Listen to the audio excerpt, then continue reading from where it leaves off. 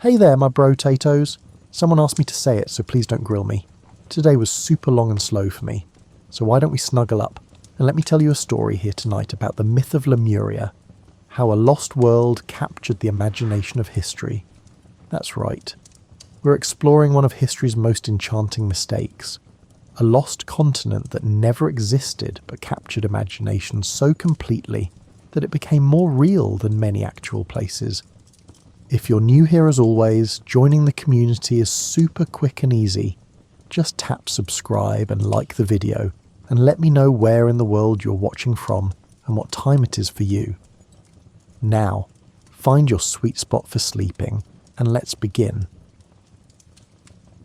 Imagine yourself standing in a Victorian library on a rainy London afternoon in 1864. Gas lamps cast warm pools of light across mahogany tables stacked with leather-bound volumes. Outside, the city hums with the energy of an empire at its peak, but in here, you're surrounded by maps.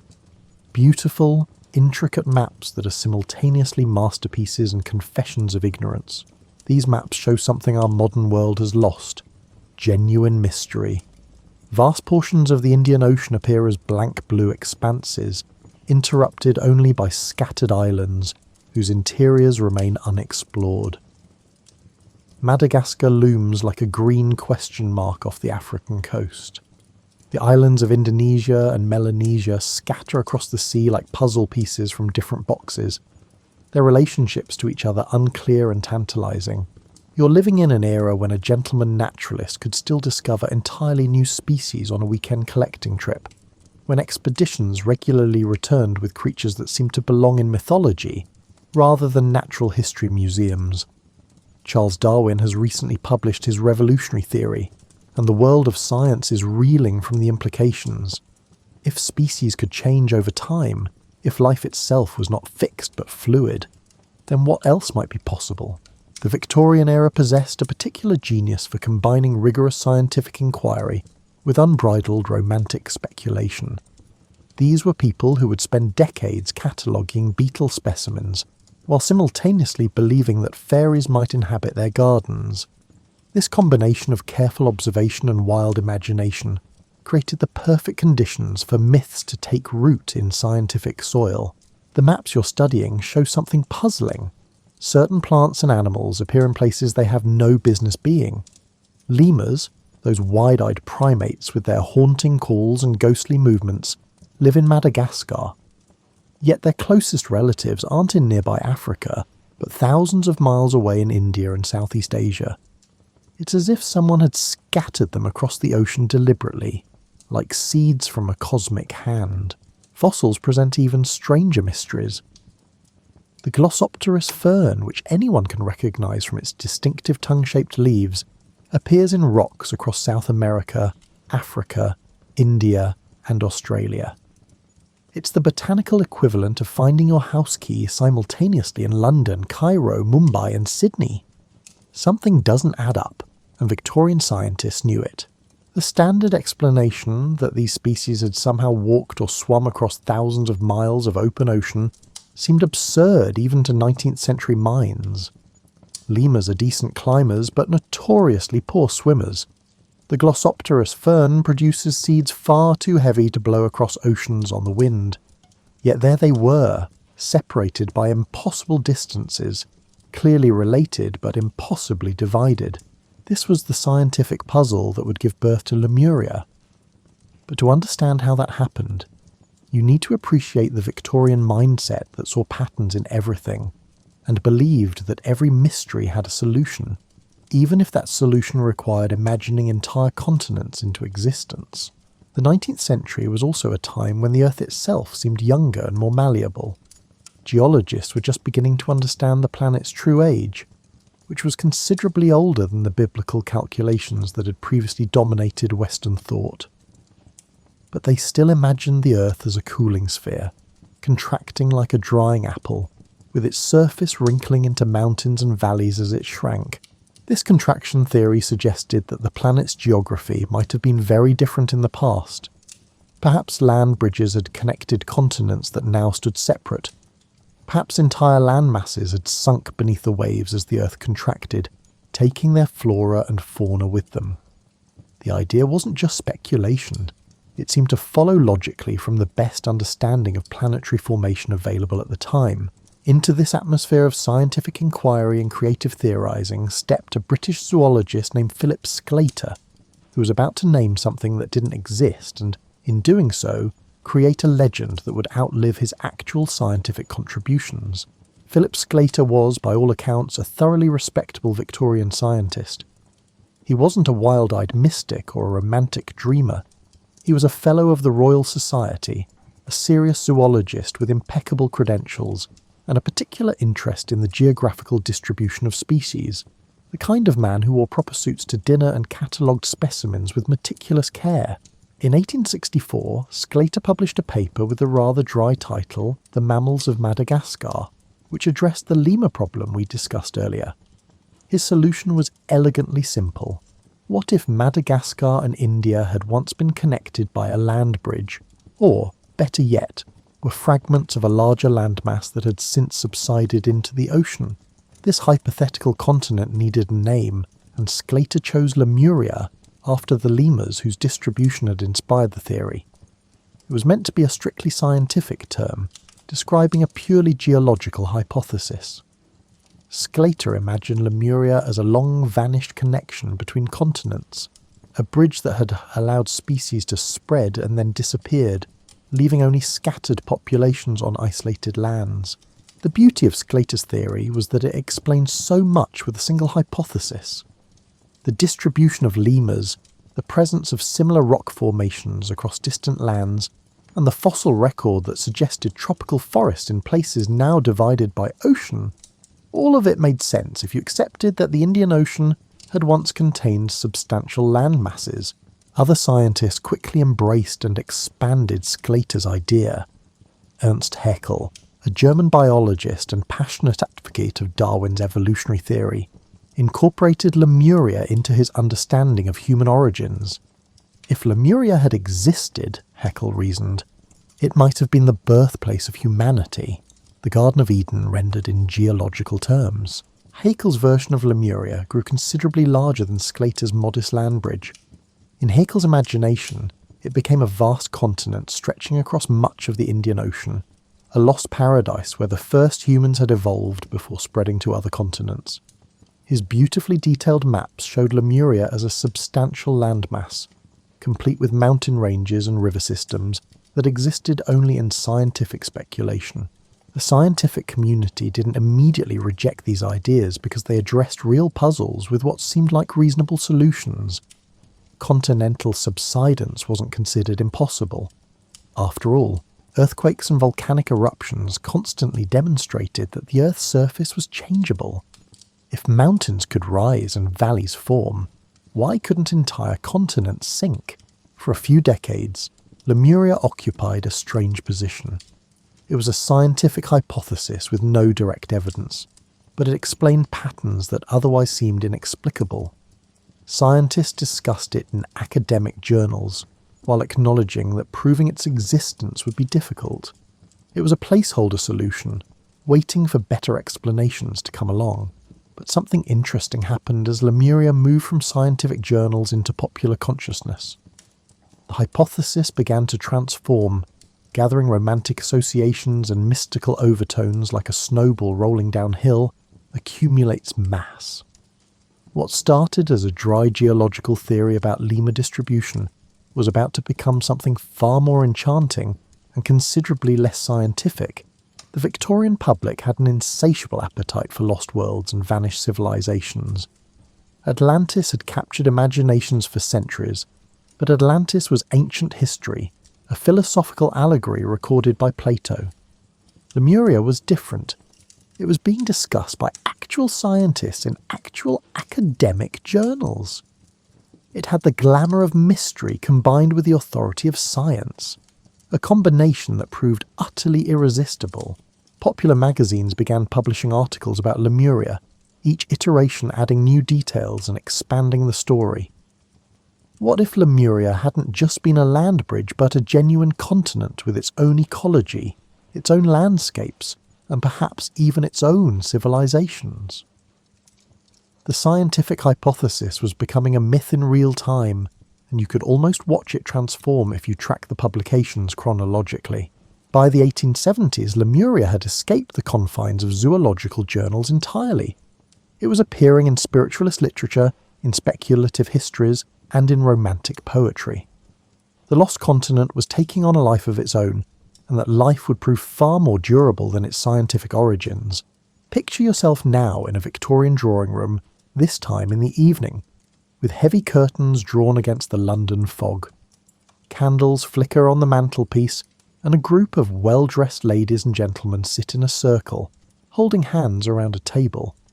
This is a séance, one of thousands conducted across Europe and America in the late 19th century, when spiritualism wasn't considered fringe but fashionable. The Victorian era was experiencing a spiritual crisis. Darwin's theory of evolution had shaken traditional religious certainty.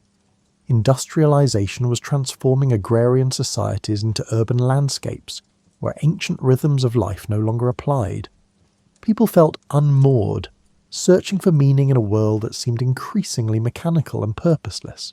Into this uncertainty stepped a remarkable woman named Helena Petrovna Blavatsky, known to everyone as Madame Blavatsky.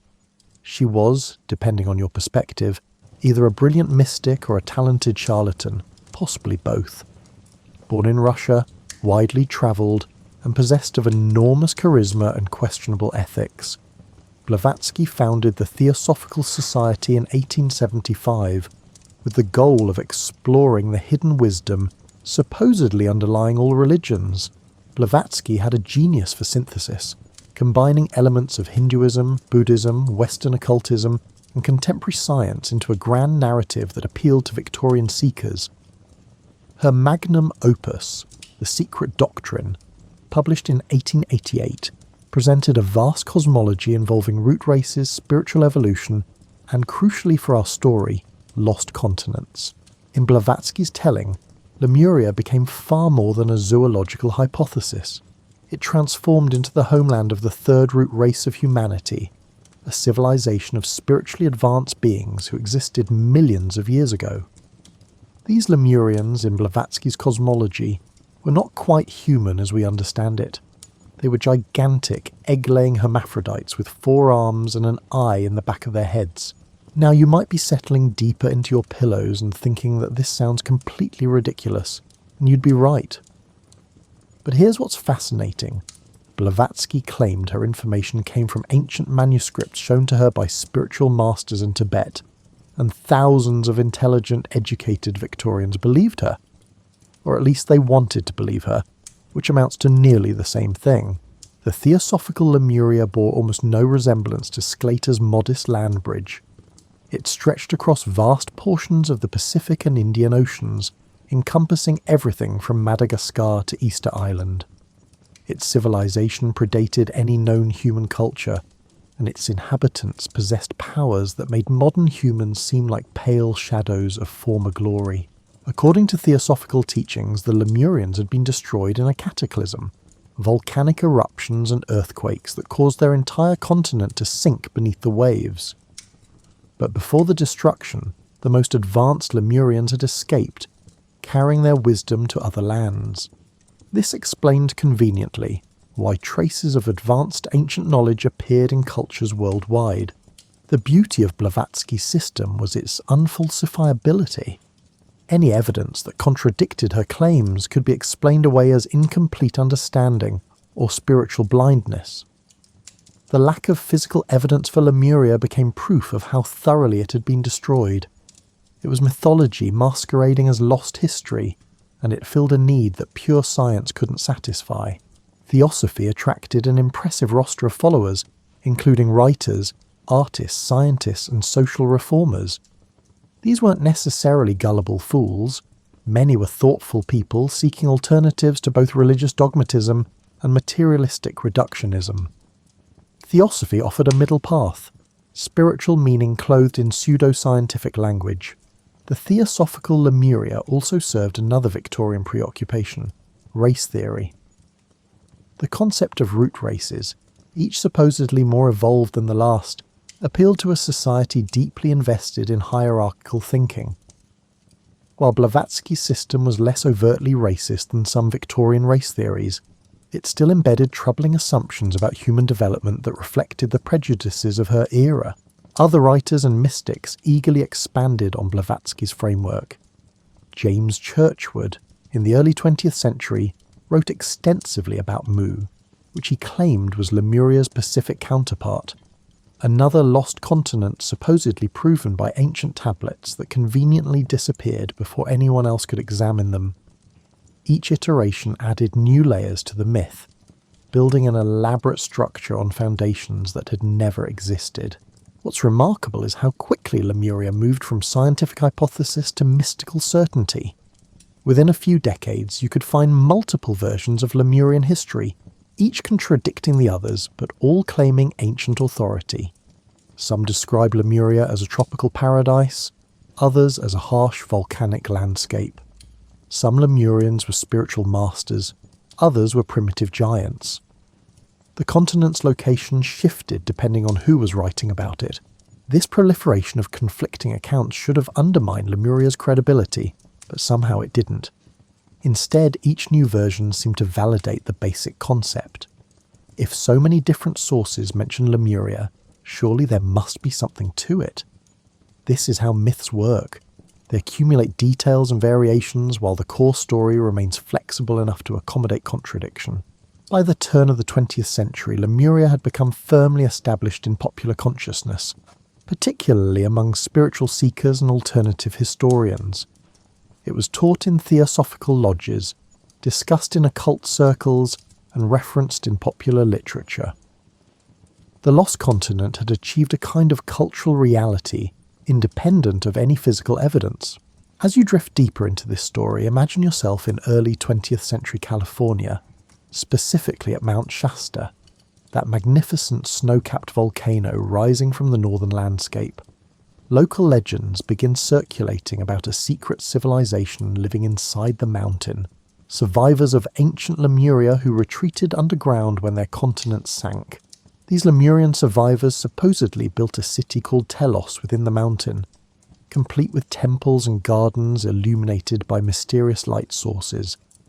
They occasionally emerge to walk among ordinary humans, recognizable by their unusual height, white robes, and tendency to pay for supplies with gold nuggets before disappearing back into the wilderness. The Shasta legends illustrate how Lemuria adapted to local conditions. Every region that embraced the myth modified it to fit local geography and culture. In the Pacific, Lemuria explained the origin of Polynesian peoples. In India, it connected to Vedic traditions. In California, it merged with Native American legends and gold rush mysticism to create something uniquely Western American. The Lemurians themselves evolved in the popular imagination from Blavatsky's bizarre hermaphrodites into more conventionally attractive spiritual masters. By the 1930s, descriptions typically portrayed them as tall, graceful beings with pale skin, large eyes, and serene expressions. Basically, they looked like idealized Hollywood versions of wise mystics. This transformation reveals something interesting about how myths adapt to their audience's aesthetic preferences. Various channelers and mediums claim to communicate with Lemurian spirits, receiving messages about spiritual evolution and humanity's future. These communications typically emphasize peace, love, and the development of psychic abilities, standard fare for New Age spirituality, but given historical weight by association with an ancient civilization. Frederick Spencer, Oliver's 1894 novel A Dweller on Two Planets, introduced another element to Lemurian mythology: advanced technology.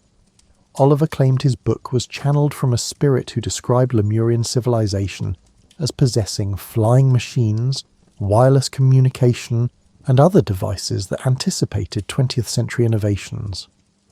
This technologically advanced Lemuria would become increasingly popular as the actual 20th century demonstrated that impossible technologies could become reality. The notion of Lemuria as a technologically sophisticated civilization served multiple purposes. It suggested that modern progress wasn't unprecedented, but rather a rediscovery of ancient knowledge. It implied that human potential was greater than contemporary limitation suggested, and it provided comfort that even advanced civilizations could be destroyed, making the catastrophic potential of 20th century warfare feel like part of a larger pattern, rather than a unique modern horror. Edgar Cayce, the famous sleeping prophet, incorporated Lemuria into his trance readings during the 1920s and 1930s. His versions emphasized the spiritual and psychic abilities of Lemurians, describing them as beings who communicated telepathically and manipulated matter through thought. When their civilization fell, Cayce claimed, it was because they had misused their powers, privileging material advancement over spiritual development, a cautionary tale that resonated with audiences living through rapid technological change. What united most of these Lemurian accounts was a sense of loss and possibility. Lemuria represented something humanity had once possessed and might reclaim: harmony with nature, spiritual advancement, and technological prowess combined with wisdom. The lost continent became a mirror reflecting whatever its believers felt was missing from modern life. The myth also provided an origin story that bypassed uncomfortable questions about evolution and human origins. If humanity descended from spiritually advanced Lemurians, then we weren't merely evolved apes, but beings with a noble lineage temporarily fallen from former glory. This narrative appealed to people who couldn't accept evolutionary theory, but recognised that biblical literalism was increasingly untenable. Indigenous peoples' reactions to Lemurian theories were complicated. Some saw the myths as yet another example of colonisers appropriating and distorting indigenous histories. Others found ways to incorporate Lemuria into their own traditions, using the concept to add historical depth to oral histories.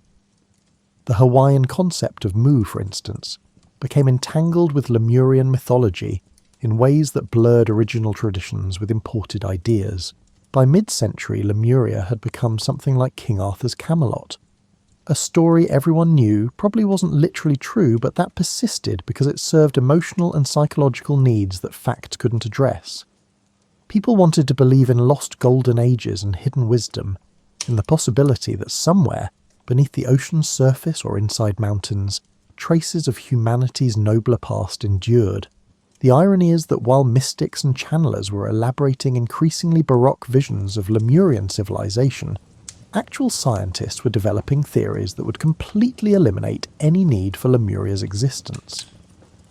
The solution to the puzzles that had inspired Sclater's original hypothesis was emerging, but it would take decades for that solution to become widely accepted. Let's shift our scene now to 1912, to a meeting of the German Geological Society, where a meteorologist named Alfred Wegener is presenting a theory so radical that most of his colleagues think he's lost his mind. Wegener is proposing that continents move, not slowly settling or rising, but actually drifting across the Earth's surface like massive rafts floating on a denser layer below. Wegener has noticed the same puzzles that inspired Lemuria: matching fossils on different continents, similar rock formations separated by oceans, and coastlines that fit together like jigsaw pieces.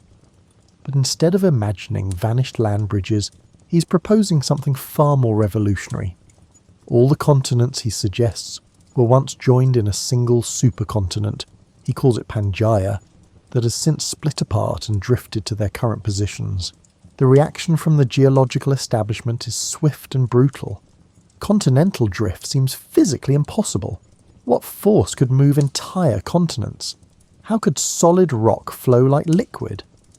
Wegener can't answer these questions satisfactorily, and his theory is largely dismissed as imaginative speculation unsupported by mechanism. Here's what's fascinating. Wegener's evidence for continental drift was actually stronger than any evidence for Lemuria had ever been.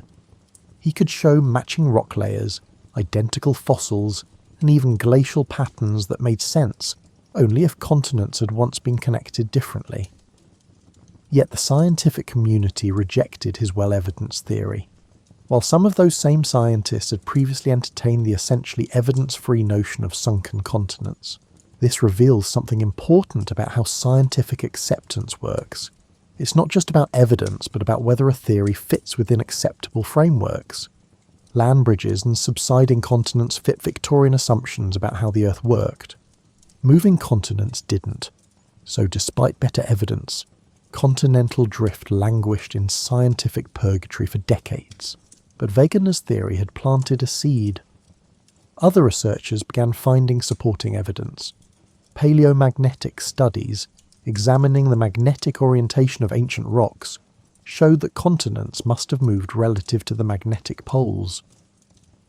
Mapping the ocean floor revealed mid-ocean ridges and deep trenches that suggested active geological processes. The real breakthrough came in the 1960s with the development of plate tectonics theory. Scientists realised that the Earth's surface consists of massive rigid plates, floating on a partially molten layer beneath. These plates move, driven by convection currents in the Earth's mantle. Where plates separate, new crust forms.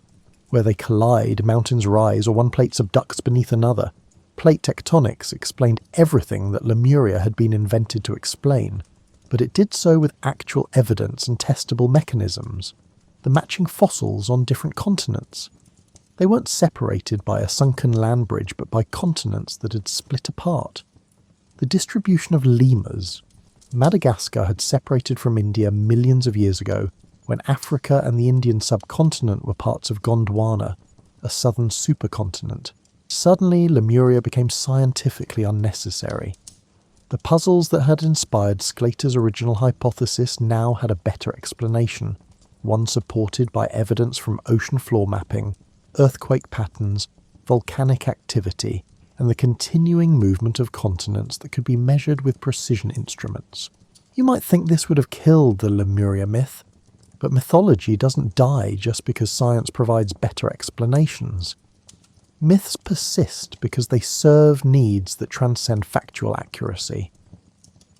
While geologists abandoned Lemuria, mystics and alternative historians clung to it with renewed fervour, often claiming that mainstream science was suppressing evidence, or that spiritual truth transcended mere physical facts.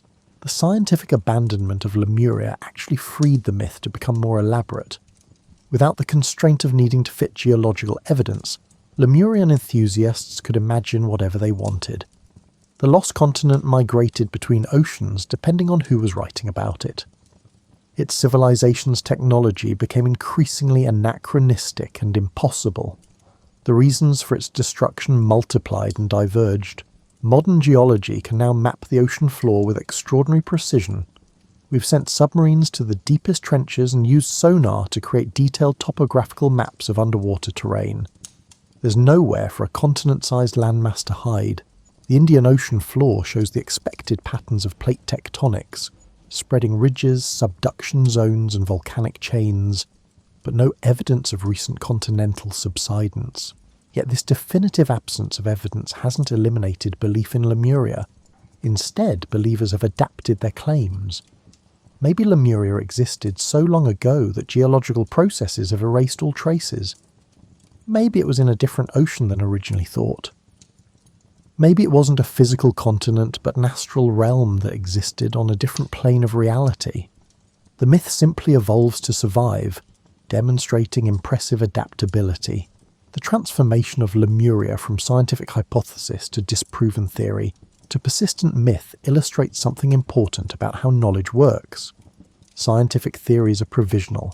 They stand until better explanations emerge, then gracefully retire. Myths are different. They're not about explaining physical reality, but about meeting psychological and emotional needs. Disproving a myth's literal truth doesn't eliminate those needs. For scientists, plate tectonics replacing Lemuria represents progress, better understanding built on evidence. For believers, science's rejection of Lemuria might represent closed-mindedness or the limitations of materialistic thinking. These groups are essentially speaking different languages, pursuing different goals, and measuring success by different standards. The story of Lemuria's scientific demise is actually a success story for science.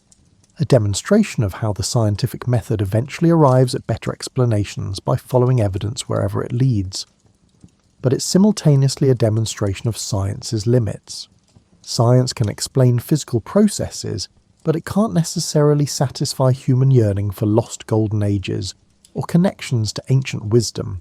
As you settle more comfortably into your blankets, let's explore how Lemuria escaped the confines of both scientific journals and occult societies to become a presence in art galleries, bookstores, and eventually movie theatres. The Lost Continent proved irresistible to artists and writers because it offered something precious, a blank canvas. Unlike actual historical civilizations that come burdened with inconvenient facts, Lemuria could be whatever an artist needed it to be. It was Eden without biblical constraints, Atlantis without Plato's philosophical baggage, a lost world limited only by imagination. Science fiction writers were particularly drawn to Lemurian themes.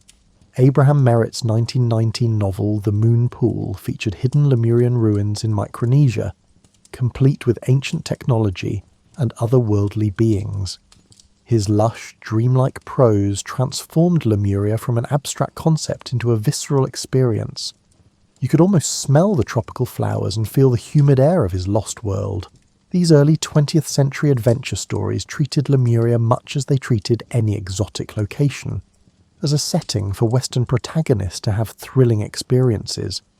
The actual Lemurians often appeared as wise mentors, mysterious guides, or occasionally obstacles to be overcome.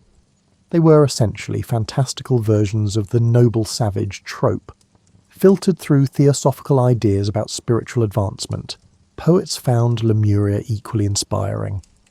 The Lost Continent became a metaphor for vanished innocence, for knowledge lost to time, for the price of hubris. In these poetic treatments, Lemuria wasn't necessarily literal. It was symbolic, representing whatever the poet felt had been lost in the transition to modernity. The continent's physical existence mattered less than its emotional resonance. Visual artists produced countless depictions of Lemuria, each reflecting their era's aesthetic sensibilities. Victorian illustrations showed it as a vaguely classical civilization, with toga-clad inhabitants and marble temples. Art Deco interpretations featured sleek geometric buildings and stylized figures. 1970s New Age art transformed it into a psychedelic paradise of crystals and cosmic consciousness. What's striking about these artistic representations is their diversity. Unlike historically attested civilizations that must conform to archaeological evidence, Lemurian art was constrained only by the artist's imagination and their audience's expectations. This freedom produced wildly varying visions, from primitive tribal societies to technological utopias, sometimes within the same decade. Comic books and pulp magazines embraced Lemuria enthusiastically. The continent appeared in adventure stories, horror tales, and even superhero comics. Sometimes it was the source of mystical artifacts that modern characters sought. Sometimes it provided origin stories for mysterious villains or wise mentors. The Lost Continent had become a standard element in popular culture's toolkit, available for whatever narrative purpose a writer needed. The 1960s and 1970s counterculture found Lemuria particularly appealing. As young people rejected mainstream society and sought alternative worldviews, the Lost Continent fit perfectly into emerging New Age philosophy. Lemuria represented humanity before hierarchies, before pollution, before war. Everything the counterculture imagined could exist if only society would embrace peace, love, and spiritual development. This association with New Age culture cemented Lemuria's modern image. Walk into any metaphysical bookstore, and you'll likely find books about Lemurian crystals, Lemurian healing techniques, or how to channel Lemurian spirits. The continent has become thoroughly integrated into contemporary alternative spirituality. Alongside chakras, auras, and astral projection, musicians have composed symphonies and songs inspired by Lemuria.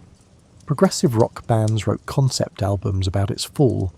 New Age musicians created ambient soundscapes supposedly channeling Lemurian vibrations. The Lost Continent even appeared in video games, providing backstory and mystical elements for fantasy worlds. What's interesting is how Lemuria's artistic and cultural presence has eclipsed its scientific origins. Ask most people today about Lemuria, and they're more likely to mention crystals and spiritual evolution than lemur distribution patterns. The myth has successfully reproduced across cultural domains, adapting to each new medium, while maintaining enough consistency to remain recognisable. Television and film approached Lemuria more cautiously than print media, perhaps because visual media demands more concrete depiction. Still, the continent has appeared in documentaries about lost civilizations, usually framed as some people believe segments that present claims without endorsement.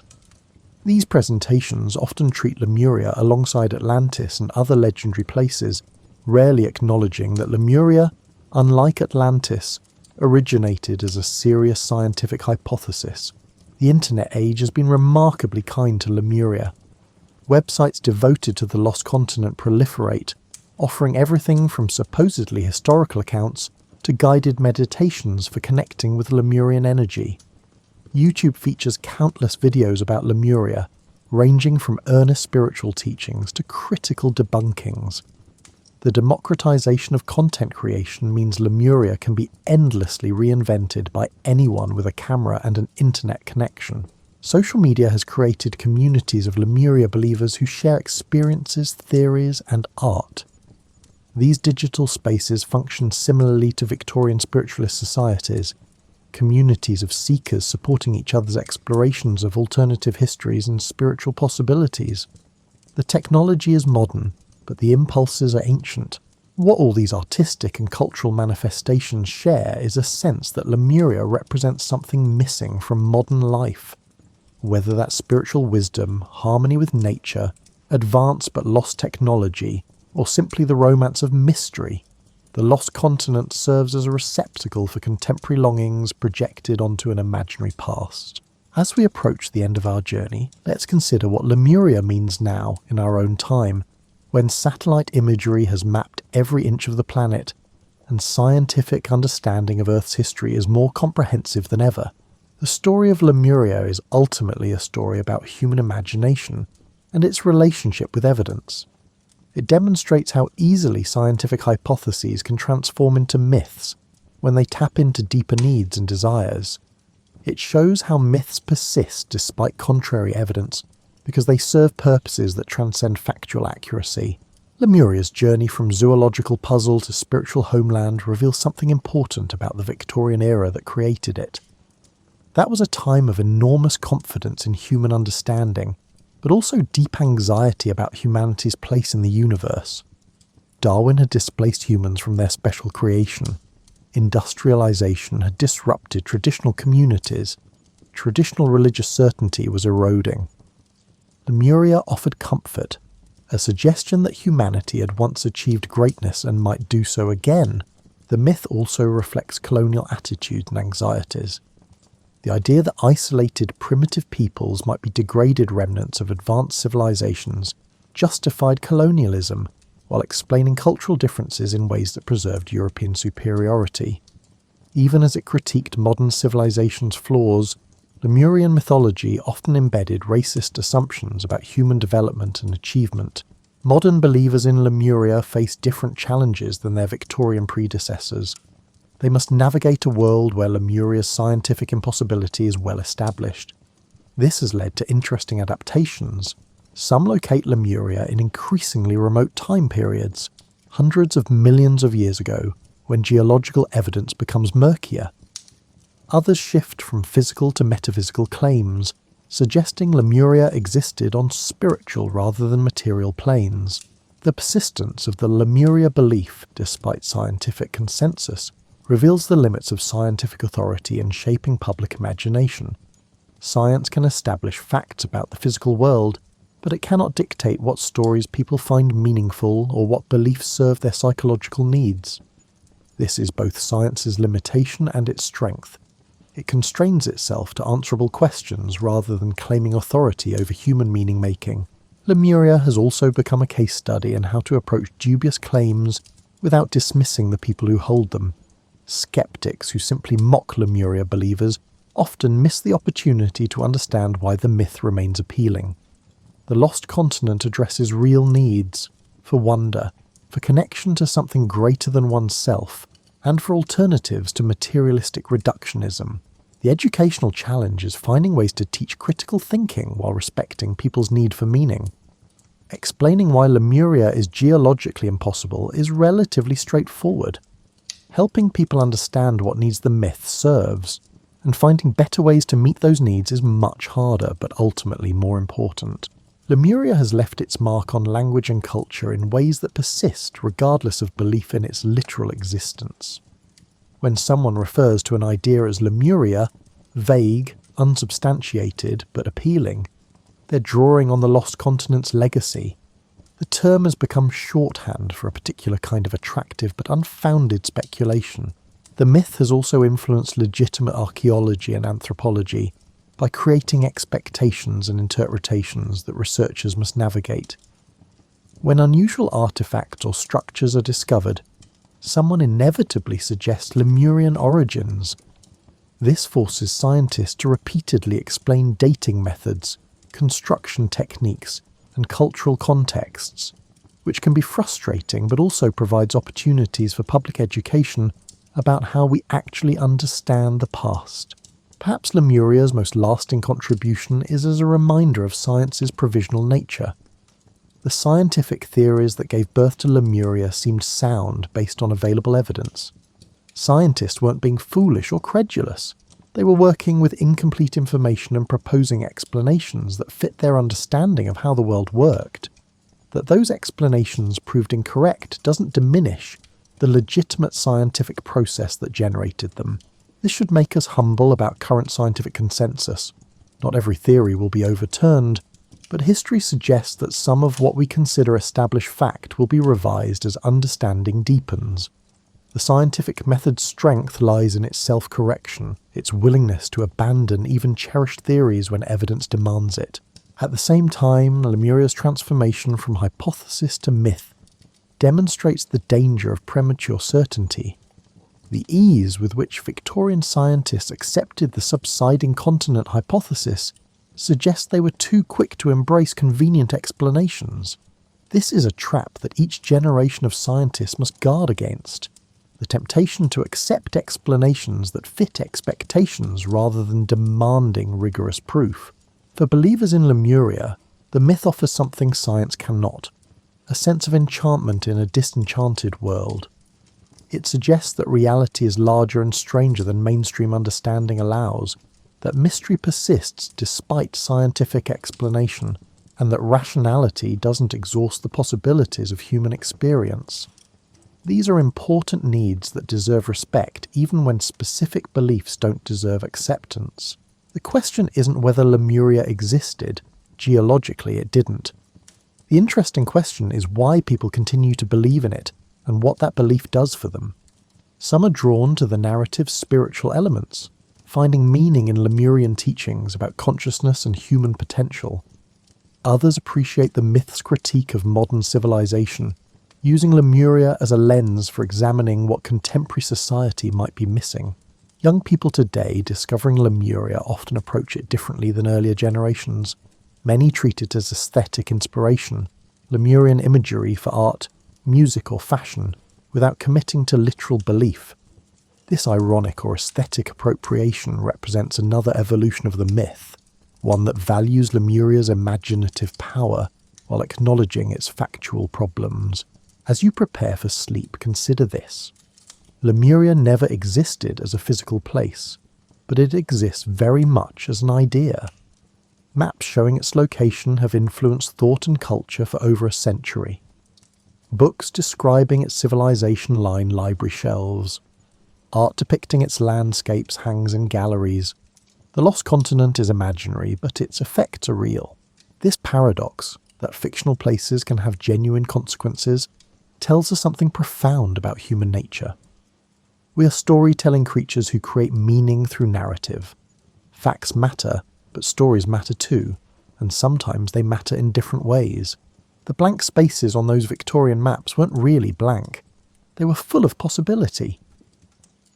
When explorers finally mapped those spaces and found only water, coral reefs and volcanic islands, they eliminated geographical mystery but couldn't eliminate the human need for wonder.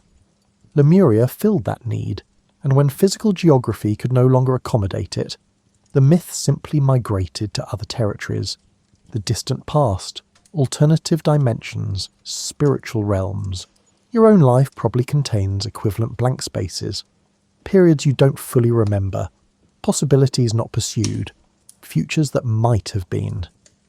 Like Victorian cartographers filling unknown oceans with speculative continents, you've probably populated your blank spaces with imagined what-ifs and might-have-beens. This isn't foolishness, it's imagination, and imagination is as fundamental to human nature as reason. The story of Lemuria teaches us to hold our certainties lightly. The Victorian scientists who proposed sunken continents weren't stupid. They were working with incomplete information and doing their best to explain genuine mysteries. The mystics who elaborated the myth weren't all frauds. Many genuinely sought meaning in a world that seemed increasingly meaningless. Even modern believers in Lemuria aren't necessarily credulous. They're often thoughtful people who've decided that spiritual truth and scientific fact operate in different domains. This doesn't mean all beliefs are equally valid, or that we should abandon critical thinking. Scientific evidence clearly demonstrates that no continent-sized landmass has subsided in the Indian or Pacific Ocean within the time frame relevant to human evolution. Plate tectonics explains the distribution of species and geological formations without requiring lost continents. These facts matter, and respecting evidence matters, but facts don't exhaust reality. The human need for wonder, for connection to something greater than ourselves, for narratives that give life meaning, these are also real. Lemuria persists not because evidence supports it, but because it addresses needs that evidence cannot satisfy. Understanding this helps us appreciate why myths endure and what purposes they serve. The 21st century presents us with fewer geographical blank spaces than the Victorians enjoyed, but we've discovered new realms of mystery. The ocean depths remain largely unexplored. The quantum realm behaves in ways that defy intuition. Consciousness itself remains mysterious despite advances in neuroscience. Perhaps these modern mysteries will inspire new myths, new Lemuria suited to contemporary needs. What we can learn from Lemuria's story is the importance of distinguishing between different kinds of truth. Scientific truth, based on evidence and testing, tells us what physically exists. Mythological truth, based on meaning and narrative, tells us what we need psychologically and spiritually. The problems arise when we confuse these categories, when myths claim scientific authority they don't have, or when science claims to answer questions beyond its scope. A mature relationship with beliefs like Lemuria involves appreciating what they offer while acknowledging what they lack. You can find meaning in Lemurian mythology's emphasis on spiritual development without believing in literal Lemurian civilizations. You can use the myth as inspiration for art or meditation without making factual claims about geography. This both respects the myth's power and maintains intellectual honesty. The scientists who debunked Lemuria didn't destroy anything valuable. They clarified our understanding of Earth's actual history, which is fascinating enough without fictional continents. The real story of Gondwana breaking apart, of India colliding with Asia to create the Himalayas, of Australia drifting north while carrying its unique marsupial fauna, this is genuinely wondrous. We don't need imaginary continents when actual geological history is so remarkable. Yet something is lost when we eliminate all mystery, when every blank space gets filled with verified facts. The tension between knowledge and wonder, between explanation and enchantment, is one that each generation must navigate for itself. Perhaps the healthiest approach is maintaining both. Scientific literacy about how the world actually works, coupled with appreciation for the human imagination that can conceive of lost continents, ancient civilizations, and spiritual truths beyond material reality. Lemuria reminds us that humans have always been meaning makers, storytellers who shape our understanding through narrative as much as through observation. This is neither a flaw nor a virtue, it's simply what we are. The challenge is doing it consciously, with awareness of when we're making claims about physical reality and when we're expressing psychological needs through metaphor and myth. As you drift towards sleep, you might dream of tropical islands appearing on empty ocean horizons, of ancient temples emerging from mist, of civilizations that never were but somehow feel real in the way that dreams feel real. These dreams connect you to everyone who has ever wondered about what lies beyond the known, who has populated blank spaces with possibility, and who has found meaning in stories that transcend fact. The Victorians who imagined Lemuria were trying to solve real puzzles with the tools they had available. When better tools revealed better answers, the scientific hypothesis correctly faded away. But the myth persists because it serves different needs. Needs for wonder, for alternative possibilities, for narratives that suggest human existence is larger and more meaningful than materialistic reduction allows. Tomorrow, when you wake, you'll inhabit a thoroughly mapped world. Satellites have photographed every square mile of land and sea. We know where continents are, how they've moved, and why lemurs live where they do. This is progress. Genuine, valuable progress that expands human understanding and capability.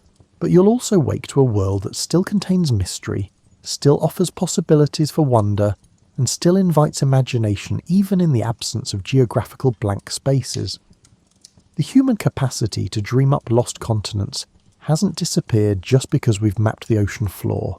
It's simply found new outlets, new frontiers, and new blank spaces to populate with possibility.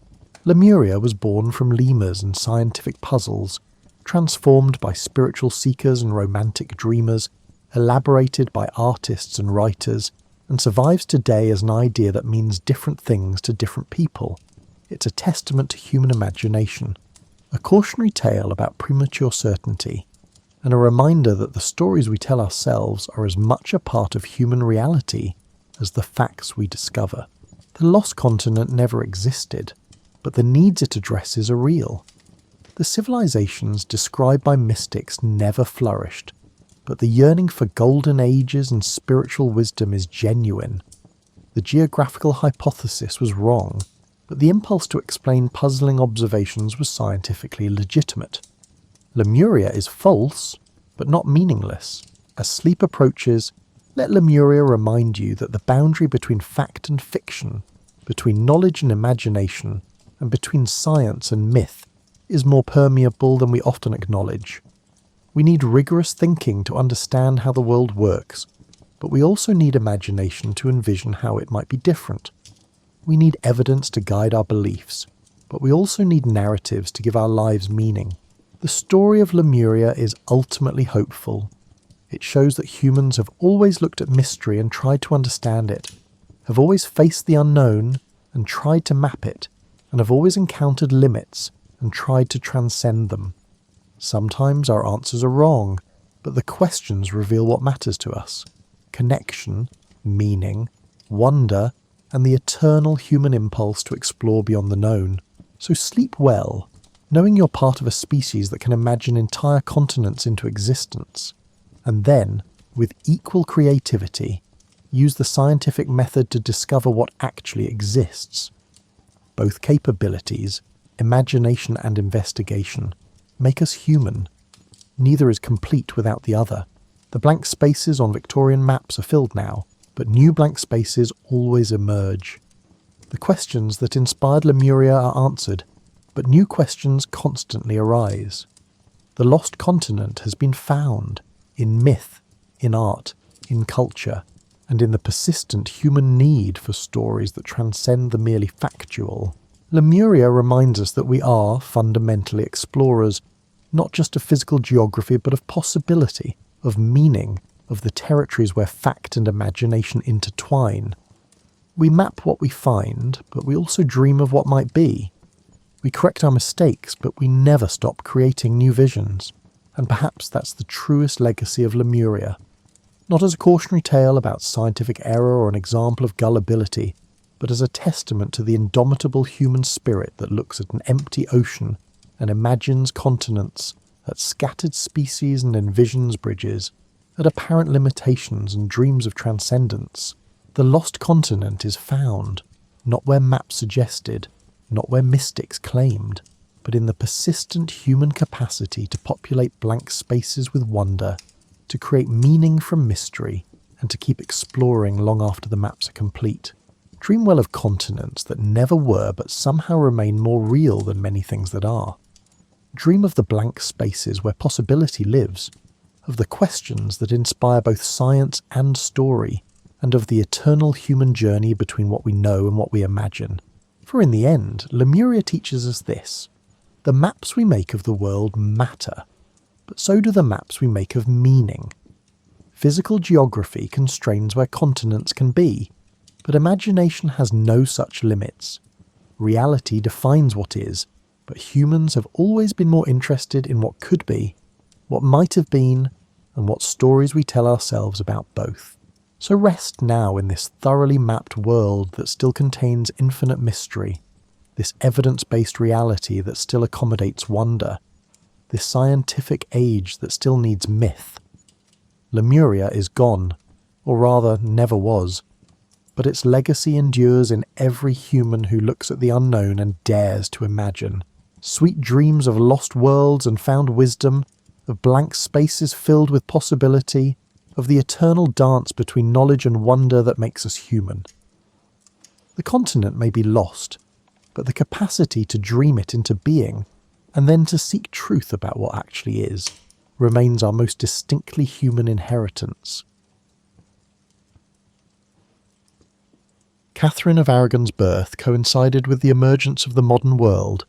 Catherine of Aragon was born on December 16th, 1485, at the Archbishop's Palace in Alcalá de Henares near Madrid, during a time when the medieval era was slowly giving way to what we now call the Renaissance.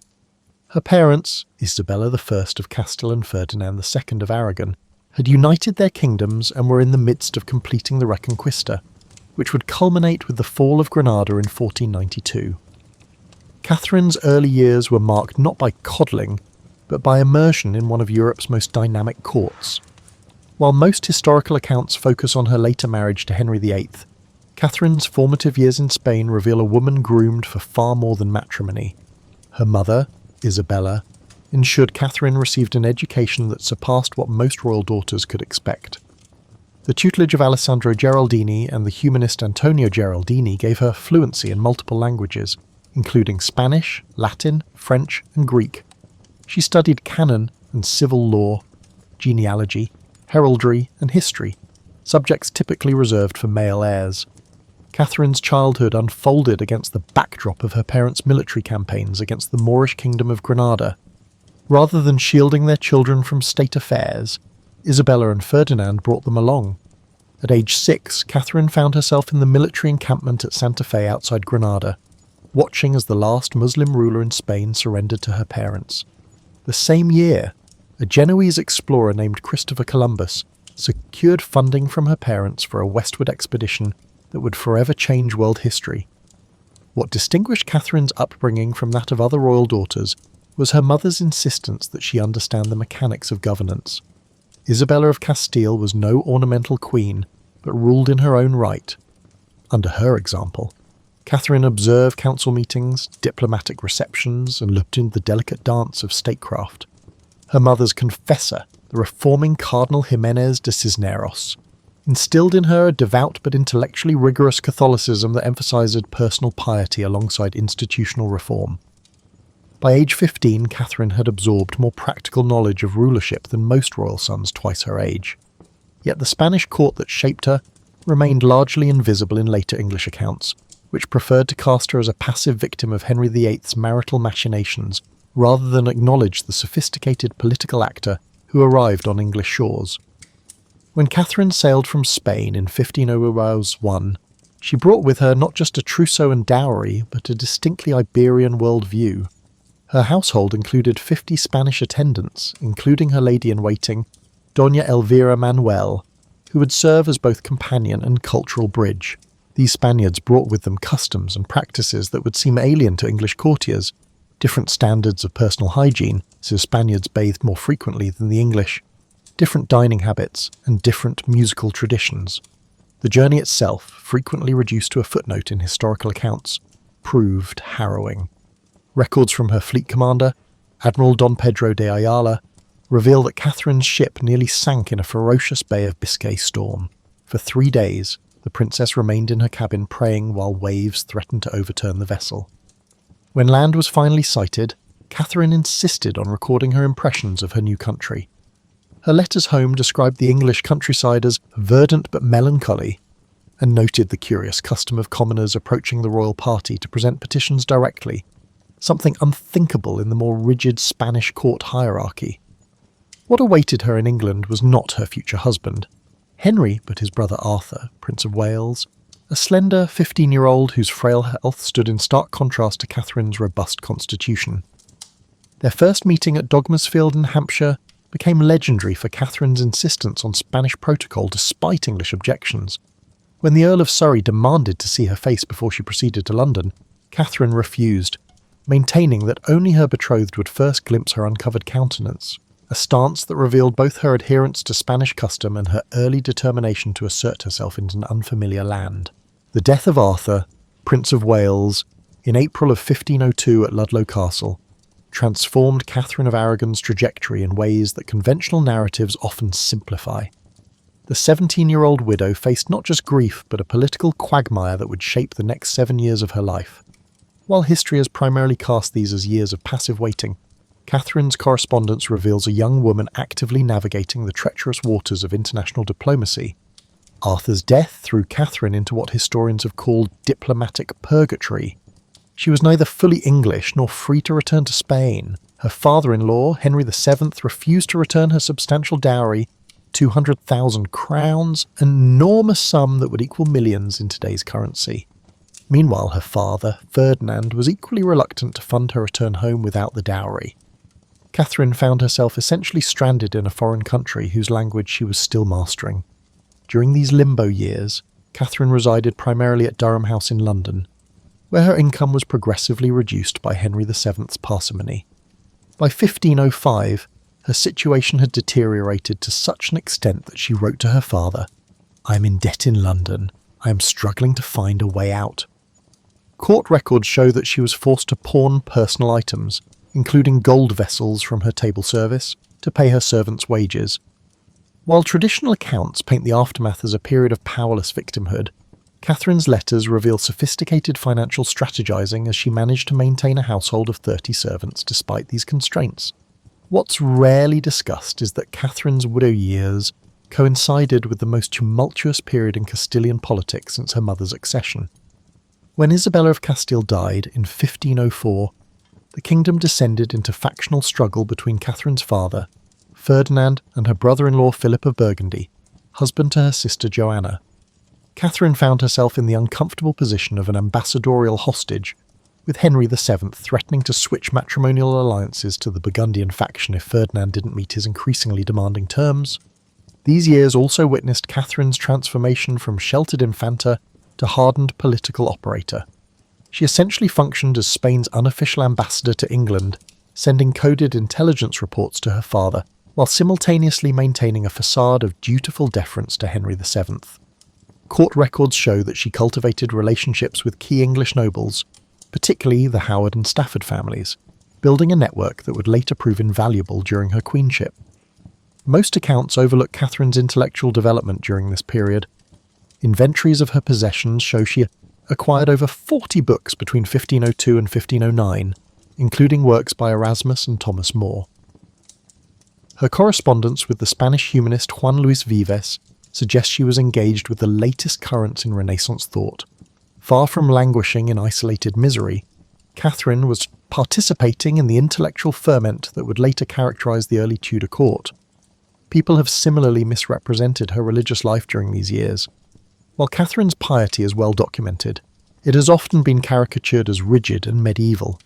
In reality, her spiritual practice aligned with the Devotio Moderna movement sweeping Europe, which emphasized personal, interior devotion over elaborate external rituals. Her confessor, the observant Franciscan Alessandro Barclay, introduced her to contemplative prayer practices that would later influence English spiritual writing. Catherine's relationship with the young Prince Henry, later Henry VIII, during this period deserves re-examination. Court records indicate regular contact between them, including shared musical performances and participation in court festivities. The future king, 6 years her junior, appears to have genuinely enjoyed Catherine's company, particularly her knowledge of Spanish literature and her skill at the virginals, a keyboard instrument she had mastered. When court chronicler Edward Hall later wrote that Henry had cast eyes of affection on Catherine before their marriage, he was likely recording more than propaganda. By 1507, Catherine had become adept at managing not just her reduced circumstances, but the complex diplomatic machinations swirling around her. When Henry VII attempted to create a pretext for breaking the betrothal by demanding Catherine confess whether her marriage to Arthur had been consummated, she outmanoeuvred him with a carefully worded response that satisfied Spanish honour while preserving the possibility of marriage to the younger Henry. When Henry VIII ascended the throne in April of 1509, one of his first acts was to marry Catherine of Aragon, a decision that historical accounts have variously attributed to youthful infatuation, political expediency, or simple duty. However, contemporary sources reveal a more nuanced reality. The 18-year-old King's Council was initially divided on the match, with some favouring a French alliance instead. Henry's decision to marry Catherine represented his first significant assertion of royal will against advisory opinion, a pattern that would characterise his reign. Catherine's transformation from marginalised widow to queen consort was swift and deliberate. Their joint coronation on June 24th, 1509, broke with tradition by according Catherine equal ceremonial prominence with Henry.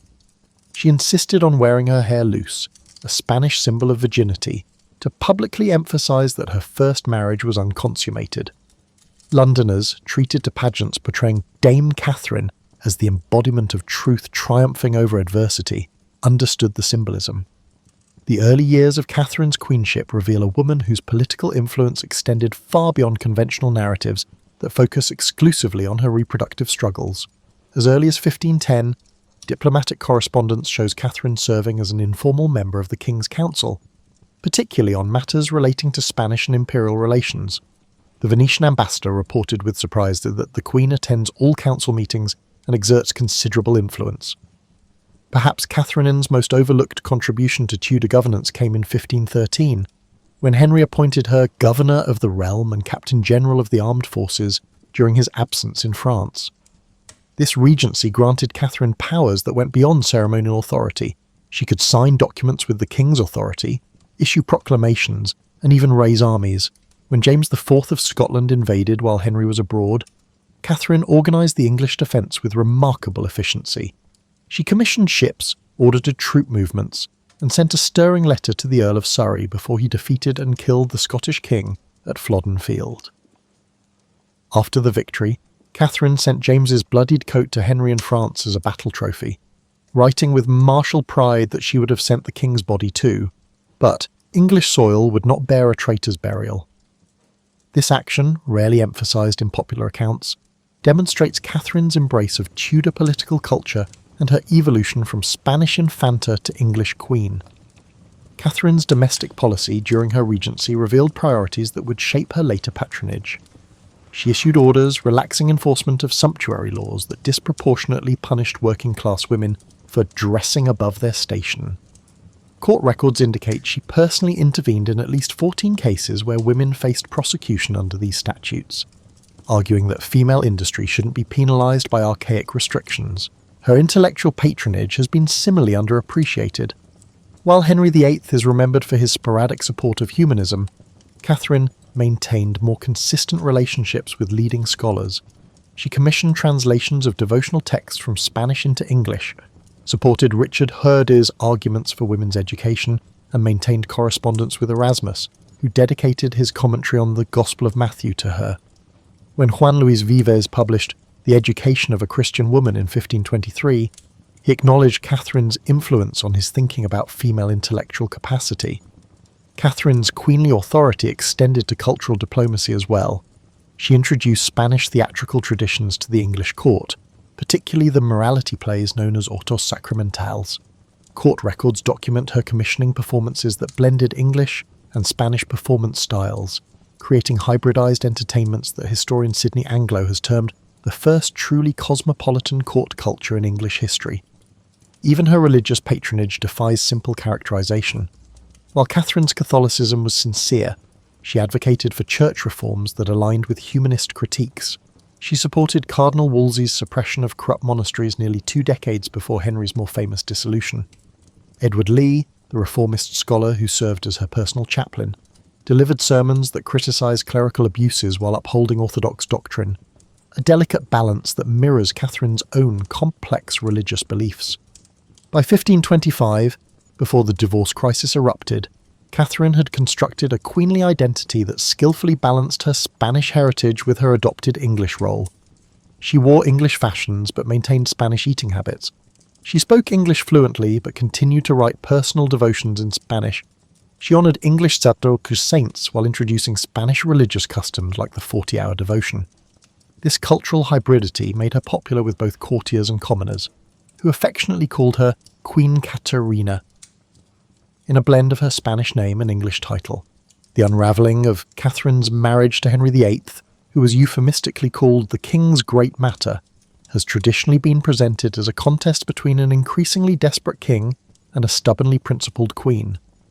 This narrative, while not entirely false, obscures the sophisticated legal battle Catherine waged to defend her position.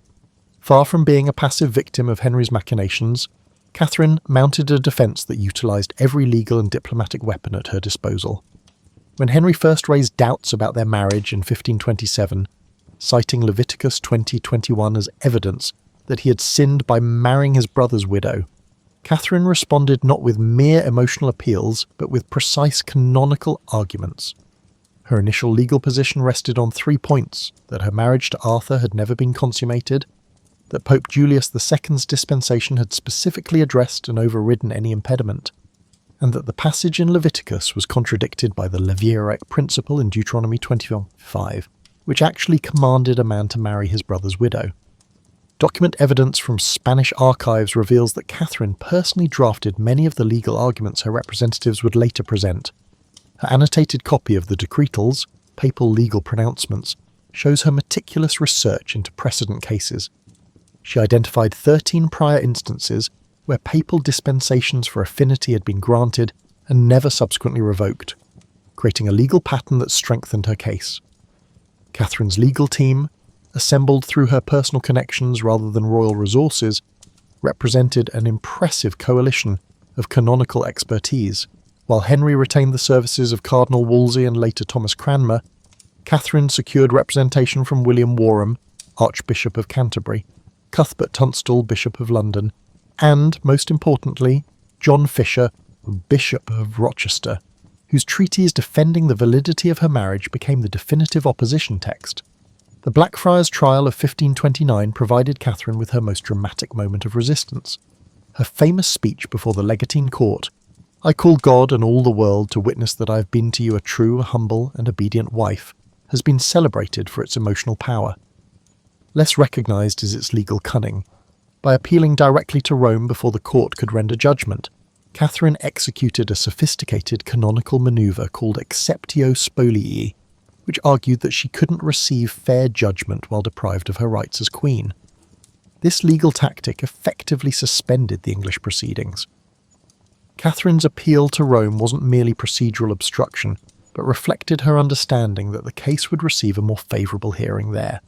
She maintained a network of informants throughout Europe who provided intelligence about papal politics.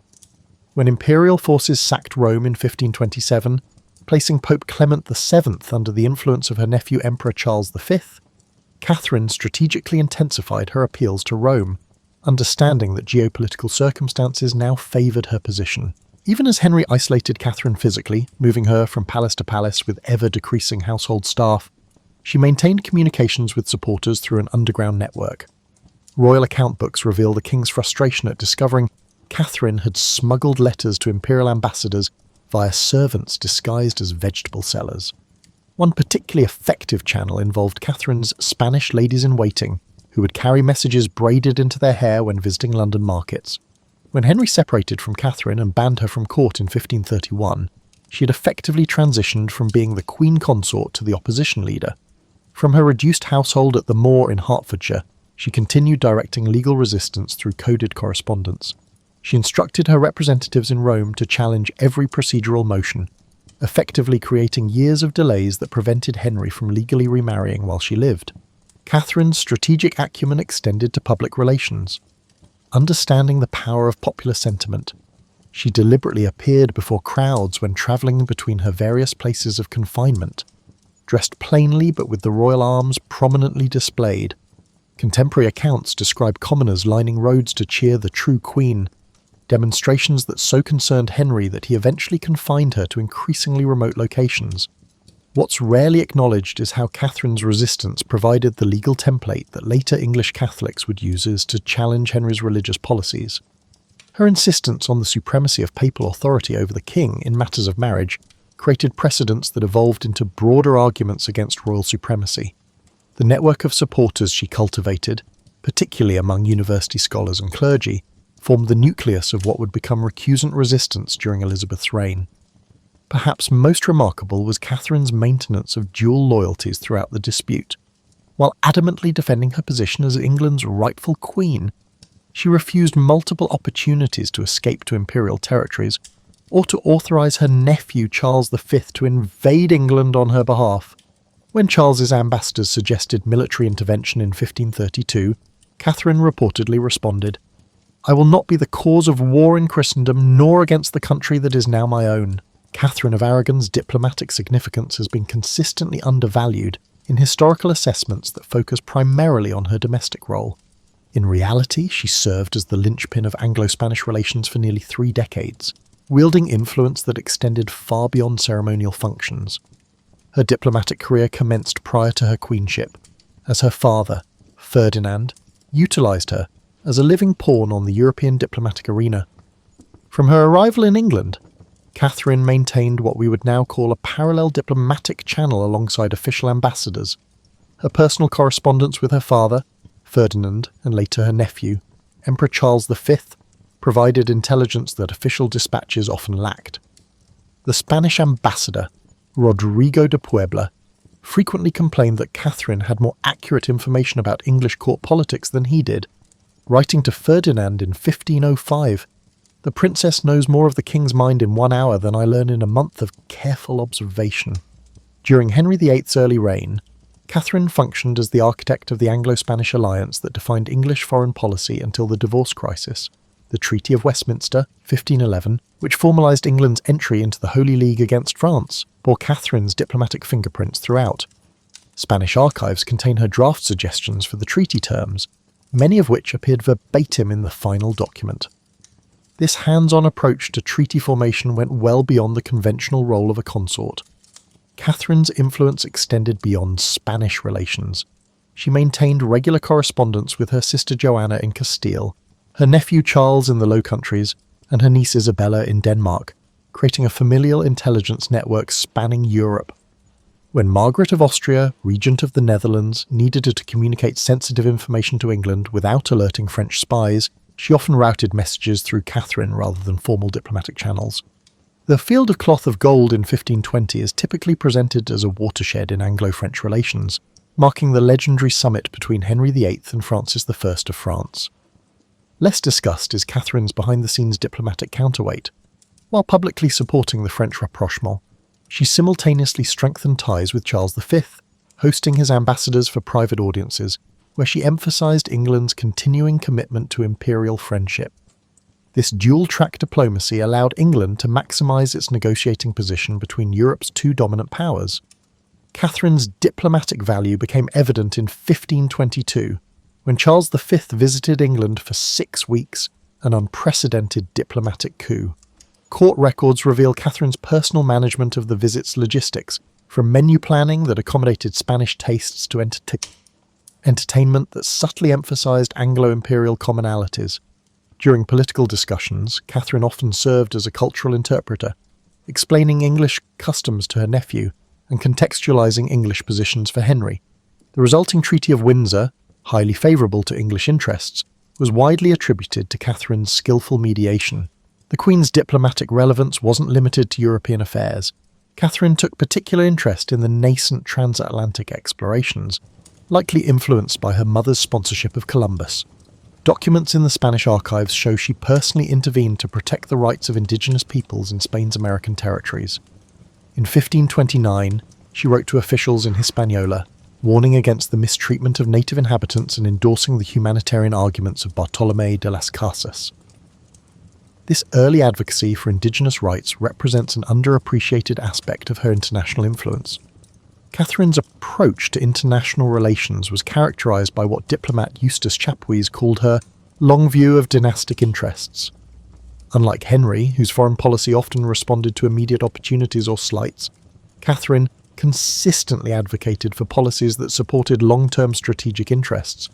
She opposed popular but wasteful French instead. They encouraged commercial treaties that would strengthen English trade. When the Protestant Reformation began fracturing European politics, Catherine advised Henry to position England as a potential mediator rather than an entrenched partisan. Even during the divorce proceedings, Catherine maintained her diplomatic engagement, transforming her personal predicament into an international issue. Through carefully timed appeals to Rome and the imperial court, she ensured that Henry couldn't resolve the matter as a domestic concern. Her letter to Charles V in 1531, recently discovered in the Simancas archives, reveals a sophisticated understanding of European power dynamics.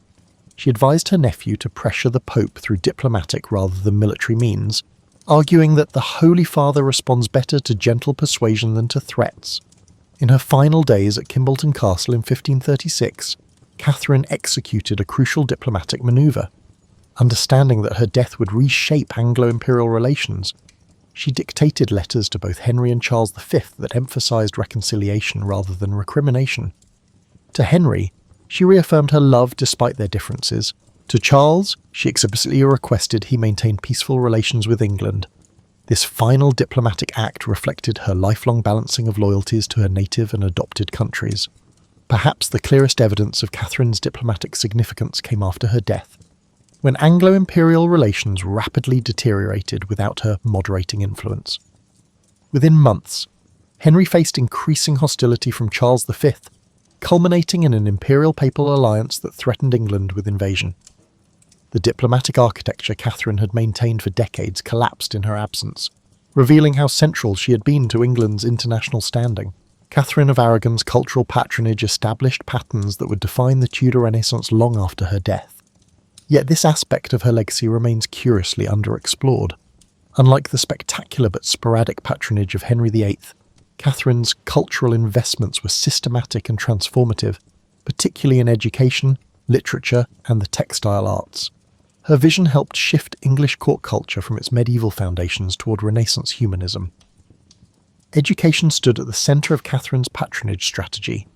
In 1523, she established the Queen's Scholarships at St John's College, Cambridge, which specifically funded students focusing on Greek and Latin classics.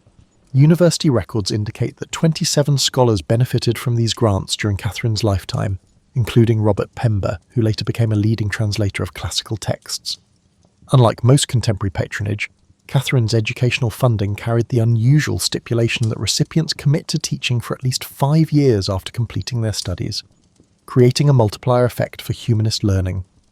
Catherine's commissioning of translations significantly expanded the range of texts available in English. Court payment records document her sponsorship of at least 14 translation projects, including the first English versions of Seneca's moral essays and portions of Plutarch's Lives. Her most significant literary commission came in 1516, when she engaged Juan Luis Vives to write De Institutione Feminae Christianae, on the education of a Christian woman, which argued for women's intellectual capabilities at a time when female education remained controversial.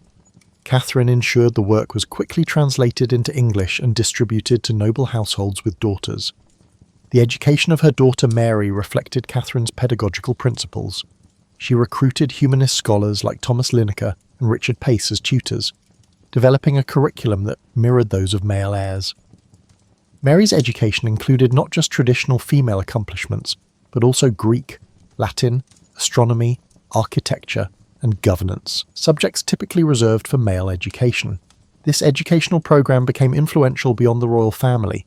Inventories from noble households show increased acquisition of classical texts for daughters after Catherine established this precedent. Catherine's textile patronage transformed English decorative arts.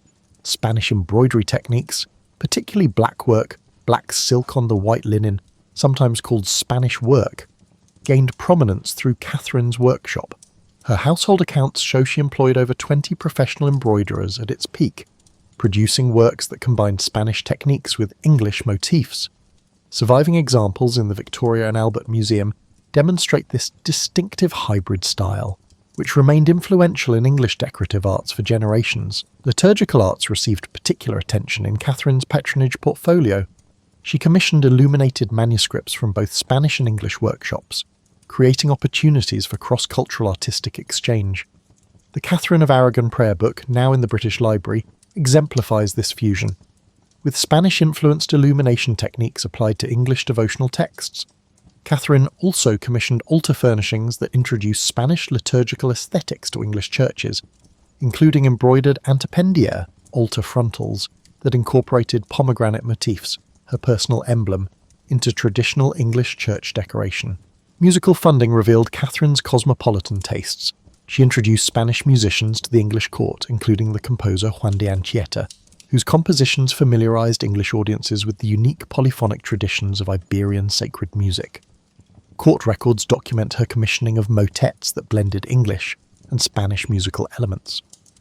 Thomas Tallis, who would later become England's preeminent composer, received his first royal appointment in Catherine's household chapel, where he was exposed to this international musical environment. Subsequent rebuilding has largely erased Catherine's architectural patronage, but account books reveal significant projects. She redesigned the Queen's apartments at Greenwich Palace to include a Spanish-style inner courtyard with a fountain, creating spaces for humanist conversation modelled on Iberian precedents. At Richmond Palace, she commissioned a library specifically designed to house her growing collection of classical and humanist texts, with innovative features like reading desks with adjustable angles, a design later copied in other noble libraries. Perhaps most significant was Catherine's patronage of female artists and intellectuals. Court records show she employed women in traditionally male artistic roles, including Anne Brown as court painter and Margaret Bryan as astronomical instrument maker. These appointments created rare professional opportunities for talented women and established precedents for female intellectual achievement. When Catherine established her daughter Mary's household at Ludlow Castle in 1525, she deliberately recruited educated women as attendants, creating what historian Maria Dowling has called the first female humanist circle in England. Catherine's cultural patronage established a distinctively English Renaissance identity that outlived her personal downfall. The educational institutions she funded continued producing scholars long after her death. The artistic styles she introduced became naturalized as traditional English forms. Even her architectural innovations influenced subsequent royal building projects. When Elizabeth I later positioned herself as a Renaissance monarch, she drew upon cultural foundations that her mother's rival had established. Catherine of Aragon died at Kimbolton Castle on January 7, 1536, officially downgrading her to Princess Dowager, despite her insistence on her royal title until the end. Traditional narratives often conclude her story here, presenting her as a tragic figure whose significance waned after Anne Boleyn's ascension. This interpretation fundamentally misunderstands Catherine's enduring influence on Tudor England and beyond. Her legacy operated through multiple channels, some obvious and others more subtle, shaping English history long after her physical presence had ended. The most immediate aspect of Catherine's legacy manifested in popular resistance to Henry's religious policies. Her steadfast defence of papal authority provided both intellectual framework and emotional inspiration for those opposing the nascent English Reformation. The Pilgrimage of Grace, the largest uprising of Henry's reign, explicitly invoked Catherine's cause among its grievances. Northern rebels carried banners depicting her royal arms alongside traditional religious images, symbolically linking loyalty to Rome with loyalty to the displaced queen. Catherine's influence persisted through networks of scholars and clerics she had patronised. John Fisher, Bishop of Rochester and her most prominent defender, became a martyr for rejecting royal supremacy. Less-known figures like Nicholas Wilson and Richard Featherstone, both former chaplains in Catherine's household, joined the ranks of religious exiles who maintained opposition from continental havens. These Catherinian loyalists, as historian Eamon Duffy termed them, preserved alternative visions of English Catholicism that would influence later recusant communities. Through her daughter Mary, Catherine's political and religious values gained renewed expression during Mary's brief reign, 1553 to 1558. Mary's restoration of Catholicism represented not just personal conviction, but conscious continuation of her mother's stance. Royal proclamations during Mary's reign frequently referenced the virtuous example of our most noble mother, explicitly connecting government policies to Catherine's principles. Mary's efforts to restore diplomatic relations with Spain similarly reflected Catherine's lifelong commitment to an Anglo-Spanish alliance. Catherine's educational philosophy proved remarkably durable. The curriculum she developed for Princess Mary, emphasizing classical languages, history, and governance alongside religious instruction, became influential in noble female education. Household accounts from families like the Howards, Percys, and Seymours show daughters receiving increasingly substantial educations modelled on Catherinian principles. By Elizabeth's reign, a generation of noble women had benefited from this educational transformation, creating what scholar Lisa Jardine called a female intellectual elite unprecedented in English history. The legal arguments Catherine mounted in her defence established precedents that resonated far beyond her personal case. Her insistence that valid marriages could not be retroactively invalidated by royal decree established important protections for aristocratic marriages, and by extension, aristocratic property settlements. When Elizabeth I faced parliamentary pressure to clarify the succession in the 1560s, her resistance partly reflected awareness that questioning her parents' marriage would reopen the controversial legal principles Catherine had fought to uphold. Catherine's diplomatic legacy operated in complex ways. While Anglo-Spanish relations deteriorated after her death, the diplomatic networks she had cultivated provided channels for continued communication even during periods of official hostility. Spanish diplomats used contacts they had made in Catherine's home to stay in touch with English Catholics during Edward VI's rule. These unofficial channels proved crucial during Mary's accession crisis in 1553, when Spanish diplomatic support, arranged through Catherine's former ladies-in-waiting, helped secure Mary's throne. In cultural terms, Catherine's influence remained visible for generations. The distinctive blackwork embroidery she introduced remained fashionable throughout the 16th century, with Elizabeth I herself wearing garments decorated in this Spanish work, despite her political opposition to Spain.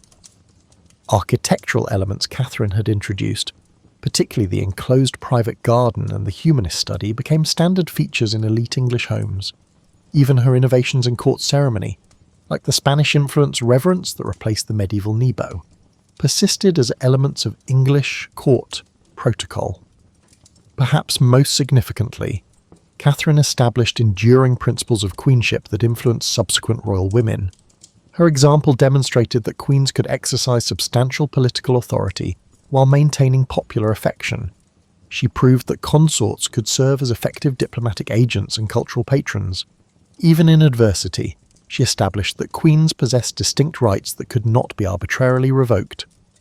Elizabeth I, despite her complicated relationship with Catherine's memory, adopted many aspects of Catherine's queenly performance, particularly her careful balance of foreign and domestic identities. The culmination of Catherine's legacy arrived with the accession of James I in 1603, which reunited the English and Scottish crowns and restored peaceful relations with Spain. The 1604 Treaty of London, ending nearly 2 decades of Anglo-Spanish conflict, explicitly referenced Catherine's earlier diplomatic work as a model for renewed friendship. When Philip III's ambassador presented James with Catherine's portrait as the diplomatic gift, he symbolically acknowledged what historians have often overlooked, that Catherine of Aragon's vision of England's place in Europe had ultimately prevailed. Catherine's story extended far beyond the divorce crisis that dominates popular perceptions. She was not merely Henry VIII's discarded first wife, but a consequential historical figure whose influence shaped Tudor England in profound and lasting ways. Her legacy encompassed religious principles, educational innovations, diplomatic relationships, legal precedents, and cultural transformations that continued influencing English society long after her death. The true measure of Catherine's historical significance lies not in the marriage that ended, but in the many ways her life's work continued shaping the nation she had adopted as her own. Picture this. You're settling in with your evening tea, maybe wondering what life was really like for women in one of history's most mysterious empires. Well, grab that blanket a little tighter, because the truth about Ottoman women is far more fascinating than any Hollywood movie ever suggested. Let's start by throwing out everything you think you know about harems. Could you imagine those gauzy, perfumed chambers filled with languishing beauties? This is pure fantasy, my friend. The reality was more like a cross between a boarding school, a finishing academy, and, if we're being honest, a very exclusive sorority house with serious political clout. You see, the Ottoman imperial harem wasn't just where the Sultan kept his wives. It was the nerve centre of female power in an empire that stretched from Hungary to Yemen. Think of it as the ultimate women's networking event that lasted for centuries. The women there weren't just sitting around eating Turkish delight and fanning themselves. They were running businesses, influencing politics, and quite literally shaping the future of 3 continents. Take Hurrem Sultan, for instance. You might know her as Roxolana if you've watched any Turkish dramas lately. This Ukrainian woman didn't just catch the eye of Suleiman the Magnificent. She completely revolutionised how imperial marriages worked. Before her, sultans didn't marry their concubines. After her, well, let's just say she rewrote the rules while having breakfast. But here's what really tickles me about Ottoman women's history.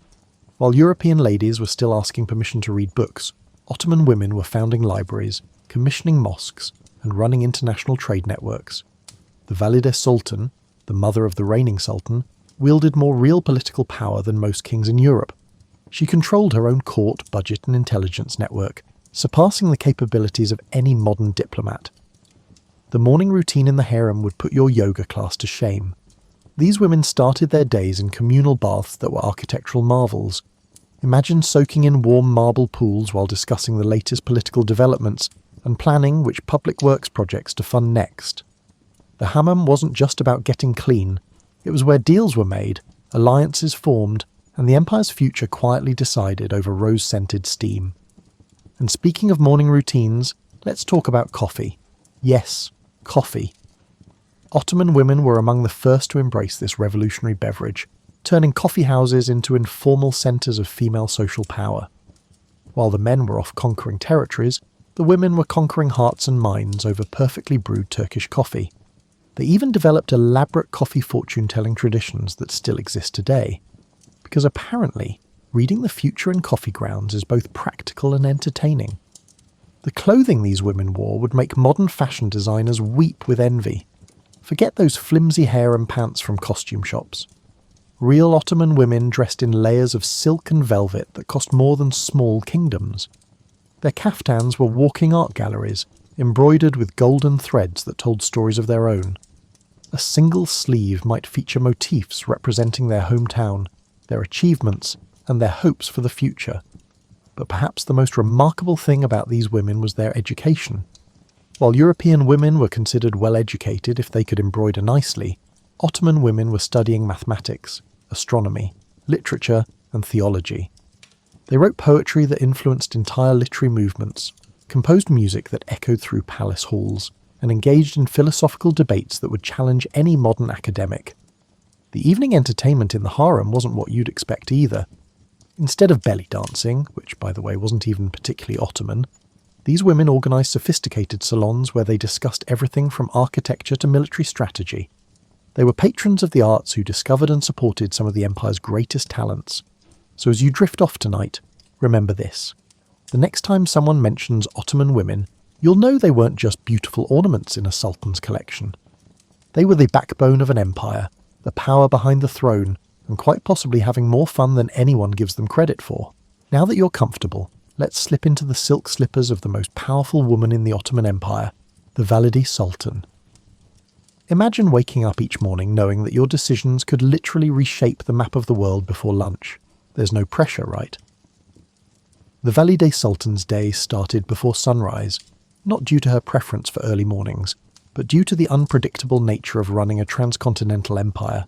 Her morning briefing would make any modern CEO's head spin. Reports from provincial governors, updates on military campaigns, intelligence from the Venetian ambassador, and oh yes, making sure her son, the Sultan, remembered to eat something besides dates and honey for breakfast. These women weren't just figureheads with fancy titles. They controlled enormous budgets, managed vast real estate portfolios, and maintained diplomatic correspondence with queens and empresses across Europe. Safiye Sultan, mother of Mehmed III, once casually decided to fund the construction of a massive mosque complex in Istanbul. In response to the treasurer's concerns about the cost, she said, "Well, build it anyway. The empire can afford it, and if it can't, we'll just conquer somewhere wealthy." Talk about confidence in your family business. The bureaucracy these women had to navigate on a daily basis would cause modern politicians immense anxiety. Every morning brought a parade of officials, each with their agenda, their problems, and their own very creative interpretations of the truth. The Valide Sultan had to be part diplomat, part detective, and part mother hen, often all before her morning coffee had a chance to cool down.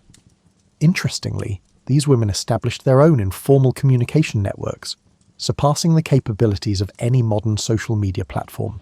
Through a system of loyal servants, strategic marriages, and carefully placed allies, a Valide Sultan could have information from the farthest corners of the empire on her desk, faster than official government reports. They practically invented crowdsourcing, except instead of entertaining cat videos, they were sharing intelligence about trade routes and military movements. The midday meal in the Valide Sultan's quarters wasn't just lunch. It was a diplomatic summit disguised as a social gathering. Picture this. You're trying to enjoy your stuffed grape leaves while simultaneously mediating a dispute between two provincial governors, planning your daughter's wedding to strengthen an alliance with Crimean nobility, and deciding whether to support your son's latest military adventure. It was just another Tuesday in the life of the most powerful woman in the empire. The real magic unfolded during afternoon audiences.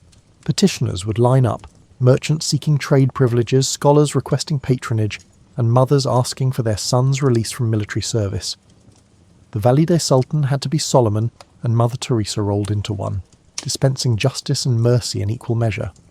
And she had to do it all while wearing about 15 pounds of ceremonial robes and a headdress that required its own architectural support system. The paperwork alone would terrify a modern administrator. Every decision had to be documented, every favour carefully recorded, and every alliance meticulously tracked. These women were managing complex political relationships across dozens of cultures and languages, all while maintaining the delicate balance between Islamic law, imperial tradition, and practical necessity.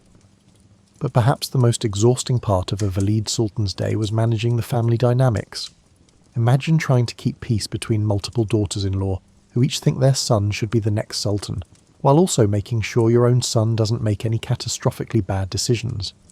It was like running family therapy sessions for people who had armies at their disposal. The evening hours brought a different kind of work, the meticulous cultivation of culture and learning that elevated the Ottoman court to a position of European envy. These women were patrons of poets, architects, musicians, and scholars. They commissioned breathtaking works of art, funded scientific expeditions that enriched human knowledge, and supported literary salons that produced some of the world's greatest poetry. And through it all, they maintained their grace, their dignity, and their sense of humour. Managing an empire spanning 3 continents requires one to either embrace the absurdity of the situation or succumb to complete insanity. Thankfully, the majority of them opted for laughter, which likely explains why their legacy endures today, despite the collapse of many other powerful dynasties. Pull that blanket up a little higher, because we're about to dive into the most misunderstood aspect of Ottoman women's lives: love and marriage. And trust me, it's nothing like what you've seen in those dramatic television series, where everyone seems to spend their entire day gazing longingly through latticed windows. Firstly, let's tackle the most significant issue: the Sultan in the harem. Ottoman marriage politics was so complex they'd make modern dating apps look simple. These were not merely romantic arrangements. They were international treaties accompanied by a wedding cake. Entire regions awaited the marriage of an Ottoman princess, as the alliance had the potential to shift the balance of power from the Adriatic to the Black Sea. Take Princess Mihrama, daughter of Suleiman the Magnificent. Princess Mihrama's marriage to Grand Vizier Rustem Pasha was not merely a romantic union, despite their mutual fondness, but a strategic maneuver that solidified power, ensured loyalty, and extended her influence beyond the traditional realm of a wife. She basically became the empire's unofficial foreign minister, except with better jewellery and significantly more dramatic family dinners. But here's what's truly fascinating. Ottoman women had far more say in their marriages than their European counterparts. While English and French ladies were being traded like poker chips, Ottoman women, especially those of higher rank, could negotiate their marriage contracts, specify their rights, and even include divorce clauses. Before prenuptial agreements gained popularity, Ottoman women were crafting prenuptial agreements that would leave modern lawyers envious. The whole concubine system, while obviously problematic by today's standards, was actually more nuanced than most people realise. Many of these women wielded enormous influence, accumulated vast personal wealth, and maintained their households after their formal relationships ended. Some became powerful businesswomen, others devoted themselves to charitable works, and quite a few became the power behind various political movements. Rather than being passive victims, these women actively participated in the process, often outperforming their male counterparts. The marriage ceremonies in the Ottoman court surpassed the grandeur of modern royal weddings. We're talking week-long celebrations that involved the entire city, with processions, fireworks, and enough food to feed a small army. The bride's trousseau alone could fund a military campaign, featuring textiles from across the empire, jewellery that required its security detail, and household items crafted by the finest artisans in the known world. But the real drama happened after the wedding, when these women had to navigate the intricate social hierarchies of their new homes. An Ottoman bride wasn't just marrying a man, she was entering a complex web of relationships with other wives, concubines, children, and extended family members. Success necessitated the diplomatic abilities of an ambassador, the forbearance of a saint, and the strategic acumen of a chess grandmaster. The love letters that survive from this period are absolutely delicious. These women wrote with passion, wit, and sometimes a delightfully cutting sense of humour. One princess wrote to her husband during a military campaign, "The roses in our garden are blooming beautifully, much like my affection for you, though the roses require less maintenance and complain far less about the weather." Apparently, even royal romance came with a side of gentle teasing. Divorce, while not common, was possible and sometimes surprisingly amicable. Ottoman women could retain their property, their titles, and often their influence. Some divorced imperial wives went on to become major patrons of the arts, funding mosques, schools, and charitable foundations.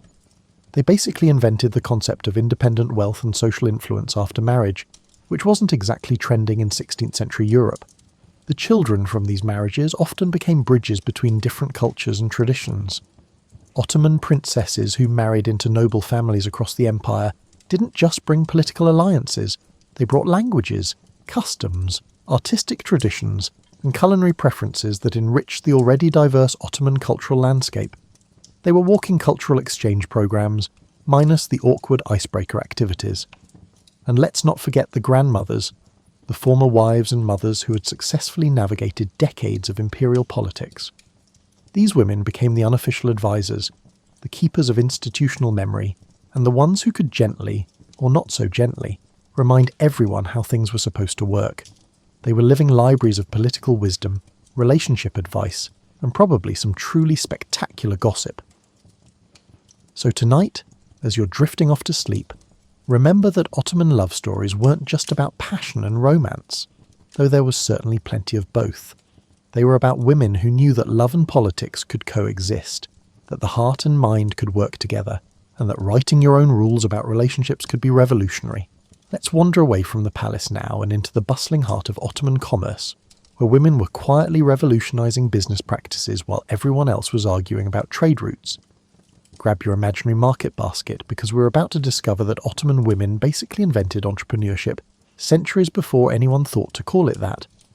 The Grand Bazaar of Istanbul wasn't just a shopping destination, it was the New York Stock Exchange, Silicon Valley and Wall Street all rolled into one magnificent aromatic maze. And surprise. Women weren't just shopping there, they were running the show from behind the scenes, pulling strings like master puppeteers who happened to have excellent taste in textiles. Meet the Tukar Hanim, the merchant women who operated trading networks that spanned from Cairo to Crimea. These weren't small-time shopkeepers selling trinkets to tourists. We're talking about women who financed entire caravans, maintained warehouses across multiple continents, and could crash local economies simply by deciding not to buy silk that season. They were the original power shoppers, except they were shopping wholesale, and their purchasing decisions affected international trade. The textile business was particularly dominated by women, which makes perfect sense when you think about it. Who better to judge the quality of silk than someone who's been wearing it since childhood? These women developed quality control standards that European guilds couldn't match. They could determine the origin of a piece of fabric by touch alone, spot inferior dyes from across a crowded bazaar, and negotiate prices that would make modern corporate lawyers proud. But here's where it gets intriguing. Many of these businesswomen were also major creditors. They loaned money to everyone from village merchants to provincial governors, and their record-keeping systems were so sophisticated that European banking houses eventually adopted similar practices. They basically invented commercial banking, except with better customer service and considerably more style. The spice trade was another female-dominated arena, which honestly makes perfect sense.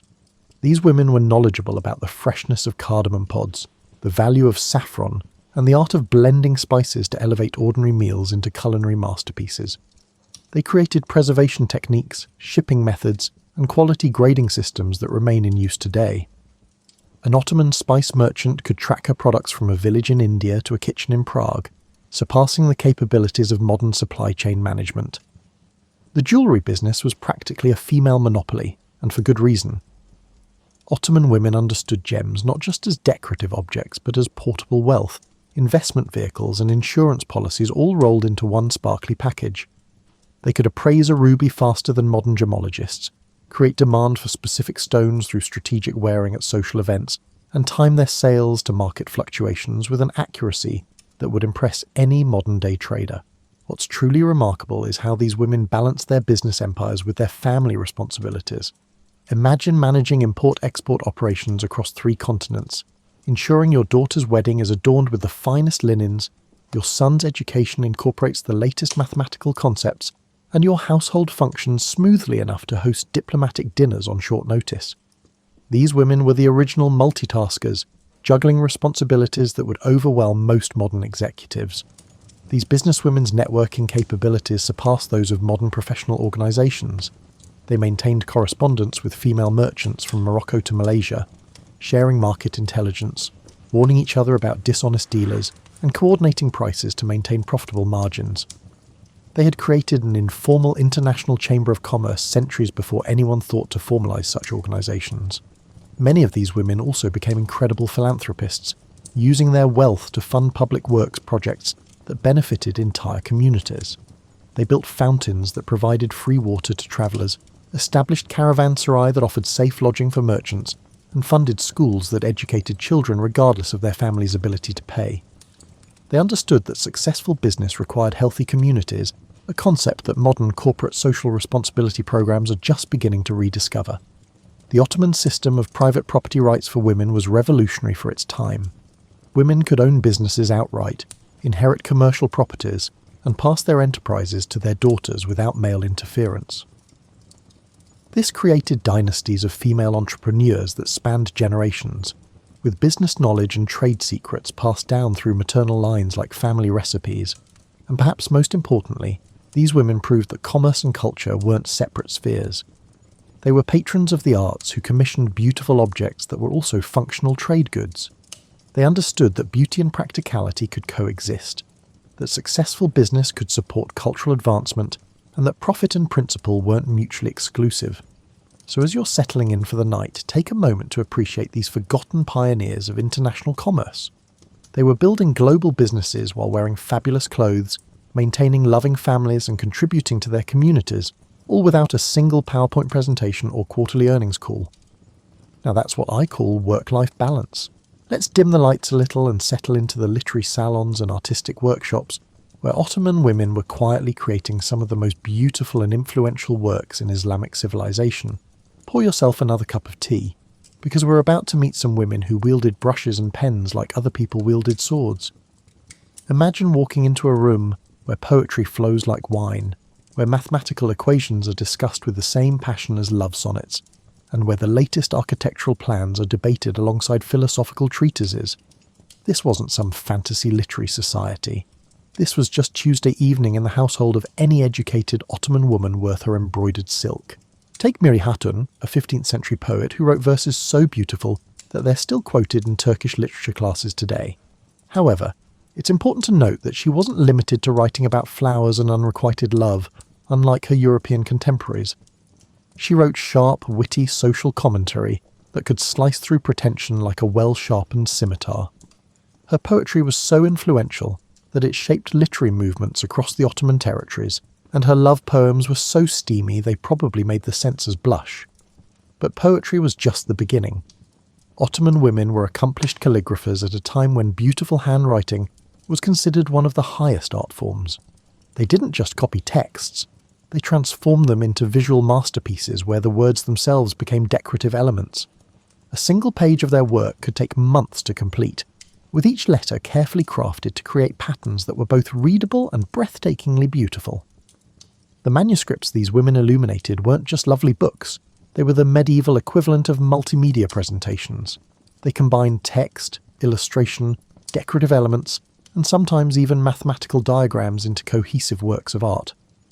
These women were essentially graphic designers working with gold leaf and crushed gemstones instead of Photoshop, and their creations have survived centuries. While most digital art from 20 years ago is already obsolete, music was another realm where Ottoman women excelled, though they faced the intriguing challenge of performing in a culture that valued privacy. So what did they do? They created intimate musical traditions that flourished in private spaces. They composed pieces specifically for small gatherings, developed new instrumental techniques suited to domestic settings, and passed down musical knowledge through female-only networks that preserved traditions for centuries. The mathematical achievements of Ottoman women are particularly impressive, mainly because nobody expected them to be interested in numbers. These women studied astronomy not just for intellectual curiosity, but because understanding celestial movements was crucial for everything from agricultural planning to navigation. Some became skilled enough to calculate prayer times for their entire regions, create accurate calendars, and even predict eclipses with remarkable precision. Despite the apparent male dominance in the field of architecture, Ottoman women were responsible for commissioning and designing buildings that continue to astonish today. They didn't just hire architects and say, "Make it pretty."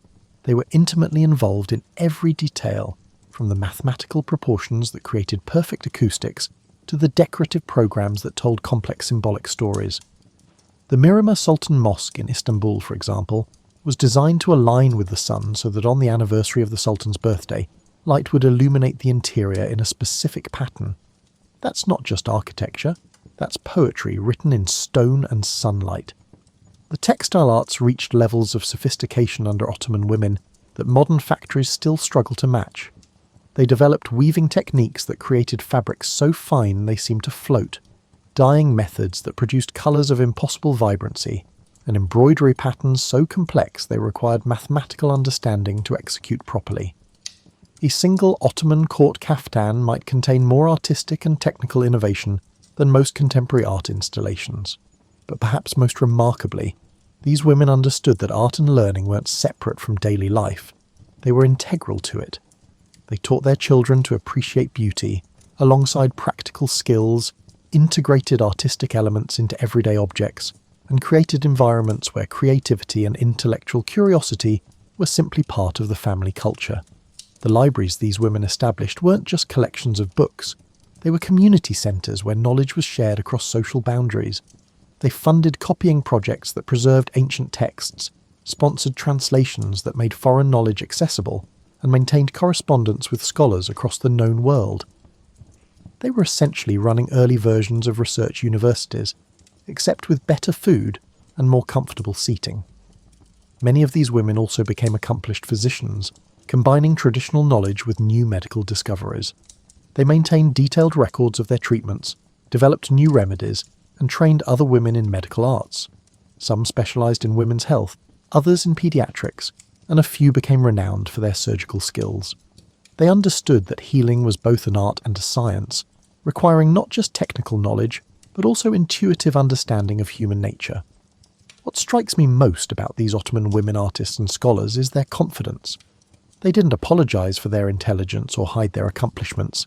They signed their works, engaged in public debates, and claimed their place in intellectual traditions with the kind of bold assurance that modern women are still fighting to achieve. So tonight, as you're drifting towards sleep, remember these women who understood that beauty and knowledge were not luxuries but necessities, that creativity and intellect could flourish together, and that the most lasting revolutions are often fought with brushes, pens, and the radical act of refusing to be anything less than brilliant. Now, recline comfortably as we delve into the ways Ottoman women transformed their religious devotion into a potent force for social transformation, fostering communities and providing support to the vulnerable. with a refinement that would impress any contemporary non-profit organisation. These women understood that faith without action was like tea without warmth. Technically still tea, but missing the whole point. The concept of charitable giving in Islamic tradition provided Ottoman women with a unique opportunity to exercise public influence while maintaining their religious and social standing. They took this opportunity and ran with it, like marathon runners who happened to be carrying purses full of gold coins. The scale of their charitable works was staggering. We're talking about social programs that supported entire communities for generations. Consider Gülnush Sultan, who in the early 18th century established one of the most comprehensive charitable foundations in Ottoman history. Her kuliye, a charitable complex, included a mosque, a school, a hospital, a caravanserai for travellers, kitchens for the poor, and workshops for artisans. It was basically a one-stop social services centre that provided everything from emergency medical care to job training, all funded and managed by one remarkably organised woman who apparently never met a social problem she couldn't solve with careful planning and generous funding. The hospital system these women developed was revolutionary for its time. These women were not merely constructing a place for the sick to lie down and hope for recovery. Instead, they were establishing medical institutions equipped with specialised departments, skilled staff, and cutting-edge treatment methods. Some of these hospitals had separate wings for different ailments, libraries for medical research, and even music therapy programs, because these women understood that healing involved more than just physical treatment. But here's what's really impressive: the financial management systems they created to sustain these charitable works. These weren't just one-time donations. They were endowments designed to generate income in perpetuity. These women were essentially creating sustainable funding models for social programs, complete with diversified investment portfolios, professional management structures, and accountability measures that ensured their charitable intentions would be carried out long after they were gone. The educational institutions they founded were particularly groundbreaking. While Europe was still debating whether women should learn to read, Ottoman women were establishing schools that taught everything from basic literacy to advanced mathematics, often to students regardless of their ability to pay. They understood that education was the most effective form of charity because it gave people tools to improve their circumstances rather than just temporary relief. Many of these charitable foundations specifically focused on supporting other women and children. They provided dowries for orphaned girls, job training for widows, childcare for working mothers, and safe shelter for women fleeing difficult situations. They created support networks that function like early versions of social safety nets, except these were funded by voluntary contributions and managed by people who actually understood the needs of their communities. The soup kitchens, called imarets, that these women established weren't just places where hungry people could get a meal. They were community centres that served hot food to anyone who showed up, regardless of their religion, ethnicity, or social status. Some served thousands of meals daily, with menus that varied according to season and availability. These women understood that dignity was as important as nutrition, so they created spaces that treated every visitor with respect and care. The public works projects funded by Ottoman women's charitable foundations transformed entire cities.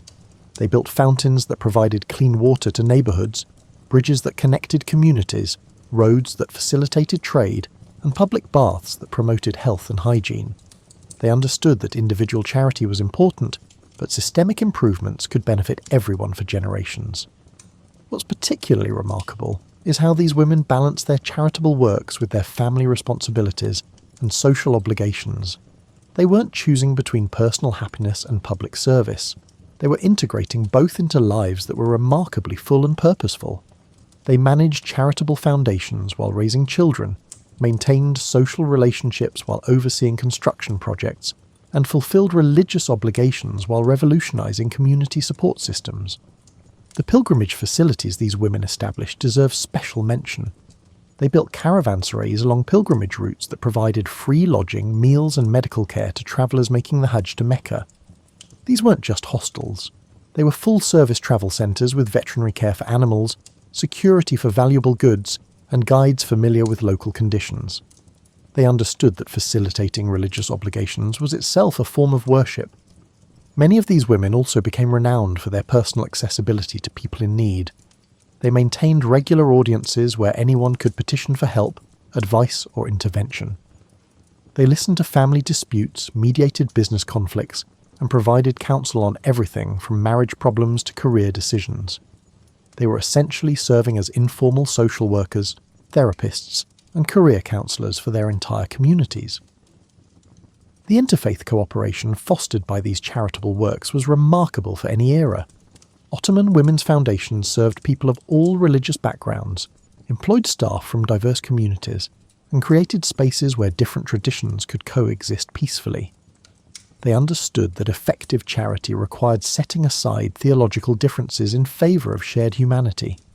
Perhaps most importantly, these women created models of leadership that emphasised service rather than power, collaboration rather than competition, and long-term community benefit rather than short-term personal gain.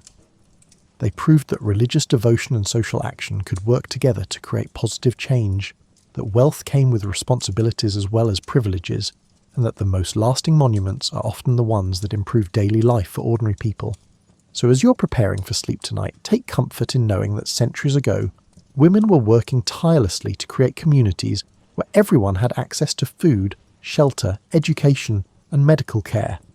They understood that faith required action, that privilege demanded service, and that the best way to honour divine blessings was to share them generously with others.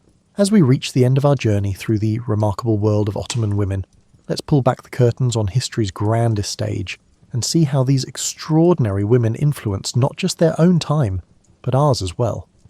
Pour yourself one last cup of that evening tea, because their legacy is far more present in our modern world than you might imagine. The diplomatic networks these women created didn't disappear when the Ottoman Empire ended. They evolved into the informal cultural exchanges that still connect communities across former Ottoman territories today. When you taste authentic Turkish coffee in a Bosnian cafe, admire geometric patterns in Moroccan tilework, or hear certain melodic structures in Greek folk music, you're experiencing the lasting influence of women who understood that culture travels along relationship networks more effectively than through any official channels. The business practices pioneered by Ottoman merchant women became foundational elements of international commerce. Their understanding of quality control, customer service, and market diversification influenced trading practices across the Mediterranean and beyond.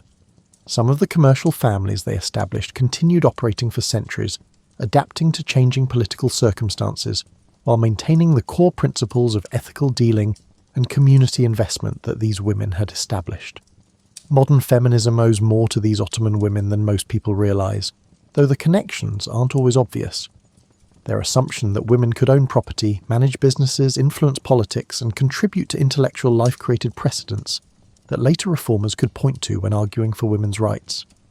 They proved that female intelligence and capability weren't radical new concepts.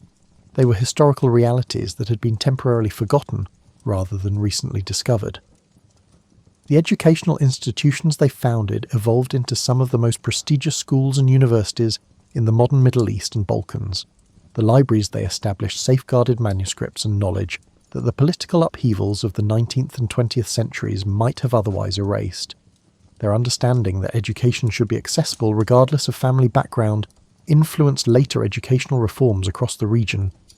But perhaps most importantly, these women demonstrated that power could be exercised with grace, that wealth could be managed with generosity, and that influence could be used for community benefit rather than personal aggrandizement. In an era when political leadership often seems divorced from moral consideration, their example of combining authority with responsibility feels remarkably relevant. The architectural legacy is impossible to ignore. Buildings commissioned by Ottoman women still dominate skylines from Istanbul to Damascus, their elegant domes and graceful minarets serving as daily reminders that beauty and function can coexist perfectly. Modern architects still study their use of light, space and proportion, finding inspiration in design principles developed by women who understood that buildings should nurture the human spirit as well as serve practical needs. The charitable foundations they established created models that influenced later development of social services throughout the former Ottoman territories. Their understanding that effective charity required sustainable funding, professional management, and community input helped shape modern approaches to non-profit organisations. Some of their original foundations are still operating today, nearly half a millennium after their establishment, a testament to the foresight of their founders. What most profoundly impresses me about these women is their ability to be both contemporary and innovative. They worked within the constraints and opportunities of their historical moment while consistently pushing boundaries and expanding possibilities. They understood that change often happens gradually, through the accumulation of small innovations and incremental expansions of what's considered normal or acceptable. Their approach to problem solving remains remarkably relevant. They combined practical intelligence with creative thinking, used available resources efficiently while maintaining high standards, and understood that lasting solutions usually required building consensus rather than imposing change through force. They were natural systems thinkers who could see connections and long-term consequences that others missed. The cultural synthesis they fostered, blending influences from across the empire while maintaining distinctive local characteristics, offers lessons for our increasingly connected but culturally anxious world. They proved that diversity could be a source of strength rather than division, that different traditions could enrich each other without losing their essential characteristics, and that cosmopolitan sophistication could coexist with deep local roots. Perhaps most encouragingly, these women remind us that individual action can have far-reaching historical consequences. They didn't wait for permission to build hospitals, establish schools, or create businesses. They identified needs, developed solutions, and implemented changes using whatever resources and authority they could access. They understood that history is made by people who decide to act rather than wait for ideal circumstances. Their lives also demonstrate that fulfillment comes from using whatever talents and opportunities you have to contribute something meaningful to the world around you. Whether they were writing poetry, managing trade networks, designing buildings, or caring for the sick, they approached their work with dedication, intelligence, and a deep sense of purpose that made their activities feel significant rather than merely busy. So as you're drifting off to sleep tonight, carry with you the knowledge that centuries ago, women were living fully realized lives, building businesses, creating art, shaping politics, and caring for their communities with a confidence and competence that still inspires. They face different challenges than we do, but their fundamental approach to life, combining ambition with compassion, intelligence with wisdom, and personal fulfillment with social contribution, remains as relevant today as it was 500 years ago. Their legacy whispers that you too can live boldly, think creatively, and leave the world a little better than you found it. And really, what better thought could there be to carry into your dreams than that timeless reminder that extraordinary lives are built from ordinary days lived with purpose, grace, and just enough audacity to believe that change is always possible? Ireland, that green island sitting in the Atlantic like a jewel that can't quite decide if it wants to be emerald or jade, has been collecting stories the way some people collect stamps or vintage teacups. Except these stories are much more interesting than stamps, and they involve considerably more magic than teacups, though Irish teacups do have their own quiet dignity. Long before anyone was writing anything down, Irish storytellers were spinning tales about how Ireland came to be populated. And here's the thing about Irish origin myths. They're like layers of a very elaborate cake, each group of settlers arriving and adding their own flavour to the mix. The first arrivals, according to the myths, were led by a woman named Cessair, who was supposedly Noah's granddaughter. Yes, that Noah, the one with the ark. Cessair showed up in Ireland 50 days before the biblical flood, which seems like cutting it rather fine, timing-wise. She brought 3 men and 50 women with her, which sounds like someone was either very optimistic or very bad at planning gender ratios for long-term survival. The flood came, as floods in these stories tend to do, and only one person survived, a fellow named Fintan who dealt with this apocalyptic inconvenience by transforming into a salmon. Because apparently, in Irish mythology, when things get difficult, the answer is often to become a fish. Fintan would later also become a hawk and an eagle, living for thousands of years and witnessing all of Ireland's subsequent history. He was essentially Ireland's first historian, except with more shape-shifting and fewer footnotes. After the waters receded, Ireland sat empty for a while, probably catching its breath and drying out its many, many hills. Then came the Partholonians, named after their leader Partholon. These folks were proper settlers who introduced things like brewing, agriculture, and the general concept of not living like refugees from a flood. They built houses, cleared plains, and created the first lakes, though how one creates a lake through anything other than massive excavation projects is one of those mythological details that's best not questioned too closely. The Partholonians thrived for about 300 years, which is a good run by anyone's standards, but then a plague killed them all in 1 week. Every single one of them died on the same plane, which must have made for a very awkward situation afterward. You can imagine the first travellers stumbling across this scene and slowly backing away while making mental notes to maybe settle somewhere else. Next came the Numidians, followers of Nemed, who arrived with his 4 sons. The Numidians were basically the unlucky middle children of Irish mythological settlers. They had to deal with the Fomorians, think of them as Ireland's original antagonists, a race of monstrous beings who lived either under the sea or on islands, depending on which version of the story you prefer. The Fomorians were like that difficult neighbour who keeps complaining about your lawn, except they also demanded oppressive tributes and generally made life miserable.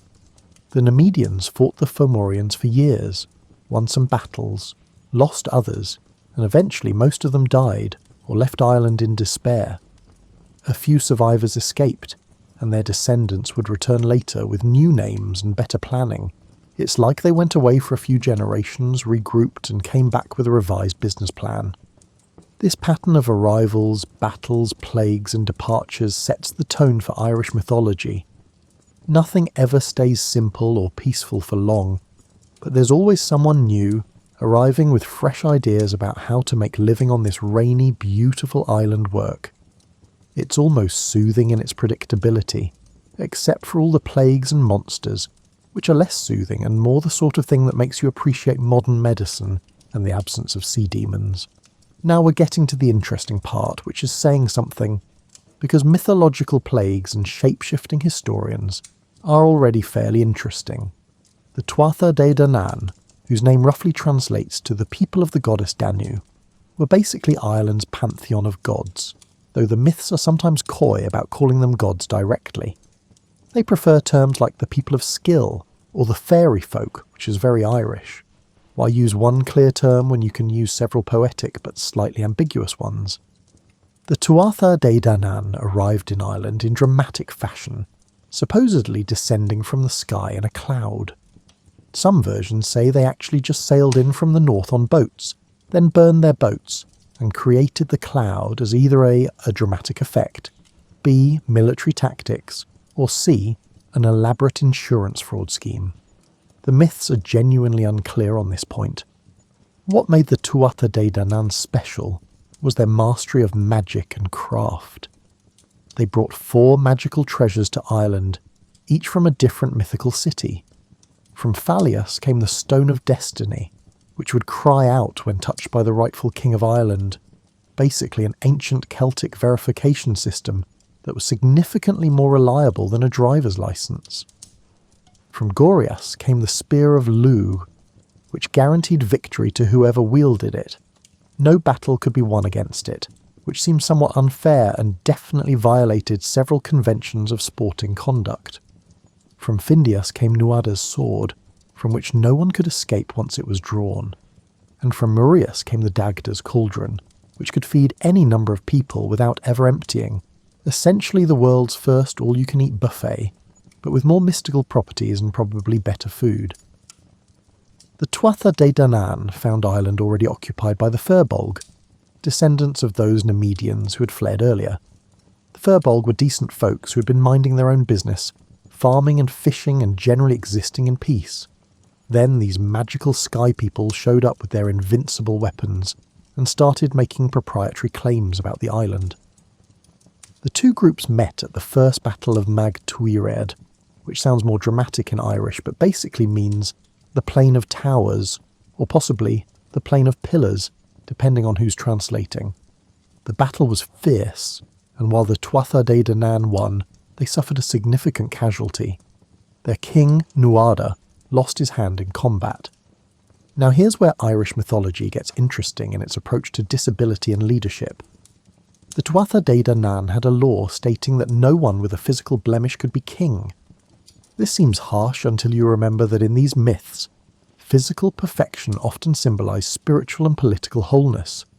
Nuada, despite being otherwise excellent at his job, had to step down because he was now missing a hand. The Tuatha De Danann replaced him with Bress, whose father was Fomorian and whose mother was Tuatha De Danann, essentially a peace treaty marriage candidate meant to unite the two peoples. Bress turned out to be terrible at his job. He was stingy, which in Irish culture was possibly the worst flaw a leader could have. A good king was expected to be generous, hosting feasts and distributing wealth. Bress did none of this. He was basically the opposite of a good Irish host, which made him deeply unpopular. Meanwhile, a physician named Dian Gecht and his son Miach were working on a solution to Nuada's problem. Dian Gecht created a silver hand for Nuada that worked perfectly, a prosthetic so advanced it wouldn't be matched in actual technology for thousands of years. This made Nuada technically whole again, but there was still the question of whether a silver hand counted as a blemish. Then Miach, showing the kind of overachieving ambition that causes problems in families everywhere, went one better. He grew a new hand of flesh and blood for Nuada. This was medically impressive but politically problematic, as it completely overshadowed his father's work. Dian Gecht, in a fit of professional jealousy that modern academic rivalries can only aspire to, killed his own son. Mythology is full of family dysfunction, but this takes it to another level. With his new hand, Nuada was restored to kingship, and Bress was sent packing. Bress, unsurprisingly bitter about losing his throne, went to his Fomorian relatives to raise an army. This led to the Second Battle of Mag Tuiried, which was even more epic than the first, and featured one of Irish mythology's most important heroes.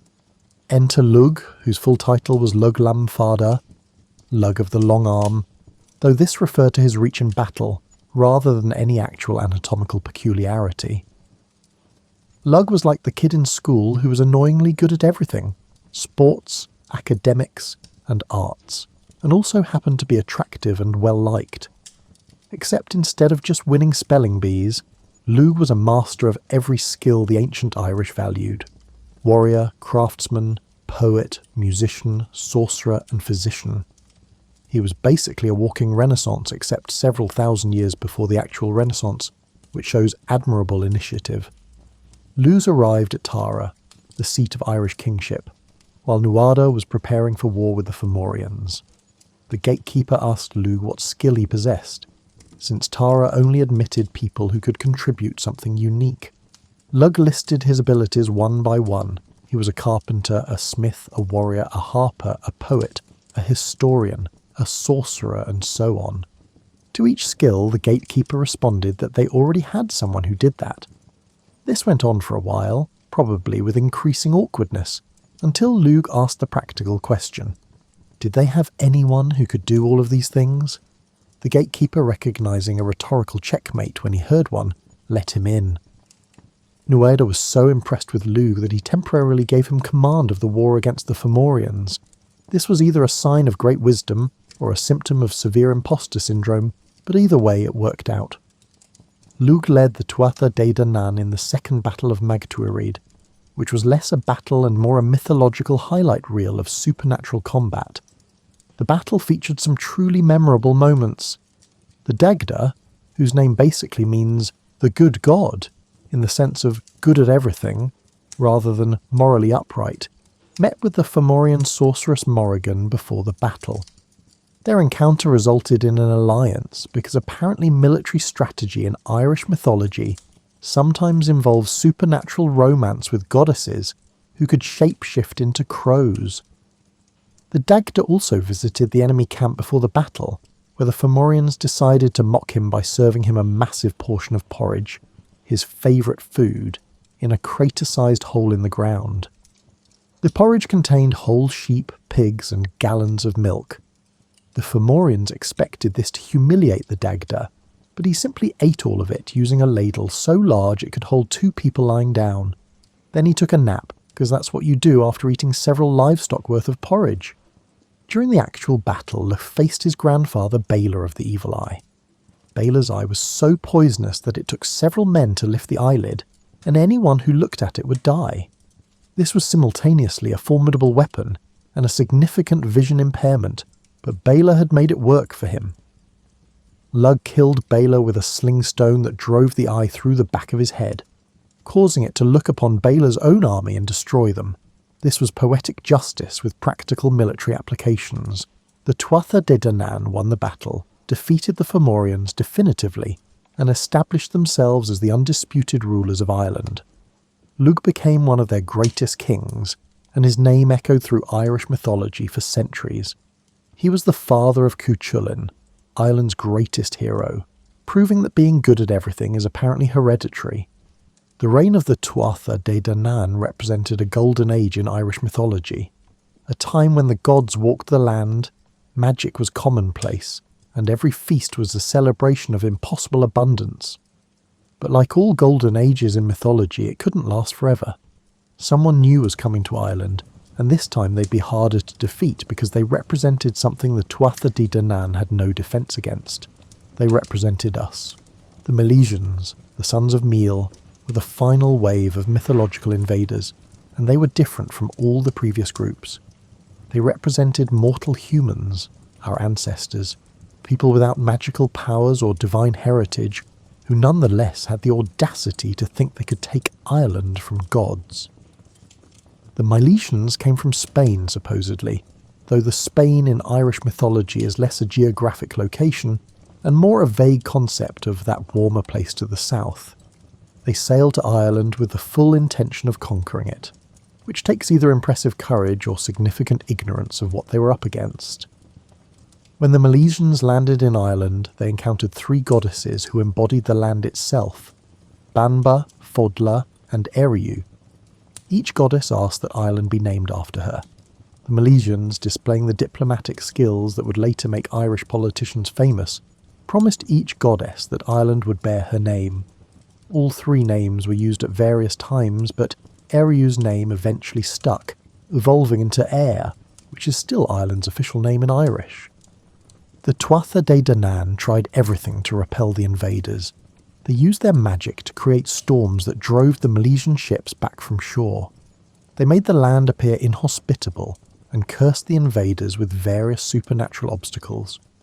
But the Milesians had something the previous invaders lacked: persistence and an apparent immunity to being discouraged by impossibility. The poet Emergin, one of the Milesians, spoke an incantation when they finally managed to land, the first recorded poem in Irish mythology, and it's still remarkable today. He declared himself to be the wind on the sea, the ocean wave, the roar of the tide, and various other natural phenomena, essentially claiming Ireland through identification with the land itself. It was like announcing at a party that you're not just attending, you're actually the house. Bold strategy, but it worked. The conflict between the Milesians and the Tuatha De Danann came to a head in several battles, but the outcome was never really in doubt.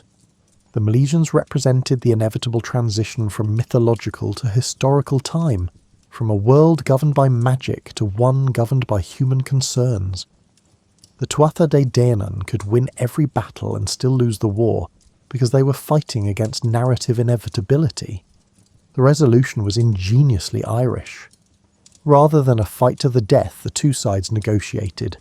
The Tuatha De Danann agreed to retreat underground into the Sid, the fairy mounds and hills that dot Ireland's landscape. They would keep the spiritual sovereignty of Ireland while the Milesians held the physical land.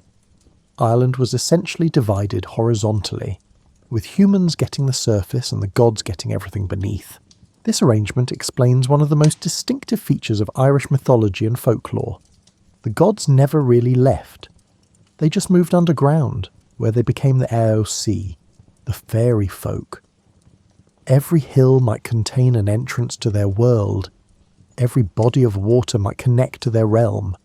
And at certain times of year, particularly Samhain, Halloween, and Beltane, May Day, the boundaries between the worlds grew thin. This transition from gods to fairies is uniquely Irish in its practicality. Rather than killing off their gods or declaring them false, the Irish simply renegotiated their living arrangements. The Tuatha De Danann became the good people, the fair folk. beings who demanded respect and offerings, but who could also offer blessings and aid to humans who treated them properly. The relationship between humans and the fairy folk became central to Irish culture. You didn't build on fairy paths, you didn't cut down fairy thorns, and you definitely didn't offend them by calling them names they might interpret as insulting. This wasn't superstition so much as an elaborate system of environmental and cultural preservation, disguised as mythology. So the Milesians took possession of Ireland's surface, establishing the ruling families that would later claim descent from these legendary ancestors. Every significant Irish clan traced its lineage back to the Milesians, giving them both legitimacy and a connection to that mythological past when gods walked openly on the land. Now that we've established how Ireland came to be populated and how its gods and humans learned to coexist, let's talk about Ireland's greatest hero. Cuchulainn was born as Setanta, a fairly normal name that didn't hint at the absolutely abnormal life he would lead. His father was either the mortal warrior Swaltam or the god Lug. The myth can't quite decide, but the general consensus is that he was probably Lug's son, because otherwise his abilities don't make sense. As a boy, Setanta was already showing signs of being extraordinary. He asked his mother when he could join the boy troop at Macha, the seat of Ulster's King Conchobar mac Nessa. His mother told him he was too young, but Setanta, displaying the impatience that would characterise his entire short life, decided to go anyway. He took his toy weapons and walked the considerable distance to Macha. When he arrived, the boy warriors were playing hurling, an Irish sport that resembles field hockey, played by people with a death wish. Setanta, not waiting for introductions or permission, simply joined the game and promptly defeated all 150 boys single-handedly. This was either impressive athletic ability or a sign that Ulster's boy warriors needed better training programs. The incident that gave him his famous name happened when King Conchobar invited Setanta to a feast at the house of Cuchulainn the smith. Setanta was delayed by games and arrived late after Cuchulainn had released his guard dog, a massive hound trained to protect the property and generally be terrifying to uninvited guests. The hound attacked young Setanta, who was armed only with his hurling stick and ball. In what must have been either exceptional aim or divine favour, Setanta hit the ball straight into the hound's mouth and down its throat, then followed up by smashing the dog's head against a stone. This was effective self-defence, but made him unpopular with Cuchulainn, who had just lost an expensive and well-trained guard dog to an 8-year-old with sports equipment. Setanta, feeling guilty, offered to serve as Cuchulainn's guard dog until a replacement could be trained. This is how he got the name Cuchulainn, the Hound of Cuchulainn.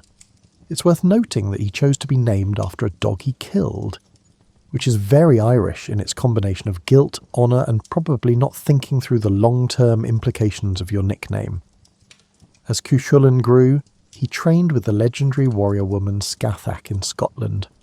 Scathach ran what was essentially a supernatural military academy, teaching warriors techniques that probably violated several conventions about ethical combat.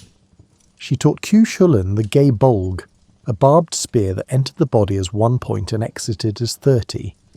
This was either highly advanced weapons technology or simply cruel and unusual depending on your perspective. During his training, Cuchulainn also somehow found time to romance Scathach's daughter Uathach and defeat Scathach's rival Aife, whom he also romanced because apparently his training schedule wasn't full enough. His relationship with Aife produced a son, Conla, whose story ends tragically, but that's Irish mythology for you. Cuchulainn's most famous exploit was single-handedly defending Ulster during the Tyne Bó Cúailnge, the cattle raid of Cooley. Queen Medb of Connaught invaded Ulster to steal a legendary bull, and she timed her invasion for when the men of Ulster were affected by a curse that made them as weak as women in childbirth. This curse is one of Irish mythology's more creative military disadvantages. Cuchulainn, either immune to the curse or too young to be affected, stood alone at the ford and challenged Medb's army to single combat. For months he fought champion after champion, holding the fort through skill, determination, and occasional berserker rages where he transformed into something so terrifying that the myths struggle to describe it adequately. These rages, called the riastrad or warp spasm, transformed Cuchulainn into something barely human. His body contorted, one eye receded into his skull while the other bulged out. His hair stood on end with sparks flying from each strand, and a pillar of blood shot from his head. It was like watching a superhero transformation sequence directed by someone who took the concept of rage mode very literally. Despite being outnumbered thousands to one, Cuchulainn held the ford until the rest of Ulster recovered from their curse. His stand became legendary, the ultimate example of one warrior's determination defeating overwhelming odds. He embodied every virtue the ancient Irish admired: courage, skill in battle, loyalty to his people, and the kind of stubbornness that modern psychologists would probably flag as concerning, but ancient warriors considered admirable. Cuchulainn's death, when it came, was appropriately dramatic.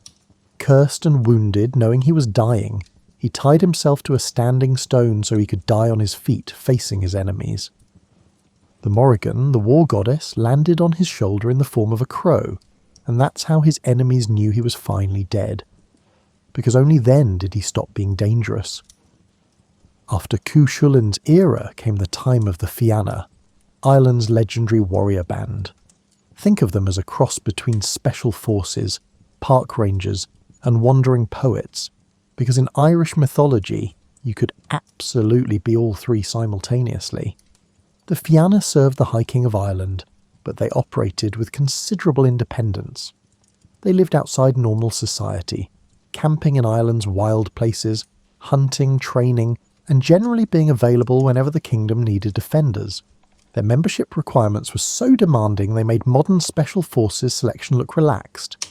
To join the Fianna, a candidate had to prove their abilities through a series of tests. They had to compose poetry, because what good is a warrior who can't describe their victories in proper verse? They had to defend themselves while standing in a waist-deep hole armed only with a shield and a hazel stick, while 9 warriors threw spears at them. They had to run through the forest at full speed without breaking a twig, disturbing their braided hair, or having a weapon waver in their hands. These requirements effectively filtered out everyone except supernatural athletes with good hair and literary talent. The greatest leader of the Fianna was Fionn McCumhale, whose name means fair son of Cumhall. Fionn's father was killed before he was born, so his mother sent him away to be raised in secret, because apparently that's just what you did with legendary heroes in Irish mythology. He was trained by 2 druidesses who taught him poetry, the arts of war, and presumably how to cook for himself, though the myths are oddly quiet about domestic skills. The defining moment of Fionn's youth came when he was apprenticed to the poet Finnegas, who had spent years trying to catch the salmon of knowledge. This salmon had eaten hazelnuts from the trees of wisdom that grew around the well of Sagai's, thereby becoming the most educated fish in Irish mythology.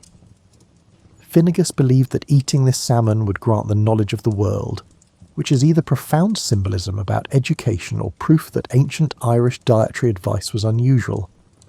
When Finnegas finally caught the salmon, he instructed young Fionn to cook it, but warned him not to eat any of it. Fionn obediently cooked the salmon, but while turning it, he burned his thumb on the hot fish, and instinctively stuck his thumb in his mouth to cool the burn. That tiny taste was enough to transfer all the salmon's wisdom to Fionn. From that point on, whenever Fionn needed knowledge, he would suck his thumb, which sounds silly until you remember he gained access to all the world's wisdom through this gesture. It was like having Google's search built into your body, except more reliable and with better privacy protections. Fionn led the Fianna through countless adventures. They fought giants, battled invaders, hunted magical boars, and generally kept Ireland safe from various supernatural threats. But Fionn's story is also notable for its romantic complications, because Irish heroes apparently couldn't just focus on their work without creating elaborate relationship drama. The most famous of these complications involved Grain, the daughter of the High King. Fionn, now old enough that people were politely referring to him as mature, was betrothed to young Grain. At the wedding feast, Grain looked at her much older fiancé, then looked at his younger, more attractive warrior Diarmuid, and decided she preferred the latter. She placed Diarmuid under a gace, a magical obligation, forcing him to elope with her. Diarmuid was in an impossible situation. He was bound by oath to serve Fionn loyally, but he was also bound by the gaze to protect Green. The resulting pursuit lasted years, with Fionn and the Fianna chasing the couple across Ireland, while Diarmuid repeatedly demonstrated that he could escape any trap, not because he was disloyal, but because he was obligated to survive. Eventually Fionn accepted the situation, and Diarmuid and Grain settled down to live peacefully. But Fionn's forgiveness had limits. When Diarmuid was later wounded by a magical boar, Fionn had the power to heal him. He needed only to give him water carried in his hands. 3 times Fionn went to fetch water, and 3 times he let it trickle through his fingers before reaching Diarmuid. This was revenge served very cold, and it effectively ended Diarmuid's life. The story of Fionn and the Fianna represents the last age of Irish legendary heroes before history began to be recorded with more reliability. They existed in that twilight space between mythological and historical time, their adventures becoming increasingly grounded in real geography, even as they retained elements of the fantastic. One of the most beautiful aspects of Irish mythology is how it's bound to the physical landscape. Unlike some mythologies that take place in vague, distant realms, Irish myths are grounded in specific locations you can actually visit. Every hill has a story, every ancient stone might mark something significant, and every body of water potentially connects to the other world. Newgrange, that massive passage tomb older than the pyramids, was said to be the home of Engus Og, the god of love and poetry. The monument aligns perfectly with the winter solstice sunrise, which is either sophisticated astronomical knowledge or proof that ancient Irish people really cared about dramatic lighting for important days. Engus supposedly won the house from his father, the Dagda, through a clever word trick, because Irish gods appreciated wordplay almost as much as they appreciated magic. The Hill of Tara in County Meath served as the seat of the High Kings of Ireland. It's really more of a gentle hill than an imposing fortress, but in Irish mythology, it was the political and spiritual centre of the island. Kings were inaugurated there, laws were proclaimed there, and the Stone of Destiny stood there, crying out when touched by the rightful king. The site contains multiple earthworks and monuments spanning thousands of years, each layer adding another chapter to Ireland's story. The Giant's Causeway, with its 40,000 interlocking basalt columns, was said to be built by the giant Fionn McCumhail. Yes, the same Fionn from the Fianna, who apparently moonlighted as a giant in some stories. According to legend, he built the causeway to reach Scotland so he could fight a Scottish giant. When he saw how large his opponent was, he disguised himself as a baby, and his wife told the Scottish giant that this infant was their child. The Scottish giant, reasoning that if the baby was this big, the father must be enormous, fled back to Scotland in terror, destroying the causeway behind him. It's a story that combines geology, mythology, and the eternal theme of solving problems through deception rather than direct confrontation. The cave of Cruachan in County Roscommon was known as the entrance to the otherworld. It was from this cave that the destructive birds of Morrigan emerged, that supernatural animals escaped to wreak havoc in the mortal world, and that the boundary between worlds grew particularly thin. Medieval Irish texts describe it as Ireland's gate to hell, which seems harsh, but certainly increased the property's notoriety. Loughgur in County Limerick contains an island that appears and disappears, supposedly rising from the water every 7 years. The lake is associated with the goddess Ain, who represented sovereignty, fertility, and the sun. Once a year, according to tradition, you could see ancient warriors riding around the lake's shores, which would have been either a spectacular tourist attraction or deeply unsettling, depending on your perspective on ghostly cavalry. The Paps of Anu, 2 mountains in County Kerry, were named for their resemblance to breasts and associated with Anu, or Danu, the mother goddess of the Tuatha De Danann. Ancient peoples didn't mess around with subtle symbolism. If they wanted to honour a mother goddess, they pointed at breast-shaped mountains and said, "Those are definitely hers." These sacred sites weren't just backdrops for stories. They were characters in the mythology themselves. The land of Ireland was sentient in these myths, capable of blessing or cursing, accepting or rejecting rulers, and maintaining its own spiritual sovereignty regardless of who claimed political control. This relationship between land and mythology created a culture where geography itself carried meaning. You couldn't just look at a hill in ancient Ireland. You had to know its story, understand which gods or heroes were associated with it, remember what battles were fought there, and be aware of which fairy folk might call it home. The landscape was a book written in earth and stone, and the myths were the key to reading it. This tradition continues today in Irish place names. Nearly every town, river, mountain and field carries a name that tells a story. Dublin, Blackpool, became Dublin. Glen Neige Capel, Valley of the Horses, tells you what once happened there.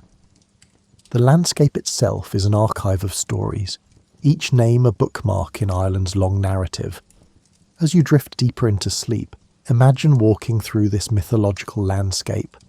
Every step takes you through layers of story, each stone marking some ancient event, each spring connected to some tale of transformation or healing. It's a world where paying attention to the land meant understanding the stories that shaped your people's identity. Irish mythology's otherworld wasn't hell or heaven. It was Tir na Nog, the land of youth, or Mag Mell, the pleasant plain, or any of a dozen other names for what was essentially a parallel Ireland where everything was just slightly better and nobody aged. The otherworld could be reached in various ways, each more poetic than the last. Sometimes it was underwater. You could ride your horse into a lake and emerge in a crystalline kingdom, where mer-people held court and time moved differently. Sometimes it lay beneath a fairy mound, accessed through doors that opened only on certain nights, or to certain people.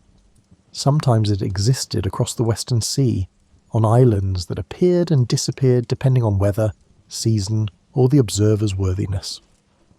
What made the Irish otherworld fascinating was its ambiguity. It wasn't a punishment or reward, it was simply another place running parallel to our own. The beings there weren't good or evil in any absolute sense. They were powerful, capricious, and bound by their own complex rules that didn't always make sense to mortal visitors. Time worked differently in the otherworld, following what fantasy writers would later call Rip Van Winkle rules. You might spend what felt like a single pleasant afternoon there, only to return home and discover that 300 years had passed. Oisin, the son of Fionn mac Cumhaill, made exactly this mistake. He fell in love with Niamh of the Golden Hair, who invited him to Tir na Nog. He went willingly, planning to visit briefly. In Tir na Nog, Oisin lived in perfect happiness with Niamh. The land was beautiful, the weather was always pleasant, and nobody grew old or sick. It was like a permanent vacation in the world's best resort, except the resort was an entire magical realm. After what seemed like 3 years, Oisin grew homesick and asked to visit Ireland, just to see his old friends and family. Niamh agreed, but warned him not to dismount from his horse or touch the ground of Ireland. She gave him a white horse and specific instructions about staying mounted, which in Irish mythology usually means the instructions are extremely important and will definitely be ignored. Oisin rode back to Ireland and found everything changed. His father was gone, the Fianna were gone, and 300 years had passed in what felt like 3 to him. He encountered people who were noticeably smaller and weaker than he remembered, which makes sense since he was still effectively a mythological hero visiting a more historical period. While helping some farmers move a stone, Oisin's saddle girth broke, and he fell to the ground. The moment he touched Irish soil, 300 years caught up with him instantly. He aged rapidly, becoming an ancient blind man in seconds. In some versions, he survived long enough to meet St. Patrick and tell him stories of the old days, creating a poignant conversation between Ireland's pagan past and Christian present. The otherworld's relationship with time wasn't cruel. It simply operated on different principles. A day there might equal a year here. or vice versa. The exchange rate varied depending on location, circumstance, and possibly the whims of whatever powers managed interdimensional customs control. Another route to the otherworld involved fairy music. Certain melodies could transport listeners across the boundary between worlds, which made being a musician in Ancient Ireland either a prestigious calling or a dangerous occupation, depending on your ability to resist magical summons. Musicians who heard otherworldly music sometimes followed it into the fairy mounds and never returned, or returned changed, bearing knowledge of songs that mortal ears weren't quite meant to hear. The inhabitants of the otherworld were the Tuatha De Danann, those former gods who'd agreed to move underground. They lived in splendour beneath the hills, hosting eternal feasts where the food never ran out and the entertainment never bored. They sometimes invited mortals to join them, though these invitations were less requests and more tests of character, courage, or both. Food in the otherworld was particularly hazardous for visitors. Eating fairy food meant you'd be unable to return to the mortal world, trapped in the otherworld through some mystical contract formed by digestion. This was simultaneously the world's most effective immigration policy, and a warning about accepting dinner invitations from people who live under hills. The otherworld also served as a source of gifts and curses. Heroes would journey there to retrieve magical items, swords that never missed, shields that never failed, and cauldrons that never emptied. But these quests always came with conditions and consequences. Nothing was freely given. Every magical object came with strings attached, sometimes literally if it was a magical harp. Despite its dangers, the otherworld represented something important in Irish mythology, the idea that the mundane world wasn't all there was. Beyond the everyday struggles of farming, fishing, and trying to stay warm in Ireland's damp climate, there existed realms of beauty, magic, and possibility. The otherworld was hope made tangible, proof that wonder still existed if you knew where to look. Irish mythology's treatment of female divine figures is remarkably nuanced for ancient stories. These weren't passive princesses waiting for rescue. They were active forces who shaped events, chose their own partners, and wielded power that made mortal heroes tread carefully. The Morrigan was perhaps the most complex of these figures. Her name means either Phantom Queen or Great Queen, depending on translation, and she embodied sovereignty, prophecy, and war. But she wasn't just a war goddess in the sense of enjoying battle. She was war itself, the force that drove warriors to madness and determined who would survive combat. The Morrigan often appeared as three sisters, or three aspects of the same goddess: Badb, Macha, and Nemain, each representing different aspects of battle and fate. Badb appeared as a crow or raven on battlefields, presiding over carnage with the detached interest of someone evaluating their handiwork. Macha represented sovereignty, and could curse entire armies, as she did to the men of Ulster.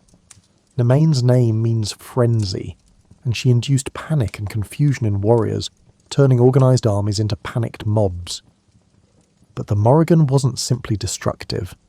Before the Second Battle of Mag Tuiread, she met with the Dagda, and their union helped secure victory for the Tuatha De Danann. She could prophesy the future, sometimes in cryptic poetry that made perfect sense only after the event she described had already happened, which is very like prophecy everywhere, really. Her interaction with Cuchulainn demonstrates the complex nature of divine attention. She approached the hero in various guises, offering help and affection. When he rejected her, not recognising who she was, she became his enemy. During the Tyne, she harassed him in the forms of an eel, a wolf, and a cattle stampede. Each time, Cuchulainn injured her, and each injury would later have consequences. After the fighting, the Morrigan appeared to Cuchulainn as an old woman milking a cow. She had 3 wounds, corresponding to the 3 injuries he'd inflicted on her animal forms. Cuchulainn, not knowing who she was, asked for milk. She gave him 3 drinks, and with each one he blessed her. These blessings healed her wounds, because blessings from a hero carried power. It was a moment of grace between enemies. though Cuchulain's realisation of whom he'd helped probably came too late to matter. Other goddesses were associated with specific aspects of Irish life and landscape. Aine represented summer, wealth and sovereignty, particularly in Munster. She could bless crops or destroy them, grant love or withhold it, and once took revenge on a king who assaulted her by turning him into a goose, which seems lenient until you consider what happens to geese at holiday meals. Brigid was a goddess so beloved that Christianity couldn't eliminate her, so she became Saint Brigid instead, maintaining much of her divine authority under a new title. She represented poetry, healing and smithcraft, the three pillars of Irish culture. Her feast day, Imbolc, marked the beginning of spring and the lambing season, that moment when Ireland started transitioning from winter's harshness to the possibility of warmth. The goddess Eriu, for whom Ireland is named, represented the land's sovereignty itself. Kings weren't just political leaders, they were symbolically married to the land, and their fitness to rule was demonstrated through the land's fertility. Poor harvests suggested the king had lost the land's favour. Abundant harvests proved his legitimate sovereignty. This created a practical incentive for kings to take agricultural policy seriously. These goddesses rarely appeared as simple figures with single purposes. They contained multitudes, embodying contradictions that made them feel more like real powers than literary constructs. The Morrigan could be a generous lover and a terrible enemy, sometimes in the same story. Brigid represented both the creative spark of inspiration and the technical skill of metalwork.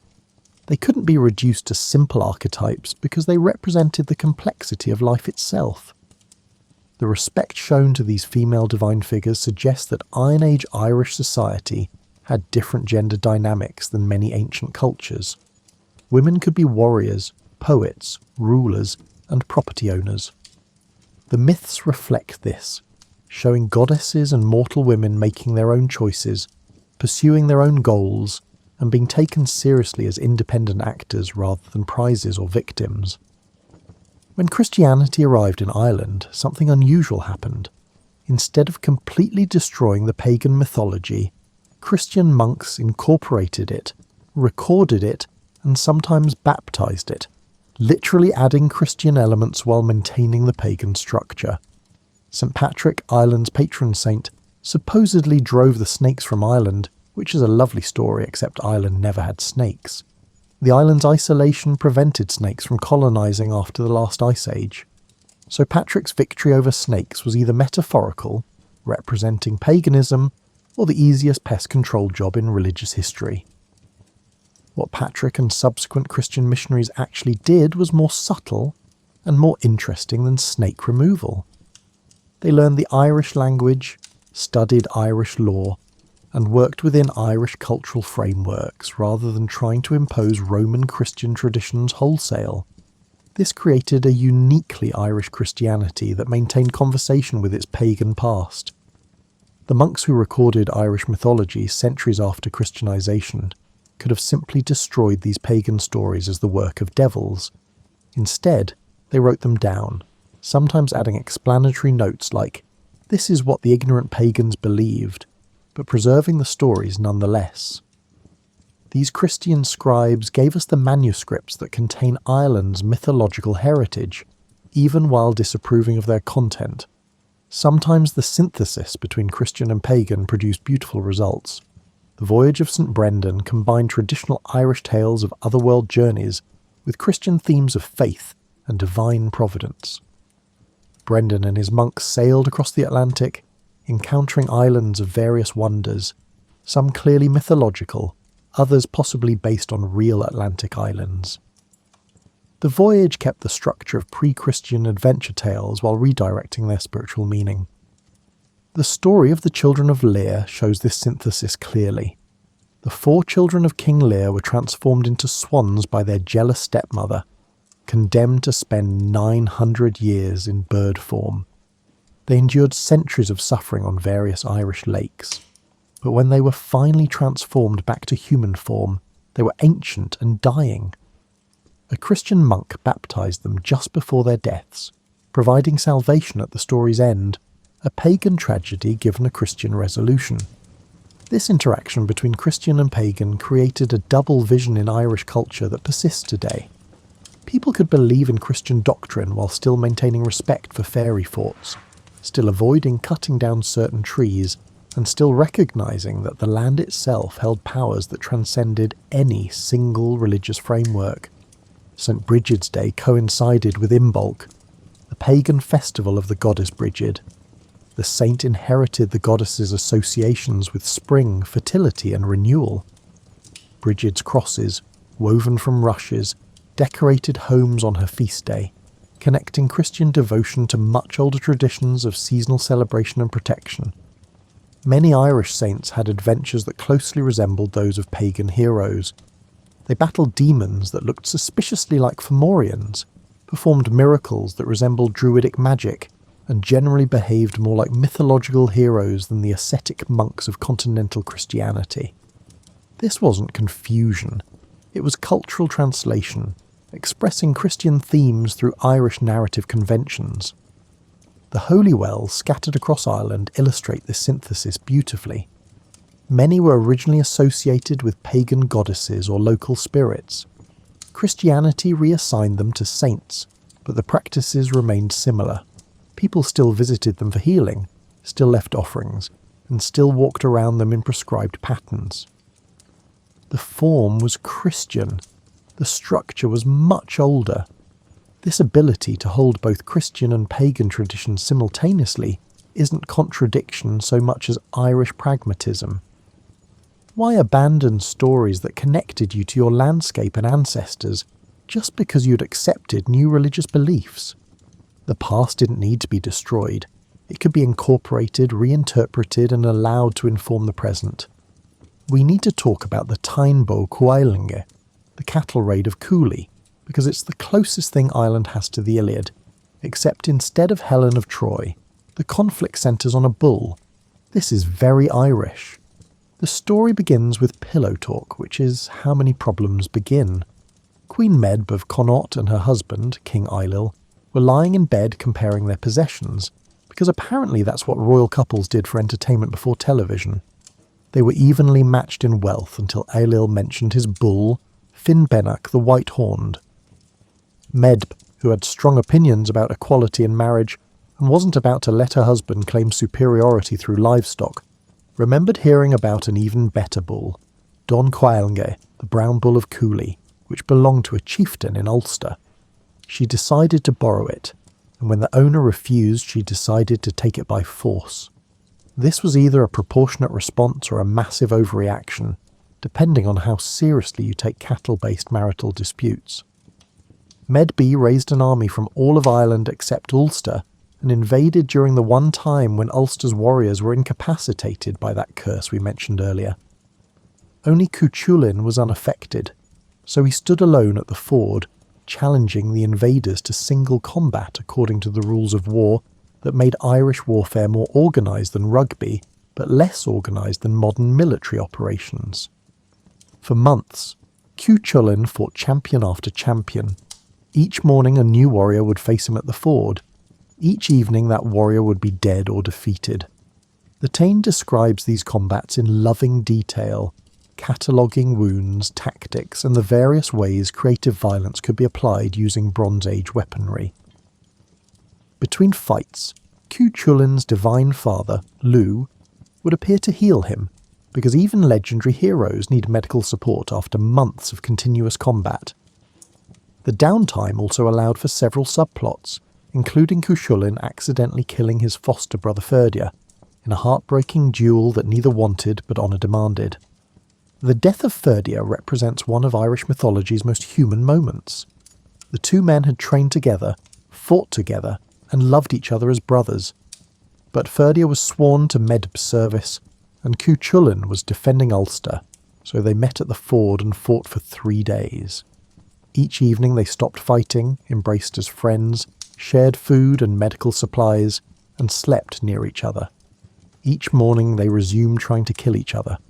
On the 4th day, Cuchulainn used the gay bolg, killing Ferdia instantly and immediately falling into grief over what duty had made him do.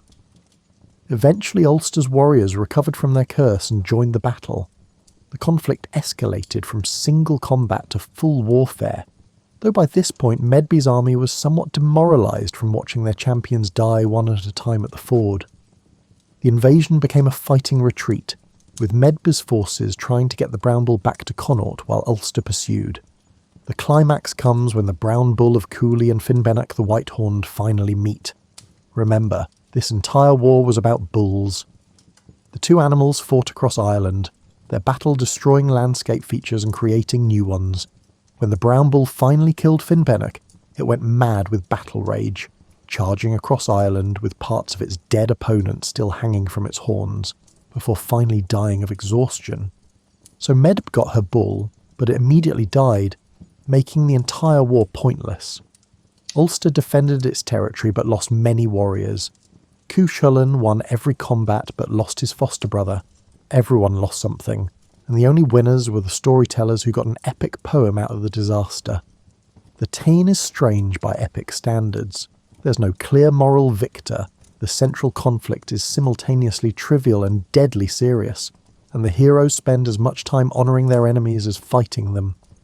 But it captures something essentially Irish. The idea that honour and duty can lead to absurd situations, that conflicts escalate beyond their original causes, and that warfare is simultaneously glorious and tragic, sometimes in the same moment. Irish heroes didn't just carry ordinary weapons.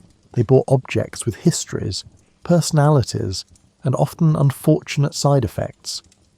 These magical items were characters in their own right, and their stories reveal how the Irish thought about power, responsibility, and the cost of possessing extraordinary things.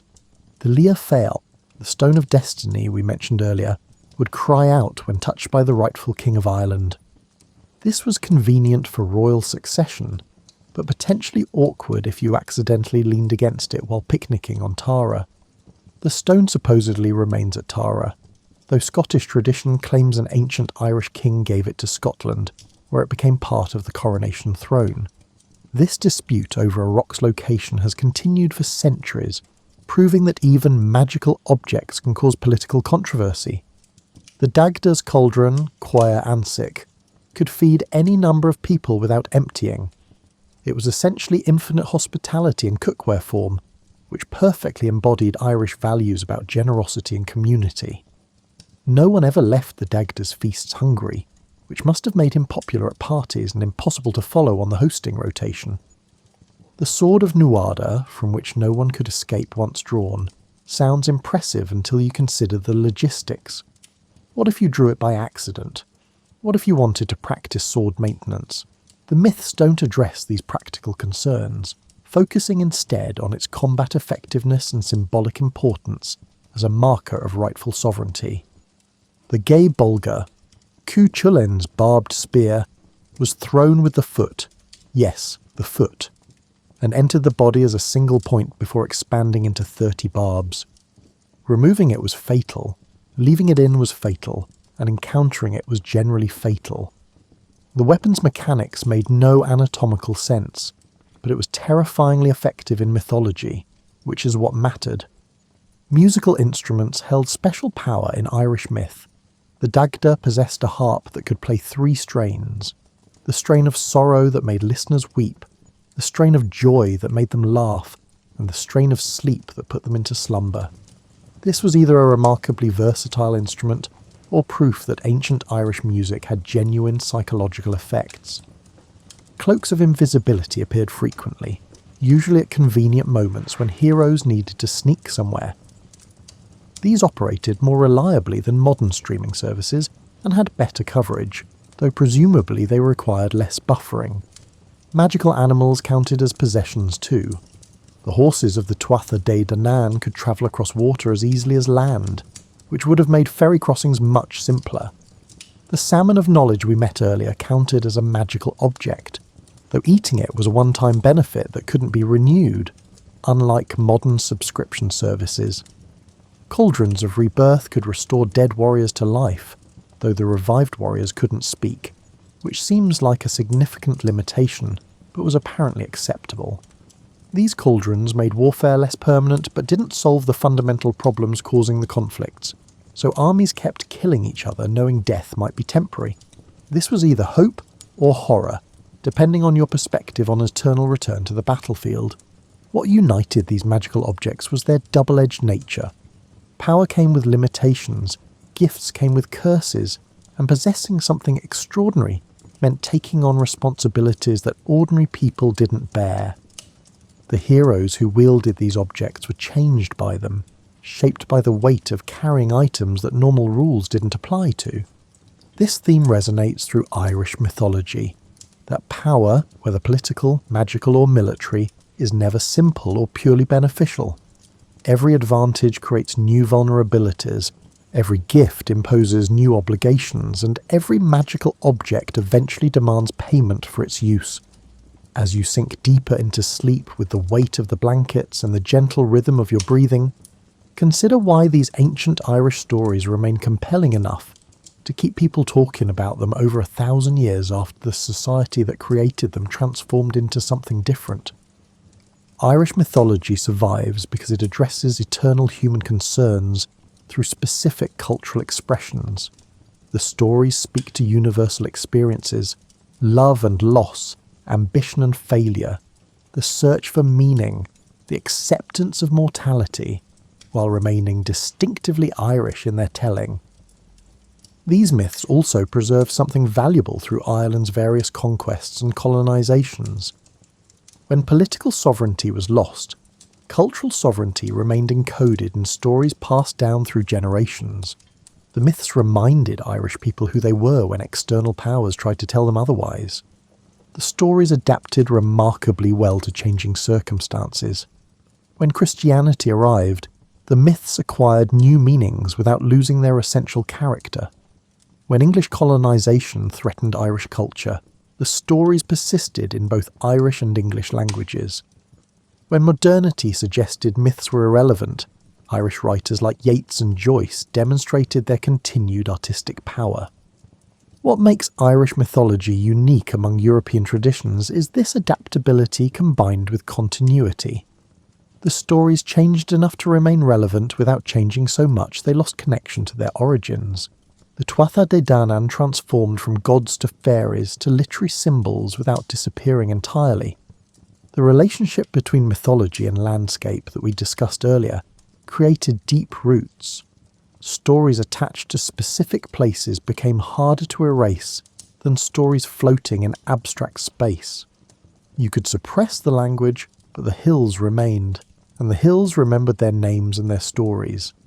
Irish mythology also offered something that more austere religious traditions sometimes lacked: a sense of play, of cosmic humour, of gods and heroes who made mistakes and learned from them. The sacred and profane mixed freely. The profound and ridiculous coexisted comfortably, and dignity could survive embarrassment. These weren't stories about perfection or absolute moral clarity.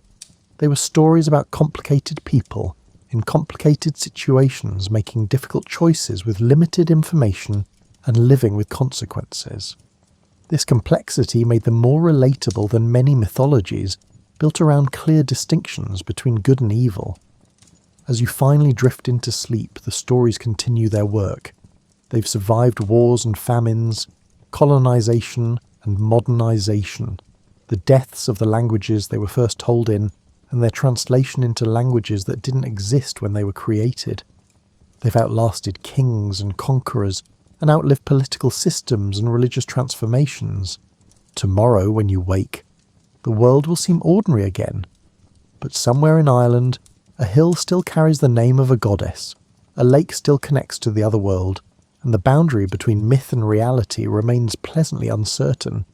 The stories wait patiently, as they have for millennia, ready to transport anyone who listens back to that time, when gods walked the land and the impossible happened with comfortable regularity. Sleep well, knowing that you're connected to a tradition of storytelling that stretches back into the mists of time, when history and mythology were the same thing, and the world was young enough to still believe in magic. Picture this. You're settling in for the night, maybe with a warm cup of something comforting, and someone asks you to imagine ancient Italy. Not the Italy of pasta and espresso, though wouldn't that be nice? But a wild, untamed place where every hill might hide a god having a particularly dramatic day. Our story begins with Mars, the god of war, who apparently had nothing better to do than fall head over sandals for a young woman named Rhea Silvia. Now, Rhea wasn't just anyone, she was a Vestal virgin, which meant she'd taken a sacred vow to stay single and tend the eternal flame in the temple. Imagine it as the most stringent employment agreement in the ancient world, where violating it could result in death rather than mere termination. But gods, as you've probably noticed if you've ever read mythology, aren't particularly good at respecting human rules. Mars swept down from his celestial perch like a divine hurricane, and before you could say, workplace harassment complaint, Rhea found herself pregnant with twins. The event created what ancient Romans might have called a situation, though they probably used more colourful language. King Romulus, Rhea's uncle and the current ruler, was understandably pleased. He'd already stolen the throne from his brother and wasn't keen on potential heirs popping up to complicate his retirement plans. When the twins were born, two healthy boys who would someday be called Romulus and Remus, Romulus made the kind of executive decision that makes modern corporate restructuring look gentle. He ordered the babies to be thrown into the Tiber River. Now, if this were a modern story, we'd call Child Protective Services, but the setting was ancient Rome, where rivers were apparently considered acceptable babysitters, and wolves had better parenting skills than most humans. The servant tasked with this grim duty, let's call him reluctant middle management, placed the babies in a basket and set them afloat, probably hoping someone upriver would fish them out and wondering if his job description had always included infanticide. The Tiber, swollen with spring rains, carried the basket downstream like nature's own lazy river, except considerably less fun and with much higher stakes. You can imagine the babies bobbing along, probably thinking this wasn't quite the welcome to the world they'd been expecting, though at their age their concerns were likely limited to warmth, food, and dry diapers, none of which a river provides particularly well. The basket eventually washed ashore near the base of the Palatine Hill, in a spot where a fig tree cast dappled shadows on the muddy bank. This is the pivotal moment in our story, as it seems the gods were not yet done intervening. A she-wolf, probably out for her morning constitutional, discovered the crying infants and made a decision that would echo through history. Instead of seeing breakfast, she saw babies in need. This wolf, and you have to admire her maternal instincts, began nursing the twins as if they were her cubs. Picture this scene. Two human babies being raised by a wolf under a fig tree, like some sort of ancient daycare centre run by wildlife. It's the kind of image that makes you wonder if maybe we've been overthinking childcare all these centuries. The twins thrived under their unconventional upbringing, growing strong on wolf's milk and whatever else their adoptive mother could provide. They learned to crawl among the roots of the fig tree, to understand the language of the wild, and to see the world through eyes that knew no fear of beast or storm.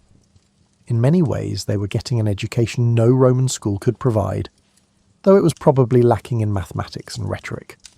This arrangement could have persisted indefinitely, establishing the world's first truly alternative family structure, but destiny had other intentions, as often happens in the best stories. Just when you think you know where things are heading, a shepherd appears over the hill, and everything changes once again. Faustulus was the kind of shepherd who paid attention to things that weren't strictly his concern, which is either admirable curiosity or professional nosiness, depending on your perspective. On this particular morning, as he guided his flock toward better grazing, he spotted something that made him stop dead in his tracks. And in the shepherd business, stopping when you should be moving usually means you've seen something worth investigating, or you're about to become something else's breakfast. What he saw was a she-wolf nursing two human babies under a fig tree, which even by ancient Roman standards was unusual enough to warrant a second look. Most people, finding themselves witness to such a scene, might have backed away slowly and reconsidered their breakfast choices. But Faustulus possessed that particular mixture of courage and poor judgment that drives people to adopt stray animals and investigate strange noises in the basement. He approached carefully, not because he was afraid of the wolf, mind you, but because interrupting a nursing mother of any species tends to end badly for all involved. The wolf, perhaps sensing that her unconventional childcare arrangement was about to be discovered, looked up at Faustulus with the kind of steady gaze that suggested she was evaluating whether he represented help or hindrance. What happened next depends on which version of the story you prefer. Some say the wolf simply walked away, her duty done, like a divine babysitter whose shift had ended. Others claim she adopted Faustulus too, which would have made for interesting dinner conversations.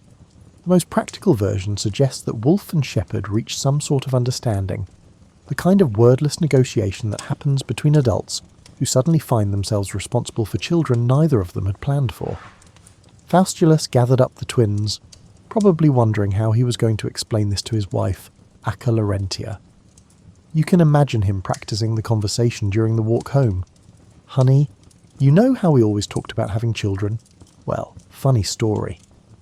Most wives might have questions about babies appearing out of nowhere, but Acca, bless her practical heart, took one look at the healthy, wolf-raised infants and apparently decided that origin stories were less important than diaper duty.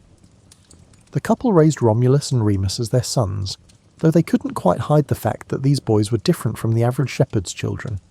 For one thing, they grew like weeds in a rainy season. Tall, strong, and seemingly immune to the normal childhood ailments that kept other parents up at night. For another, they displayed a natural confidence that suggested they'd never learned to be afraid of anything, which was either inspiring or concerning, depending on your parenting philosophy.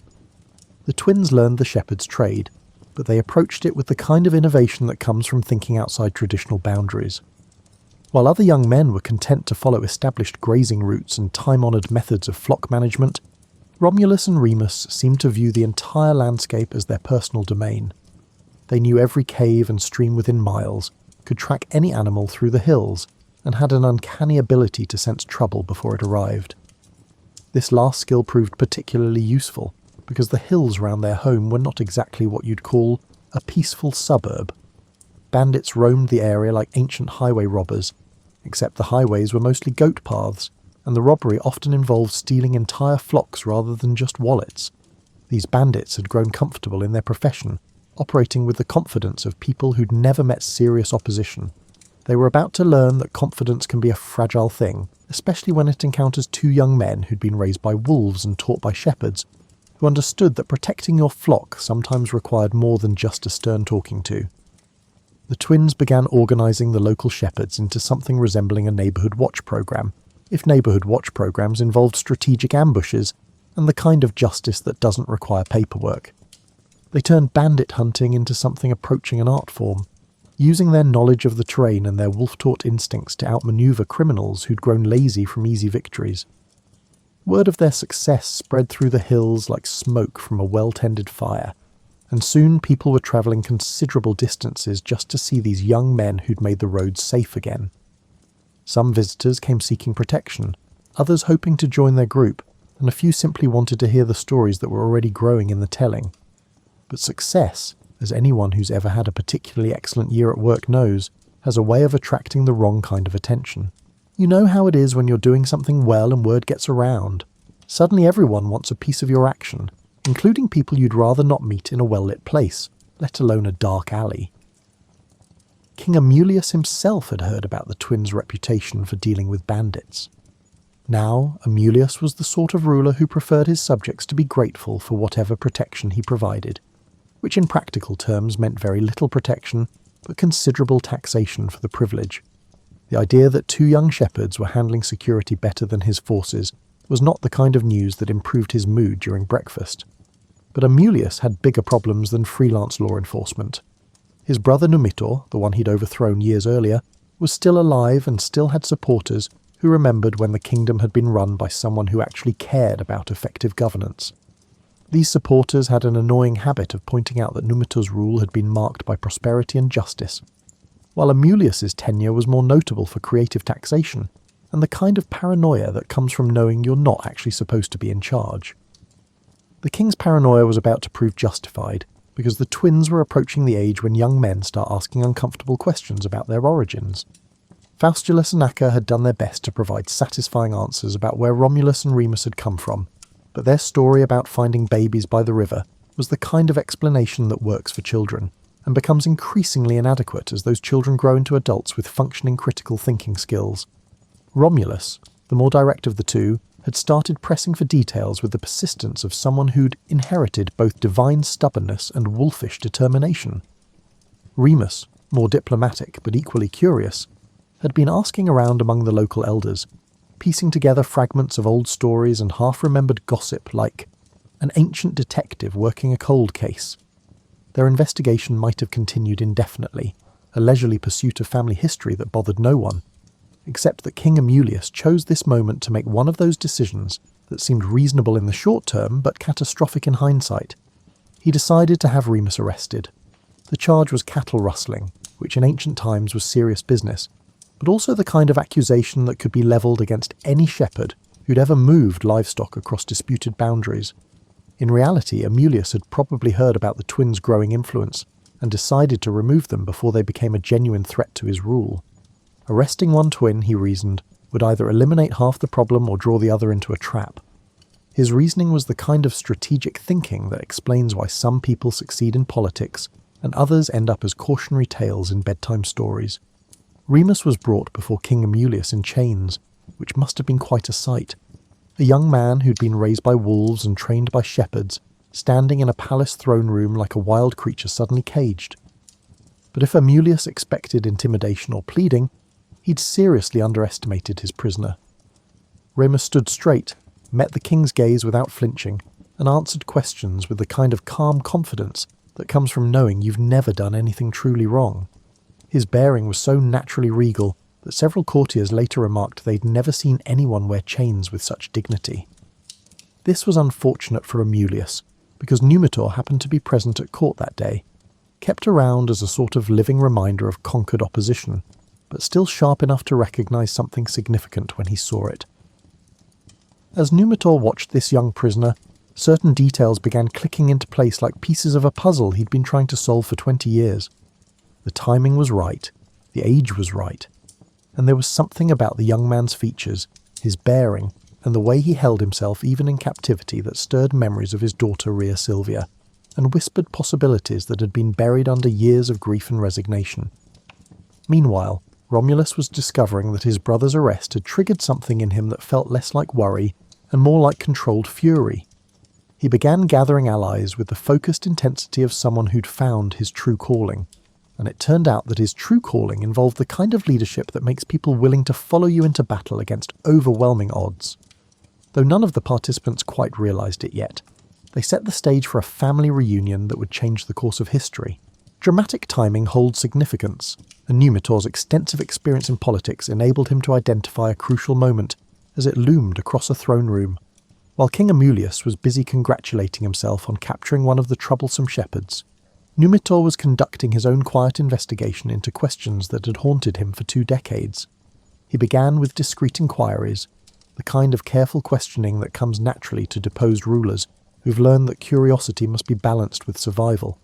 He spoke with servants who remembered the night his grandsons had been taken, guards who recalled the orders they'd been given, and even tracked down the man who'd been commanded to drown the babies in the Tiber.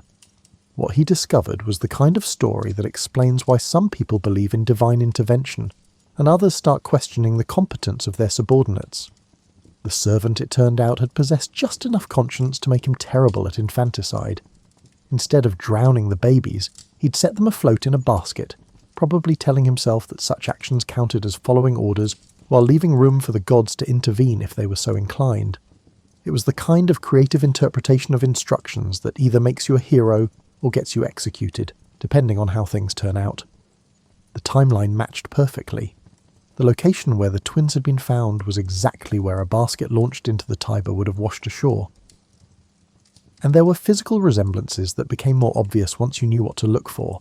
The set of the jaw, the way they carried themselves, certain gestures that echoed his murdered daughter. Numitor arranged a private meeting with Remus, using the kind of political manoeuvring that keeps deposed kings alive long enough to see their kingdoms restored. What passed between them in that conversation was probably one of those moments that feels like destiny clicking into place. A young man learning he was descended from gods and kings, and an old man discovering that his family line hadn't ended in the Tiber after all. However, understanding one's identity and taking action to change it present entirely different challenges. Remus was still in chains, Amulius still held the throne, and Romulus was somewhere in the hills gathering what amounted to a shepherd's army. The situation called for the kind of careful planning that balances justice with practical politics, except that none of the people involved were particularly known for their patience.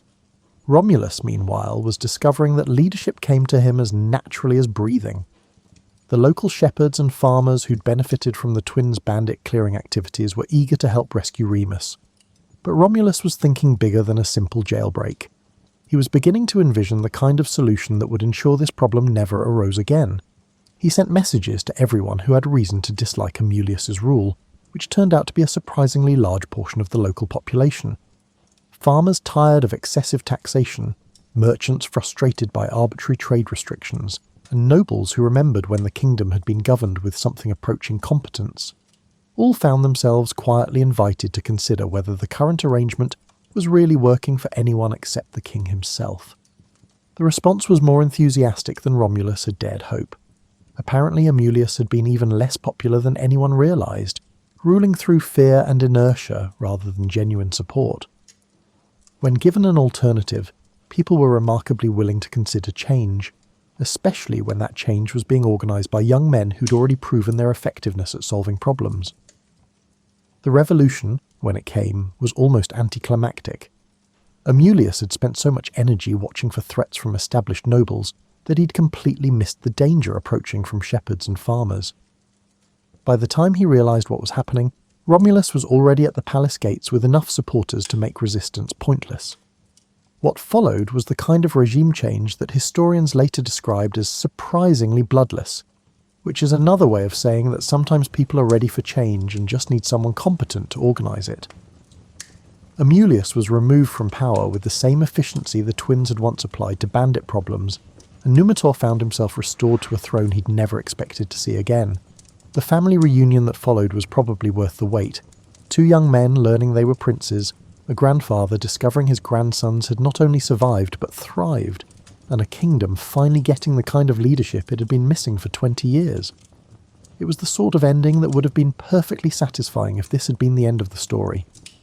But this was really just the beginning. You might think that overthrowing a tyrant and restoring a beloved king would be the kind of achievement that leads to comfortable retirement and grateful citizens building statues in your honour, and for most people that would probably be enough excitement for one lifetime. But Romulus and Remus had been raised by wolves and trained by shepherds, who understood that standing still in dangerous territory is usually a mistake. The problem was that success had given them a taste for leadership, and leadership, once you've experienced it, tends to be addictive in the way that solving puzzles becomes compulsive for people who are good at it. They discovered they had a talent for organising people, settling disputes, and turning chaotic situations into functional communities. It was deeply satisfying work, the kind that makes you wonder what else you might accomplish with the right resources and enough time. But Numitor's kingdom, while grateful for their help, was already well established with its traditions, hierarchies, and ways of doing things. The twins found themselves in the position of successful consultants who'd completed their project and weren't quite sure what to do with themselves next. They were too young to settle into comfortable advisory roles, and too ambitious to be satisfied with the relatively quiet life of reformed princes. The solution, when it came to them, was both obvious and audacious. They would found their city. They aimed to establish a genuine city that had the potential to grow into something significant, not just a small settlement or an expanded village. It was the kind of project that appeals to people who've never been taught that certain things are impossible, which is either the advantage of a wolf-raised education or evidence that some kinds of ignorance are actually useful. They gathered their most loyal followers, the shepherds and farmers who'd supported their revolution, young men eager for adventure, and anyone else who found the idea of building something new more appealing than maintaining something old. It was the sort of group that forms naturally around ambitious projects, part idealists, part opportunists, and part people who simply couldn't imagine doing anything else.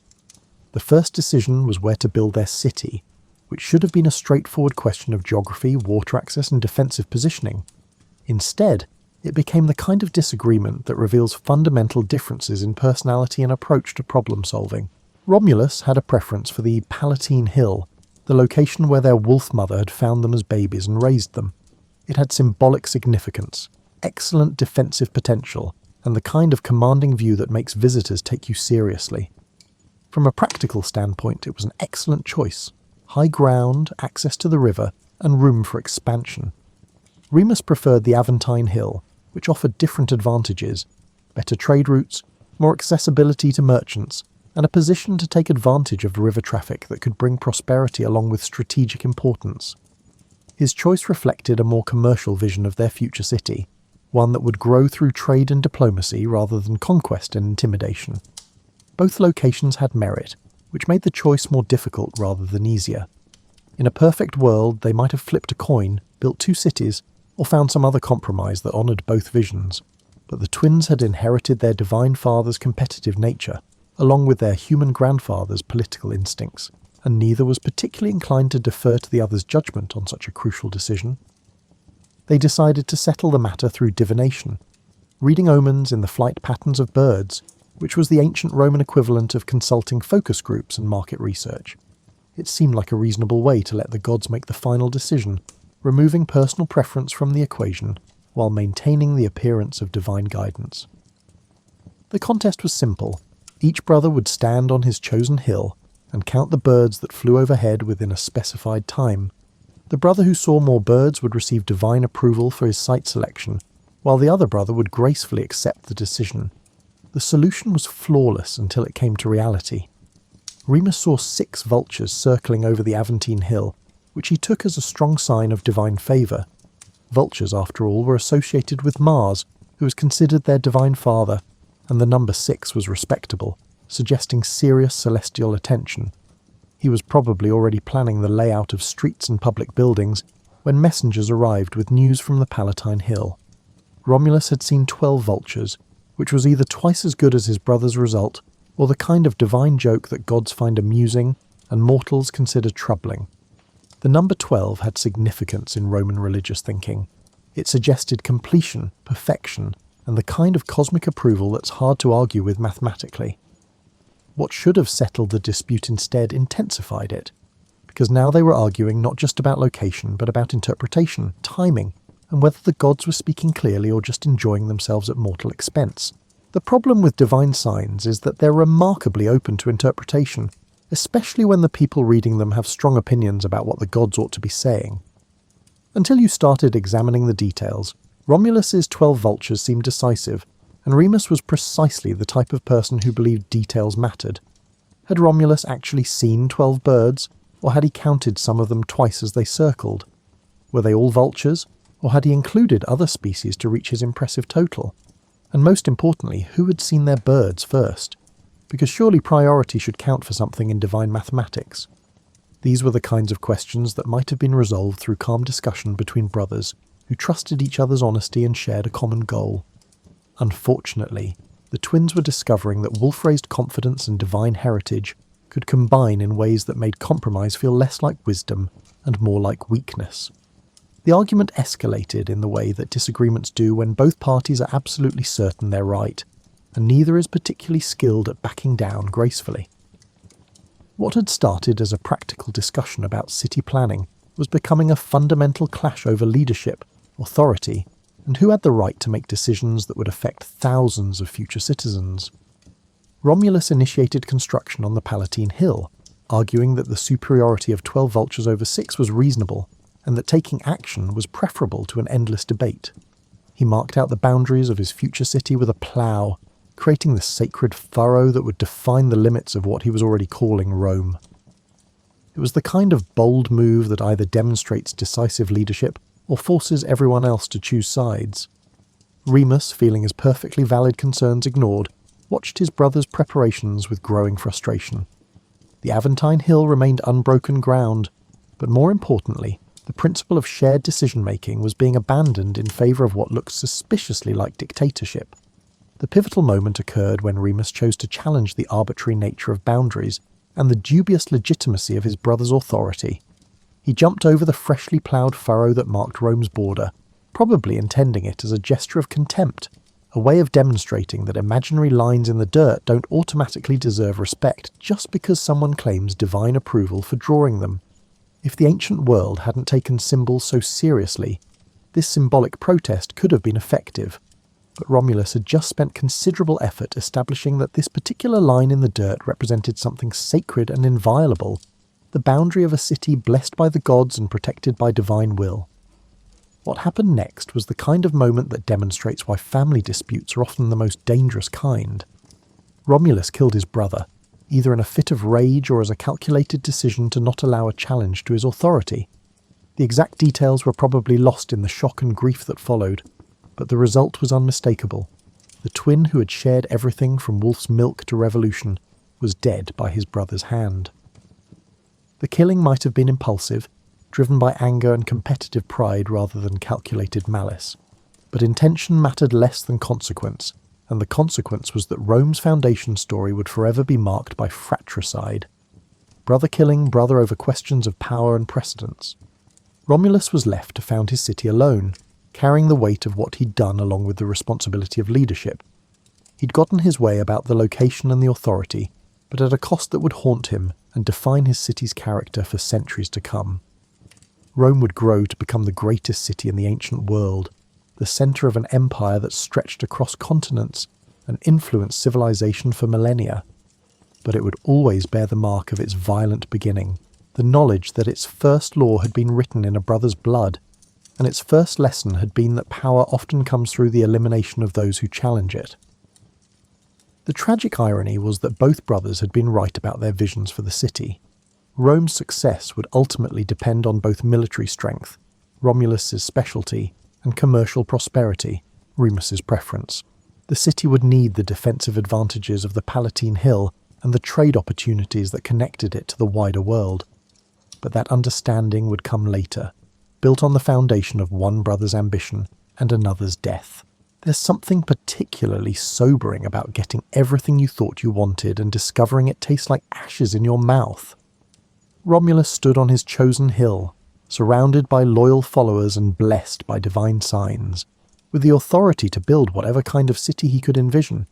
He should have been triumphant. Instead, he was learning that some victories cost more than defeat ever could. The city that rose on the Palatine Hill grew with remarkable speed, as if Romulus was trying to build something large enough to contain his grief, or impressive enough to justify what he'd done to achieve it. His followers worked with the zeal of those who knew they were part of something historic, but also with the quiet efficiency of those who'd seen their leader's decisiveness and didn't want to test his patience. Rome attracted people the way successful projects always do: refugees seeking safety, traders drawn by opportunity, young men looking for adventure, and families hoping for a fresh start in a place that wasn't burdened by old grudges and established hierarchies. Romulus welcomed them all with the kind of inclusive policies that suggested he'd learned something from his brother's vision of a commercially successful city. But the rapid growth created new problems that required the kind of pragmatic solutions that don't appear in heroic songs or romantic histories. Most of the early settlers were men, which meant Rome had a promising economic future, but a questionable demographic one. You can't build a lasting civilization without families, and you can't have families without women willing to participate in the project. Romulus approached this challenge with the same systematic thinking he'd applied to bandit elimination and political revolution. He organised festivals and trade gatherings, invited neighbouring communities to participate in religious ceremonies, and generally did everything possible to create opportunities for social interaction between Rome's male-heavy population and the daughters of nearby settlements. The results were mixed. Some marriages occurred naturally through these events, creating the kind of alliances that strengthened Rome's position while addressing its population concerns. However, many neighbouring communities continued to harbour suspicions towards this rapidly expanding city due to its reputation for drawing individuals who could be described as adventurous and, less charitably, as fugitives seeking justice elsewhere. The solution Romulus eventually implemented was the kind of strategy that works in the short term, while creating long-term complications that future generations have to manage. During a particularly well-attended festival, Roman men systematically abducted women from the visiting Sabine tribe. Not random violence, but organised recruitment that Rome's leaders presented as emergency matrimony, rather than kidnapping. This event, known to history as the Rape of the Sabine Women, was probably less brutal than the name suggests, but more coercive than modern sensibilities would tolerate. The Roman version emphasised that the women were treated with respect, offered genuine marriages rather than temporary arrangements, and given the opportunity to become founding mothers of a great city rather than just wives in traditional communities. Whether the Sabine women saw it that way is a question that ancient historians didn't spend much time exploring, but the practical result was that Rome acquired both the population base it needed for long-term stability and a war with the Sabine tribe that tested every military and diplomatic skill Romulus had developed. The conflict that followed demonstrated that Romulus had learned more from his grandfather Numitor than just how to overthrow tyrants. He fought when fighting was necessary, but also negotiated when negotiation offered better outcomes. Eventually the war ended not with conquest, but with integration. The Sabiners joining Rome as equal partners rather than defeated enemies, their king Titus Tatius ruling jointly with Romulus, in an arrangement that doubled the city's population and political complexity. This integration was probably the kind of outcome that Remus would have approved of. Growth through inclusion rather than just conquest. Prosperity through cooperation rather than simple domination. It suggested that Romulus had, in his own way, found room for his brother's vision within the city he'd built alone. The years that followed were marked by the kind of steady development that historians find less dramatic than wars and revolutions, but which actually determines whether civilizations thrive or merely survive. Rome grew into a genuine city with laws, institutions, and the kind of civic culture that attracts visitors and inspires imitators. It became the kind of place where people chose to live rather than just the place where they happened to end up. Romulus ruled for nearly 4 decades, long enough to see his experimental city become an established regional power.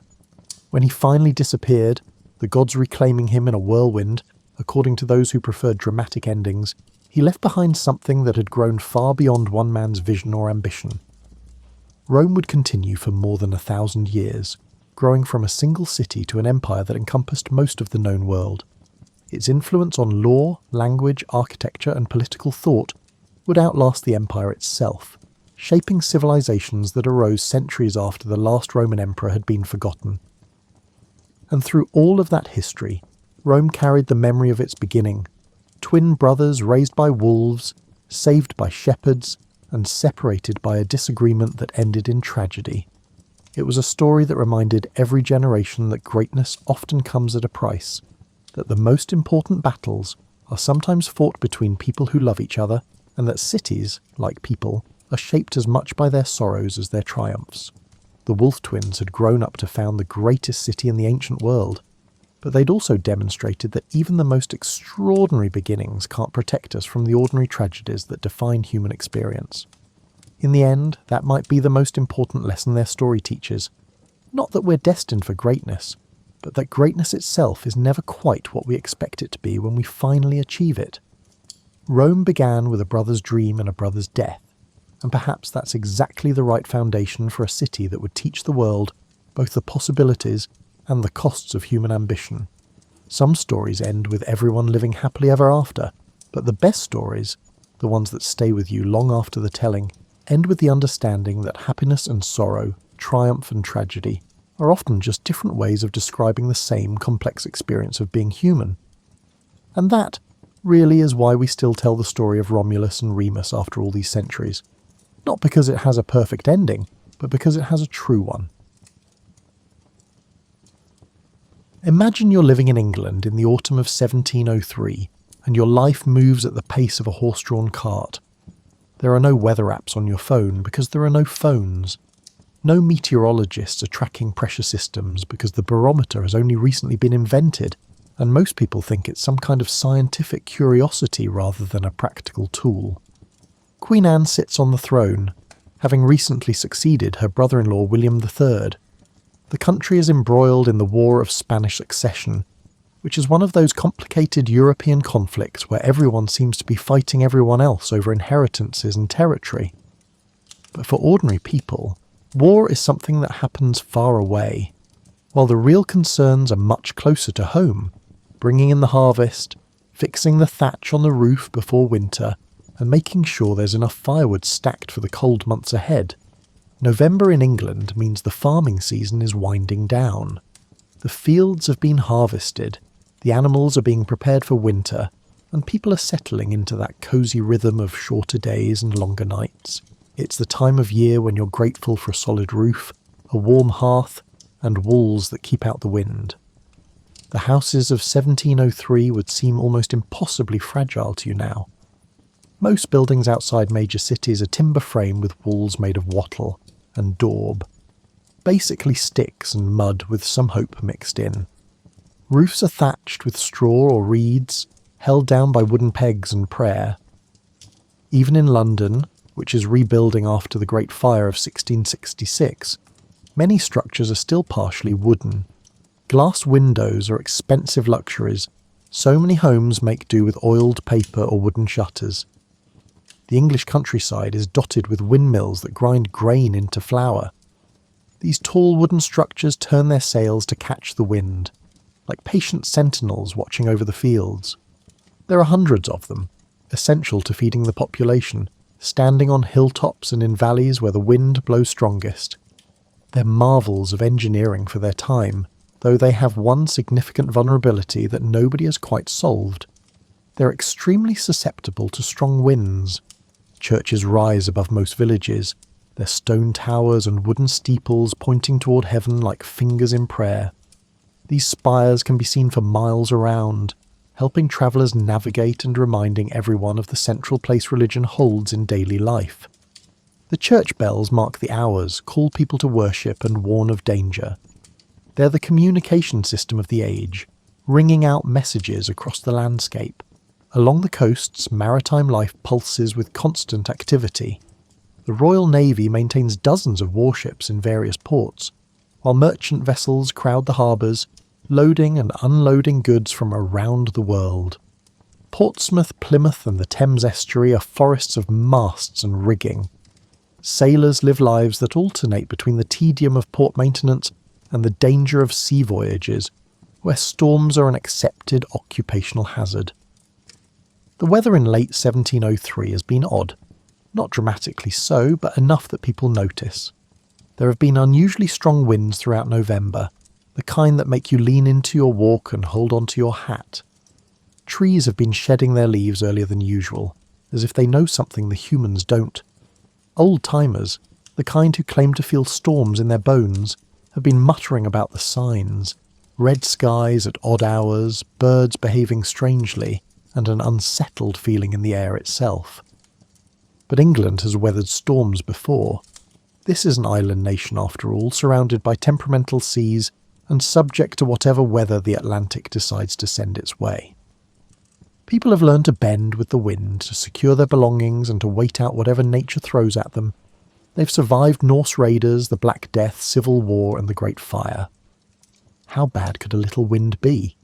This sense of resilient confidence, this very British attitude of muddling through, is about to be tested in ways no one can imagine. Because the storm that's gathering out in the Atlantic isn't a normal autumn gale, is not even an exceptional storm by the usual standards. It's something else entirely. A meteorological monster that will make weather history and haunt European consciousness for generations. The last week of November 1703 feels like nature is taking a deep breath before screaming. You step outside on November 24th, and the air has that peculiar quality that makes the hair on your arms stand up. It's not just cold, it's charged, electric, as if the atmosphere itself is holding tension like a drawn bowstring. The sky takes on colours that don't appear in normal weather. There are brassy yellows near the horizon, deep purples in the clouds, and that particular shade of green that experienced sailors know means trouble. The clouds themselves seem to be moving in several directions at once. Low scud racing across the sky, while higher formations lumber along at different angles. It's like watching a badly choreographed dance, where none of the performers can agree on the music. Birds are acting strangely, and if you were the noticing type, this would concern you. Seagulls, those perpetual optimists of the avian world, have moved inland en masse. Crows gather in unusual numbers, making a racket that sounds almost like warnings. Even the farm animals seem unsettled. Horses stamp and whinny in their stables, cows refuse to go into their barns, and dogs pace nervously, whining at their owners. The barometer, in the few places where such newfangled instruments exist, is doing something unprecedented. It's falling, but not in the gradual way that suggests an approaching storm. It's plummeting like a stone dropped in water, faster than anyone has seen before. Daniel Defoe, who will later document this storm in extraordinary detail, owns one of these instruments. He watches it drop and wonders if perhaps the device is broken. Surely the air pressure can't actually be falling this rapidly. November 26th dawns with an eerie calm. The wind that has been bothering people for weeks has died down to almost nothing. The air feels heavy, thick, like trying to breathe through a damp wool blanket. This is the kind of stillness that precedes something significant, though most people interpret it as a relief. Finally, they think, the winds have stopped. Perhaps they can get some repairs done, secure their properties properly, and maybe even sleep without the constant whistling and rattling. But seasoned sailors and shepherds, people whose lives depend on reading weather, know better. This isn't peaceful calm. This is nature pausing for effect, like a storyteller taking a breath before the climax. The old maritime saying comes to mind, calm before the storm, though in this case, storm is going to prove a grossly inadequate word for what's approaching. By the evening of November 26th, the wind returns, but it's different now. It's no longer the blustery autumn breeze people have grown accustomed to. It's purposeful, building with an almost conscious intent, like something that has decided to stop playing around and get serious. The sound changes too, from the familiar whistle and moan to a deeper, more ominous roar that seems to come from everywhere at once. People begin their evening preparations with growing uneasiness. You secure your shutters, bring in anything from the yard that might blow away, and double-check that the animals are safely housed. In coastal towns, sailors look at their moored vessels with worried expressions, wondering if the ropes and chains will hold. Ship captains who can put out additional anchors and say prayers to whatever saints specialise in maritime protection. As darkness falls on November 26th, the wind continues to build. It's no longer just moving air, it's becoming a physical presence, something you can lean against, something that pushes back. The sound grows from a roar to something that resembles continuous thunder, a bass note that you feel in your chest as much as hear with your ears. Inside homes across southern England, families gather close to their fires, trying to ignore the increasingly alarming noises from outside. Shutters begin to rattle despite being latched. The wind finds every gap in the walls, every crack around doors and windows, creating whistling harmonics that would sound almost musical if they weren't so unsettling. Thatch roofs start to lift and settle, like the building itself is breathing heavily. Around midnight, the storm stops building and simply arrives in its full fury. It's as if someone has flipped a switch from very bad weather to apocalyptic nightmare. The wind doesn't just blow anymore, it hammers, it screams, it attacks. The sound becomes so overwhelming that it's almost impossible to think clearly. Imagine standing next to a jet engine and you're getting close to the volume and intensity of what people are experiencing. And here's the thing that makes this storm so strange, so different from normal tempests. It's not coming from a single direction. The wind seems to swirl and eddy, attacking from multiple angles simultaneously. This isn't a weather pattern people understand. Storms have directions, they have fronts, and they move in predictable ways. This storm seems to be everywhere at once, a circular fury that defies normal meteorological behaviour. What nobody realises yet, because the science doesn't exist to understand it, is that they're experiencing something exceptionally rare. A bomb cyclone, what modern meteorologists call explosive cyclogenesis. The atmospheric pressure is dropping so rapidly that the storm is intensifying at a rate that occurs perhaps once or twice a century. The rotating winds are reaching speeds that won't be scientifically measured for another 150 years, when someone invents proper instruments for such things. As the night of November 26th deepens into the early hours of November 27th, everyone in southern England is about to experience the longest, most terrifying night of their lives. And the truly horrifying part, the storm is still intensifying. Picture yourself huddled in a stone cottage somewhere in Kent as the clock approaches 2 a.m. on November 27th. The fire in your hearth is being sucked up the chimney by the incredible draft, sending sparks and smoke into the room. Every few seconds, the entire building shudders as if being struck by a giant's fist. The noise is beyond description. Imagine a freight train, a waterfall, and continuous thunder all happening at once, and you're still not quite there. The thatch roof above your head is now lifting in sections. You can actually see it moving and feel the sudden drafts of freezing air as gaps appear, and then close again. Bits of straw are falling into the room like strange snow. You're making calculations about whether it's safer to stay inside a building that might collapse, or venture outside into wind that could literally knock you off your feet and blow you across the countryside. Across southern England, roofs are now leaving buildings entirely. Not being damaged, leaving. Whole thatched roofs lift off like birds taking flight, sailing through the air in one piece before disintegrating into golden clouds of straw that scatter across the landscape. Tiles and slates become projectiles, flying through the air with enough force to embed themselves in walls or, tragically, in anything living that happens to be in their path. The windmills that have stood sentinel over the countryside are experiencing catastrophic failures.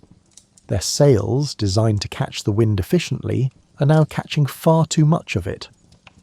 Unable to be shut down or furled fast enough, the mills begin spinning at impossible speeds.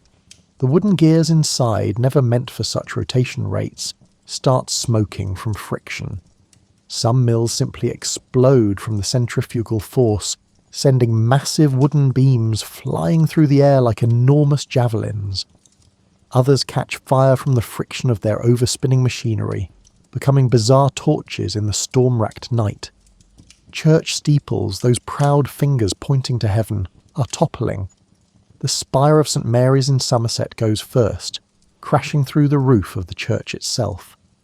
Then dozens more across the south follow suit, their lead-covered wooden frames no match for winds that are essentially trying to tear England apart. Each falling steeple makes a sound like a forest tree being felled, a groaning crack followed by an enormous crash. For deeply religious people, seeing churches destroyed feels especially ominous. If God's houses aren't safe, what hope do ordinary buildings have? In London, the scene is apocalyptic. The city, still recovering from the Great Fire of 1666, is being battered by winds that are methodically undoing decades of reconstruction. Roof tiles fly through the streets like deadly frisbees. Chimneys topple, sending bricks raining down onto cobblestones below. Anyone foolish or desperate enough to be outside quickly realises their mistake, as the wind shoves them against walls, or literally lifts them off their feet. The Thames is behaving in ways nobody has seen before. The wind is so powerful that it's actually pushing water upstream, reversing the river's flow. Waves are forming on the river's surface. Waves on a river in central London. Barges and small boats moored at the docks are being tossed like bath toys, breaking their moorings and crashing into each other or smashing against the embankments. Daniel Defoe, future author of Robinson Crusoe but currently a somewhat controversial political writer, is in his London home watching what he describes as tiles flying past his windows like autumn leaves. He's making mental notes for what will become the world's first real investigative journalism piece about a natural disaster. Between flinching at each new crash and bang, he's already planning how to document this night for posterity. But the truly catastrophic scenes are playing out along the coast and at sea. At the Eddystone Lighthouse, perched on rocks 14 miles off the coast of Plymouth, the situation is beyond desperate. This is the first lighthouse ever built on these treacherous rocks, completed just 5 years earlier. It's a wooden structure, which seems insane now, but was considered reasonable engineering at the time. The lighthouse keeper, Henry Winstanley, is actually at the lighthouse, having gone out to perform repairs just days before.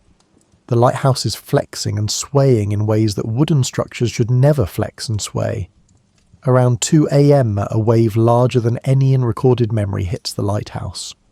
When dawn eventually comes, the lighthouse is simply gone, vanished as completely as if it never existed.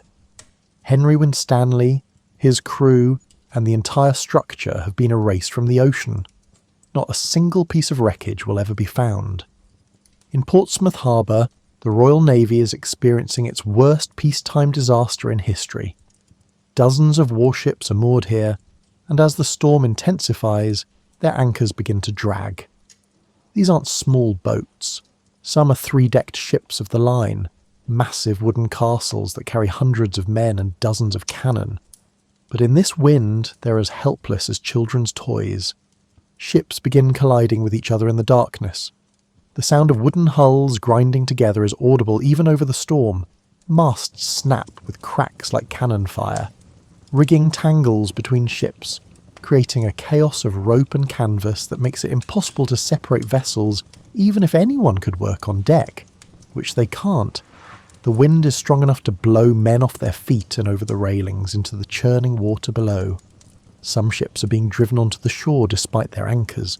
The HMS Association, a 90-gun ship of the line, drags her anchors and grounds near the Isle of Wight. The HMS Restoration snaps her anchor cables and is driven onto the mudflats where she'll eventually sink. All across the southern coast from Bristol to Kent, ships are meeting similar fates. Merchant vessels, fishing boats, and naval ships are all equally helpless before the storm's fury. The human cost at sea is staggering. Sailors who have survived battles, storms, and years of hard service are drowning within sight of their home ports. Some are trapped below decks in ships that are flooding. Others are washed overboard into water so violent that rescue is impossible, even if anyone could mount an attempt, which they can't. The Navy alone will lose over 1,000 men this night, more than most naval battles of the era. Inland, trees that have stood for centuries are falling by the thousands. Ancient oaks that were already old when Shakespeare was born topple like dominoes. Entire forests are being flattened, creating lunar landscapes of fallen timber that will take decades to clear. The new forest loses an estimated 4,000 ancient trees in a single night. Deer, foxes, badgers, and birds that depend on these trees are being crushed or left homeless. Agricultural damage is catastrophic. Barns and storage buildings collapse, crushing livestock and destroying the winter food supplies that farming families depend on. Haystacks that represent months of labour scatter across the countryside. Sheep and cattle, terrified by the noise and unable to find shelter, huddle in fields where some are actually blown over and killed by the force of the wind. A detail so bizarre that people will initially refuse to believe the reports. As the storm rages through the early hours of November 27th, people huddle in whatever shelter they can find, listening to their world being torn apart. Every crash, every splintering sound, every moment when the wind seems to increase impossibly beyond what it already was, it all contributes to a growing certainty that this isn't a normal storm. This is something unprecedented, something that's revealing just how fragile human civilization really is when nature decides to stop being cooperative. And still, remarkably, the storm continues to intensify. Let's focus on individual moments within this catastrophic night, because statistics and general descriptions can't quite capture what it means to live through something like this. These are the human stories, the small dramas playing out across southern England while the great drama of the storm rages on. In a small village in Sussex, a family of 7 huddles in their cottage as the walls begin to crack. The father, a farmer named Thomas, has moved everyone into the oldest part of the house, the stone section that his grandfather built 60 years ago. The newer timber-framed rooms are already showing alarming signs of stress, with beams visibly shifting and walls leaning. Around 3 a.m. the decision makes itself. With a sound like 1,000 trees breaking at once, the timber section of their home simply disintegrates. One moment it's there, the next it's gone, scattered across the countryside in 1,000,000 pieces. The family packed into the stone room survives because of a building decision made 2 generations earlier by a careful craftsman who mixed his mortar properly and chose good stone. In the morning they'll walk out to find that everything they owned except what's in this one room is gone, spread across 3 counties. Meanwhile, in Bristol, a midwife named Eleanor is facing an impossible decision. A woman has gone into labour and complications mean Eleanor needs to reach her quickly. But going outside in this storm is madness. The streets are rivers of flying debris, and the wind is strong enough to make walking nearly impossible. Eleanor looks at the storm, looks at her bag of instruments and herbs, thinks about the woman and unborn child, and makes the choice. She wraps herself in every piece of heavy clothing she owns and sets out into the tempest. Her journey of less than half a mile takes over an hour.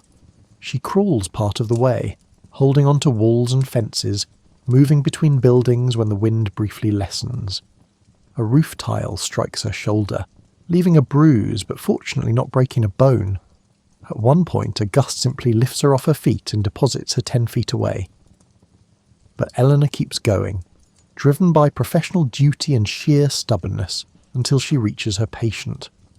The baby will be born healthy just after dawn, and Eleanor will later say that bringing life into the world during history's deadliest storm gave her a perspective on resilience that she never lost. Out at sea, the situation is a pure nightmare. On the HMS Mary, a fourth-rate ship with 50 guns, the crew has done everything right. Anchors are down, sails are furled, and hatches are battened. But the wind is so strong that the ship is dragging her anchors anyway, moving slowly but inexorably toward the rocky shore of the Isle of Wight. The captain knows what's coming. He can feel it through the ship's timbers, that subtle change in motion that tells an experienced seaman that his vessel is doomed. He can't save the ship, but perhaps he can save the crew. He orders everyone into the rigging, counterintuitive, but it gets them high above the deck before the ship grounds. When the Mary finally strikes the rocks around 4 a.m, the impact is so violent that it tears the bottom out of the hull. The ship floods in minutes, but most of the crew, clinging to the masts and yards, survive until dawn, when rescuers can reach them. Not everyone is so fortunate. The HMS Northumberland, a large merchant vessel pressed into Navy service, breaks free of her moorings in Portsmouth and is driven directly into the path of the HMS Mary. The two ships collide in the darkness with a grinding, splintering crash that can be heard on shore over the wind. The Northumberland's masts fall like trees, crushing men who have no time to escape. The ship begins taking on water immediately, and in the chaos and darkness, rescue is impossible. Of her crew of 200, fewer than 20 will see the dawn. In Kent, a shepherd named William has been caught away from home when the storm truly hit. He's taken shelter in a small stone hut used for storing tools, basically 4 walls and a solid roof, no windows and 1 door. It's cramped and cold, but it's stone and it's holding.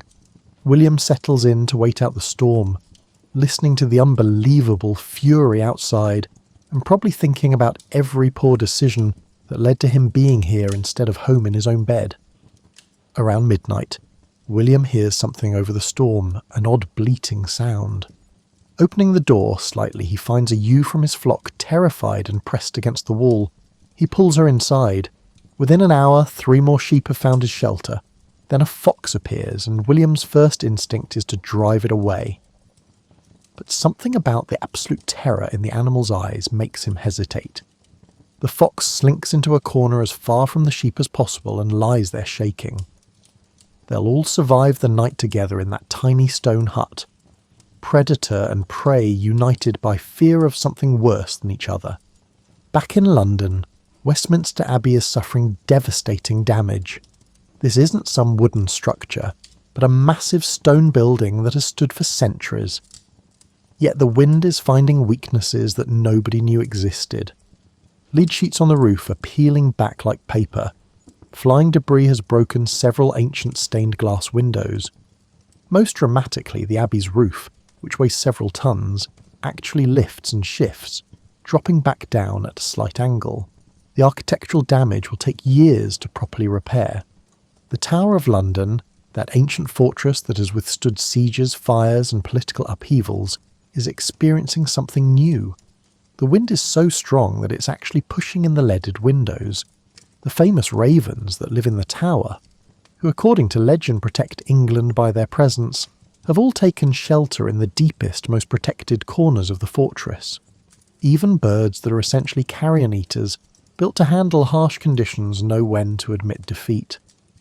In Portsmouth, A naval officer named Samuel Pepys, not the diarist but a distant relative, is trapped aboard his ship making impossible decisions.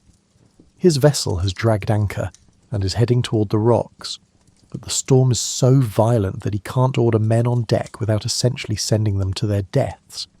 He watches 3 ships collide nearby, sees masts fall, and hears the screams of men going into the water.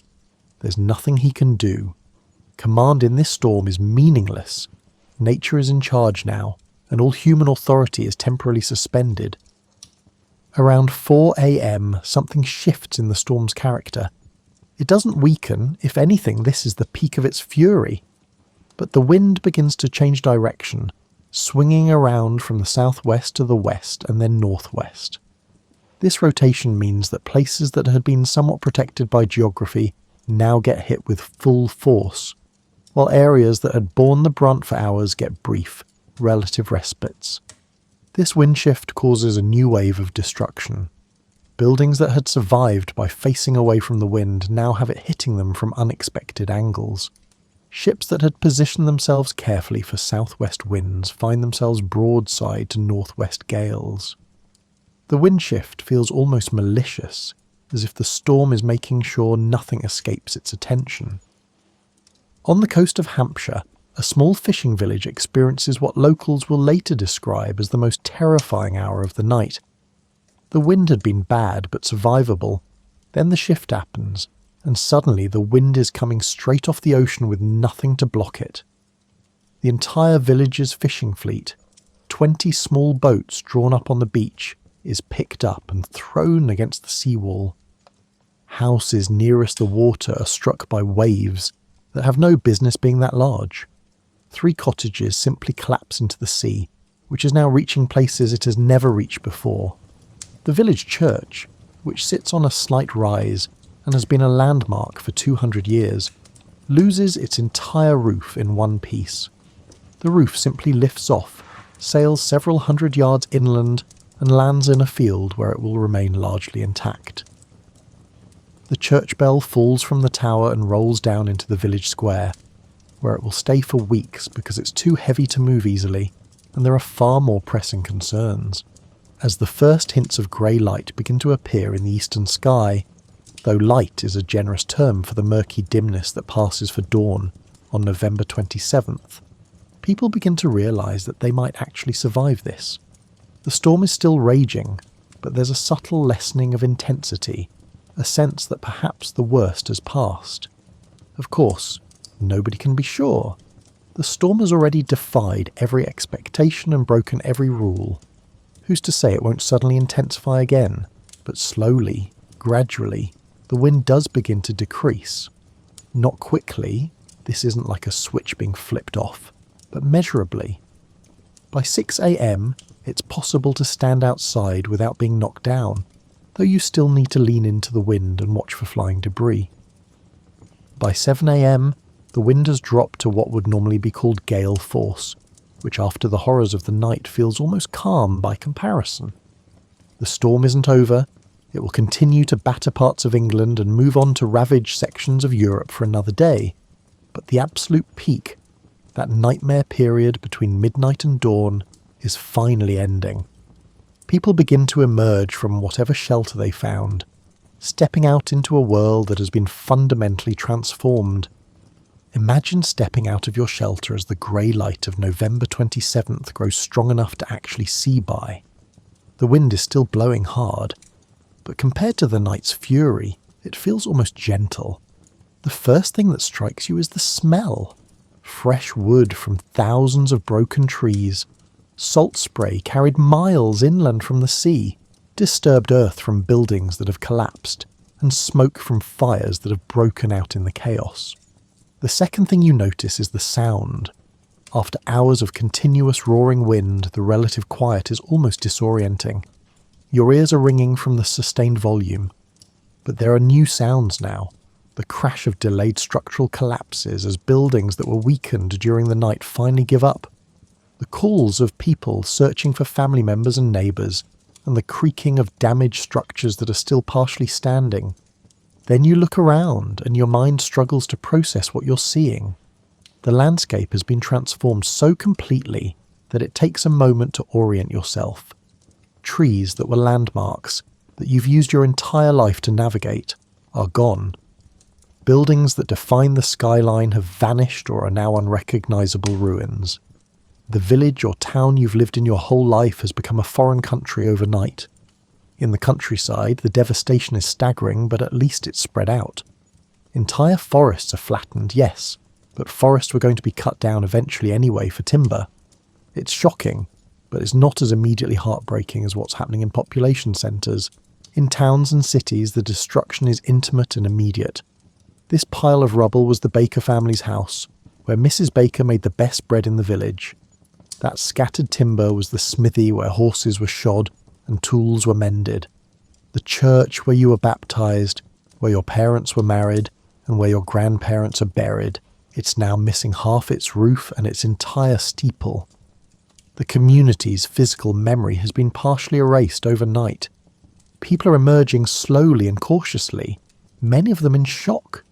You see a woman standing in front of where a house used to be, just standing there staring at the rubble, not moving, not speaking.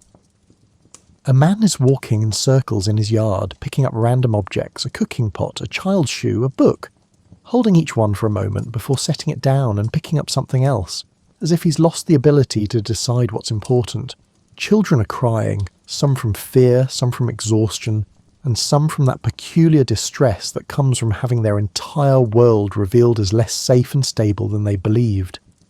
Dogs are barking frantically, trying to find their owners or protect property that no longer exists. Cats are nowhere to be seen. They've all hidden in whatever deep, dark places they could find and won't emerge for days. The death toll becomes apparent gradually. Someone finds a body under rubble here. Another is discovered in a collapsed building there. A family didn't make it out when their house collapsed. An elderly person, too frail to evacuate to stronger shelter, was crushed when a beam fell. The numbers start to accumulate, and with each discovery the community's shock deepens. In London, the scene is apocalyptic. Streets are impassable, blocked by fallen chimneys, collapsed walls, and debris. The lead merchant's warehouse near the Thames has collapsed, spilling thousands of sheets of lead roofing material into the streets. Tiles and bricks lie everywhere, mixed with broken glass, splintered wood, and scattered belongings from homes that no longer have roofs to protect their contents. Westminster Abbey looks like it's been hit by artillery. The roof damage is extensive, exposing the interior to the elements. Several pinnacles and decorative elements have fallen, smashing into the streets below. The clock tower has stopped working, its mechanism jammed by the building's structural shifts. The Queen will later be told that the damage to the Abbey alone will cost thousands of pounds to repair, a fortune in 1703 money. Daniel Defoe, having survived the night with his family, begins what will become the world's first systematic disaster investigation.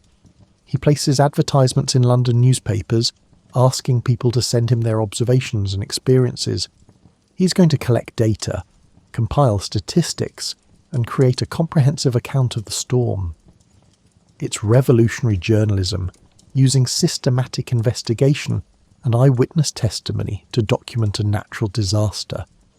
His eventual publication, The Storm, will become a historical document of immense value. Along the coast, the maritime disaster is beyond anything the Royal Navy has experienced in peacetime. Portsmouth Harbour looks like a battlefield. Ships are piled on top of each other, masts are broken and trailing in the water, and hulls are stove in and sinking. Bodies are washing up on shore, sailors who went into the water during the night and never made it out. The Eddystone Light, which stood as a symbol of human engineering triumphing over nature, has vanished completely. Search ships will eventually find the rocks where it stood, but not a single piece of the structure remains. Henry Winstanley, who designed and built the lighthouse, and who famously said he wanted to be inside it during the greatest storm to prove its strength, got his wish in the cruelest way possible. His confidence in his engineering has cost him everything. Merchant ships from around the world have been destroyed. A vessel from the East Indies carrying spices and silk worth a small fortune has sunk in the harbour. A ship from the Americas, loaded with tobacco and sugar, has been driven onto the rocks and broken apart. Insurance companies in London will face bankruptcy from the claims. The financial impact of the storm will ripple through the economy for years. The total ship losses are difficult to calculate initially because ships keep being found wrecked in unexpected places. The wind was strong enough to blow vessels miles from where they should have been. One merchant ship is found several miles inland, blown up a tidal creek and deposited in a farmer's field, like some bizarre sea monster that lost its way. It will stay there for years because moving it is impractical. Eventually, it will just rot in place, becoming a landmark and a reminder. Bishop's Palace in Wells, Somerset has lost most of its roof. Tiles that have protected this building for centuries are gone, scattered across the countryside. Rain is now falling into rooms that haven't been wet since they were built. Ancient manuscripts and documents are being hastily moved to try to save them from water damage. It will take months to make the palace weatherproof again. Canterbury Cathedral, one of the most important religious sites in England, has suffered damage to its Bell Harry Tower. Stonework that has stood since the 1400s has been weakened or destroyed. Lead sheets have been torn from the roof. The Archbishop will later calculate that the storm has done more damage to the cathedral than was inflicted during the entire Reformation. As people begin to assess the damage and start the overwhelming task of recovery, stories emerge that strain credibility. A woman in Kent claims that her chickens were blown 2 miles from her farm and landed alive but extremely confused in a neighbour's yard. A farmer insists that the wind was so strong it blew the fleece off several of his sheep. A claim that seems impossible until you see the sheep in question, partially sheared by wind and flying debris. Someone finds a haystack from Sussex sitting intact in a field in Kent, blown 20 miles from its original location. A weather vane from a church steeple in Hampshire is discovered embedded in a tree in Dorset, 40 miles away. These objects aren't just blown around, they're becoming projectiles that travel distances that seem to violate the laws of physics. The task of clearing the debris and beginning repairs is overwhelming. In every village, in every town, people are looking at months or years of work. Roofs need to be rebuilt, walls need to be repaired, and trees need to be cleared. And winter is coming. Damaged buildings need to be made weatherproof before the real cold arrives. There's a desperate urgency to the work, driven by the knowledge that another storm, even a normal one, could be catastrophic for buildings that are barely standing. Help begins to arrive from areas that were less affected. The northern counties, which experience strong winds but nothing like the destruction in the south, send workers and materials. The Queen opens the royal purse to help with repairs to churches and public buildings. Wealthy landowners organise relief efforts for their tenants. It's not enough. It can't be enough. But it's something. And in the aftermath of disaster, something is infinitely better than nothing.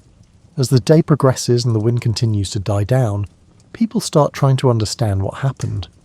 This is the beginning of a collective attempt to make sense of something that defies comprehension.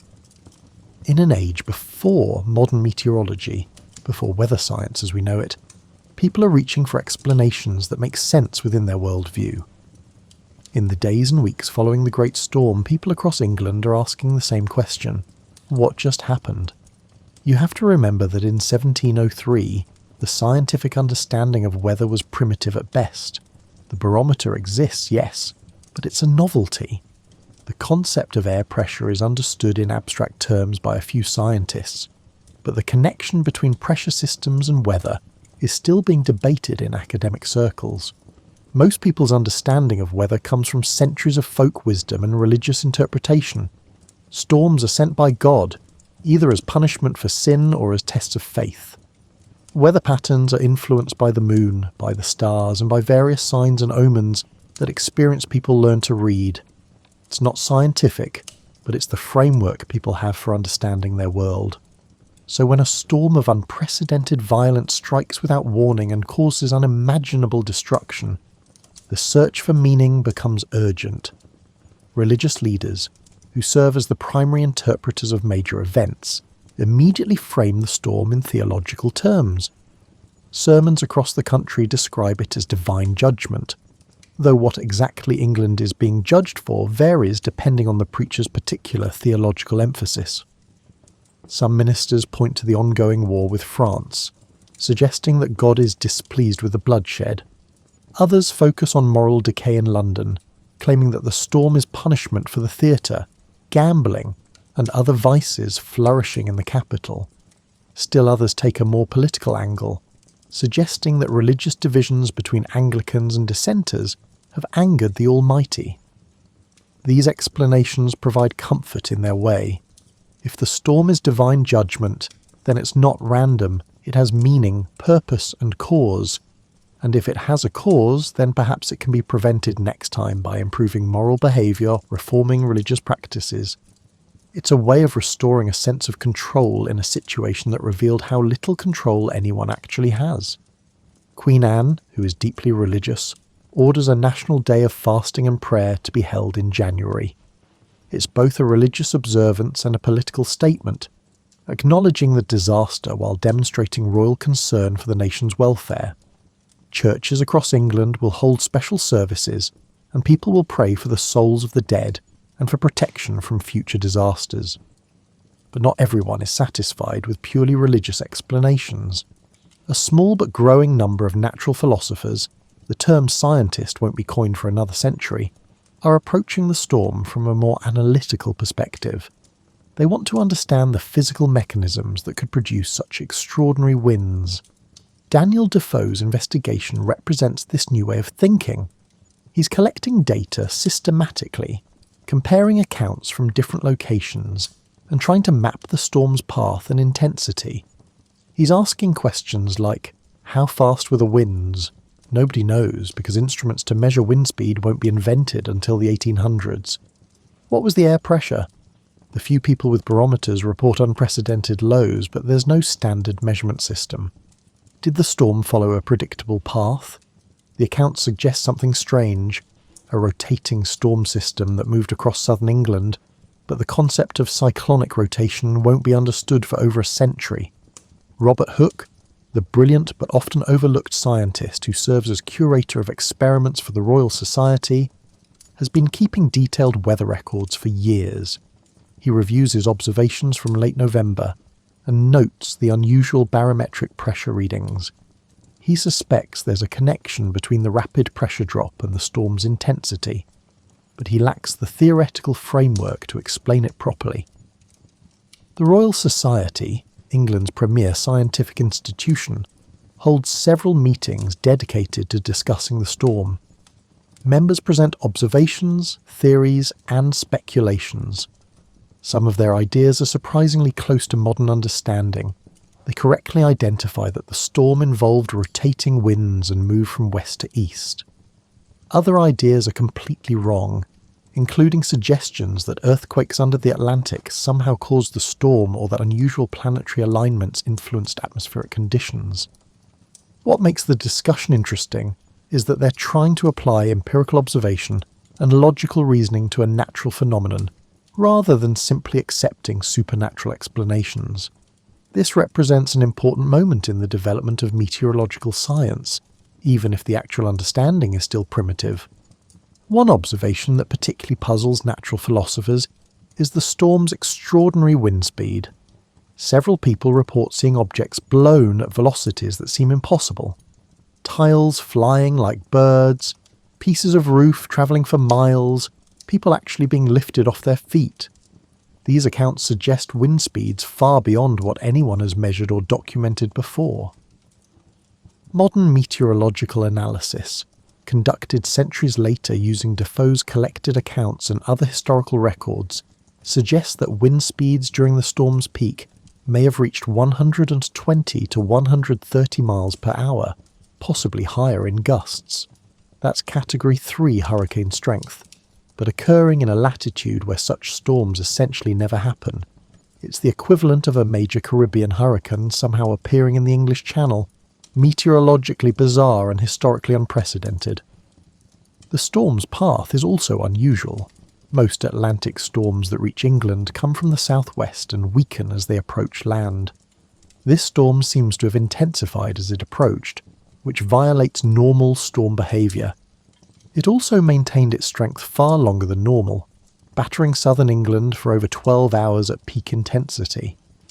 Everything about it is exceptional, anomalous, and wrong according to the typical patterns that experienced observers recognise. Agricultural communities are particularly concerned with understanding what happened, because they need to know if it could happen again. If this was a one-time divine judgment, that's one thing, but if it's a weather pattern that might recur, then building practices need to change, farming strategies need to adapt, and communities need to prepare differently for winter storms. The answer, frustratingly, is that nobody knows.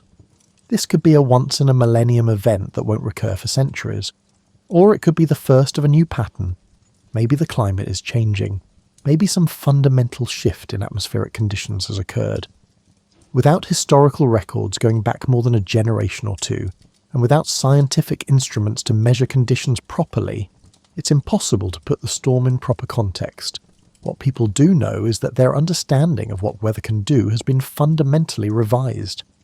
Before the storm, people thought they knew the limits of wind strength, the maximum height of waves, and the worst that nature could throw at England. The storm has demonstrated that those limits were imaginary, that nature is capable of violence far beyond what anyone considered possible. This realization is both terrifying and, in an odd way, liberating. If the old certainties about weather are wrong, then perhaps other certainties are also questionable. Maybe the world is more dynamic, more changeable, and more surprising than traditional wisdom suggests.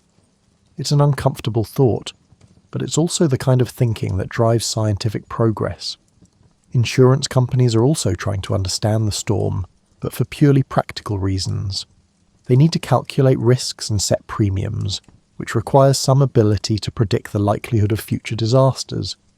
The losses from this storm are bankrupting several insurance firms, and the survivors need to figure out how to price policies in a world where apparently impossible disasters can actually occur. This leads to some of the first attempts at actuarial science applied to weather, trying to use historical records and mathematical probability to estimate storm frequency and intensity. It's crude by modern standards, but it represents the beginning of treating weather disasters as calculable risks rather than simply unpredictable acts of God.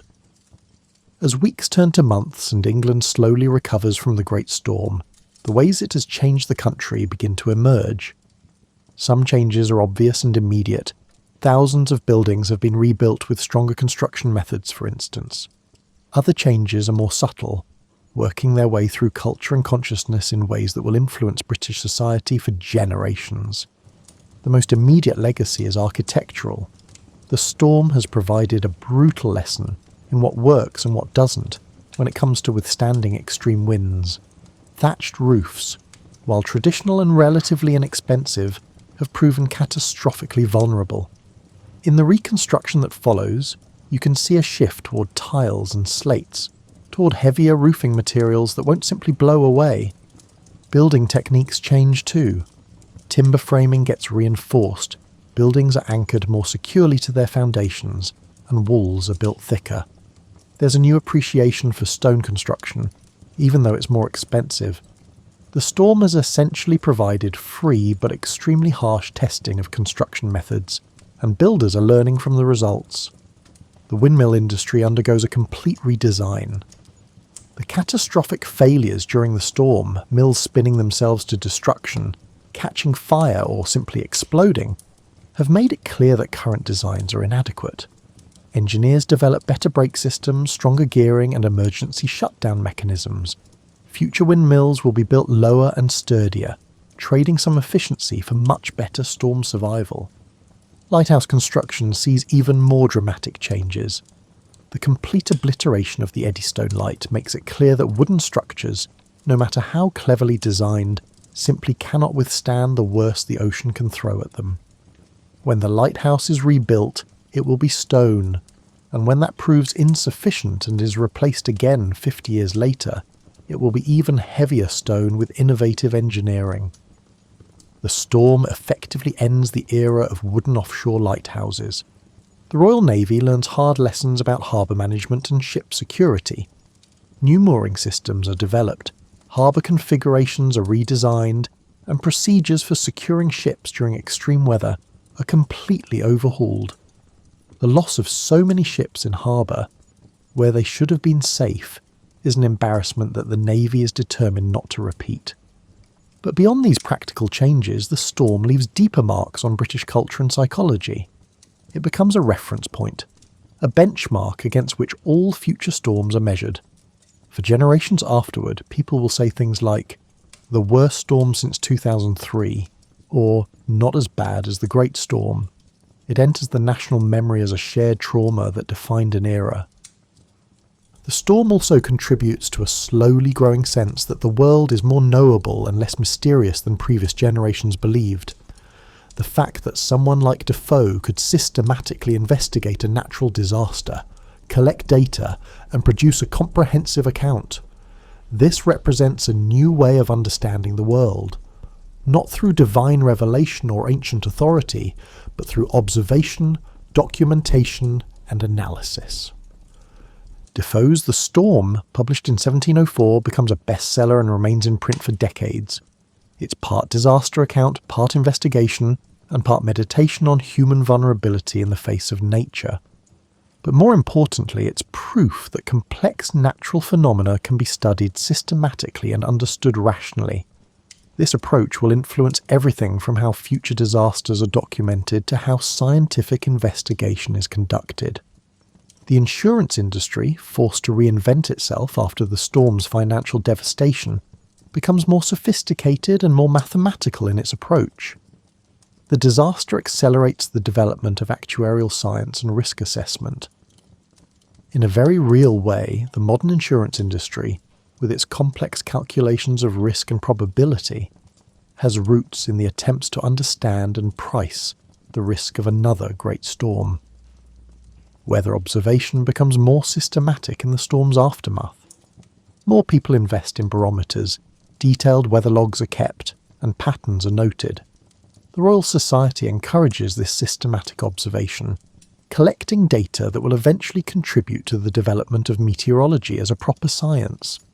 It will take another century and a half before weather forecasting becomes reliable, but the Great Storm marks an important step in that direction. The religious response to the storm also has lasting effects, though perhaps not the ones the clergy intended. While sermons frame the disaster as divine judgment, the fact that the godly and ungodly suffered equally raises uncomfortable questions. Why would God destroy churches while sparing taverns? Why kill pious sailors while sparing sinful merchants? These questions don't shake religious faith. England remains deeply Christian, but they contribute to a gradually developing sense that maybe natural events have natural causes rather than being direct expressions of divine will. This is part of a larger intellectual shift happening across Europe, the Enlightenment, with its emphasis on reason, observation, and natural law. The Great Storm doesn't cause this shift, but it provides dramatic evidence that supports the new way of thinking. If even the weather follows natural laws rather than being directly controlled by divine intervention, then perhaps the entire universe operates according to predictable principles that humans can discover and understand. In literature and culture, the storm becomes a symbol of nature's power and human vulnerability. It appears in poems, plays, and novels. Artists depict the devastation in engravings and paintings, the image of ships being torn apart in harbour, of ancient trees toppling, of churches losing their steeples. These become powerful metaphors for the fragility of human achievements in the face of natural forces. The storm also influences British maritime culture and the national self-image. Britain sees itself as a naval power, as a nation connected to the sea. The fact that the sea could strike so devastating a blow right in the heart of British naval strength is sobering. It reinforces the respect for the ocean that is central to British maritime tradition.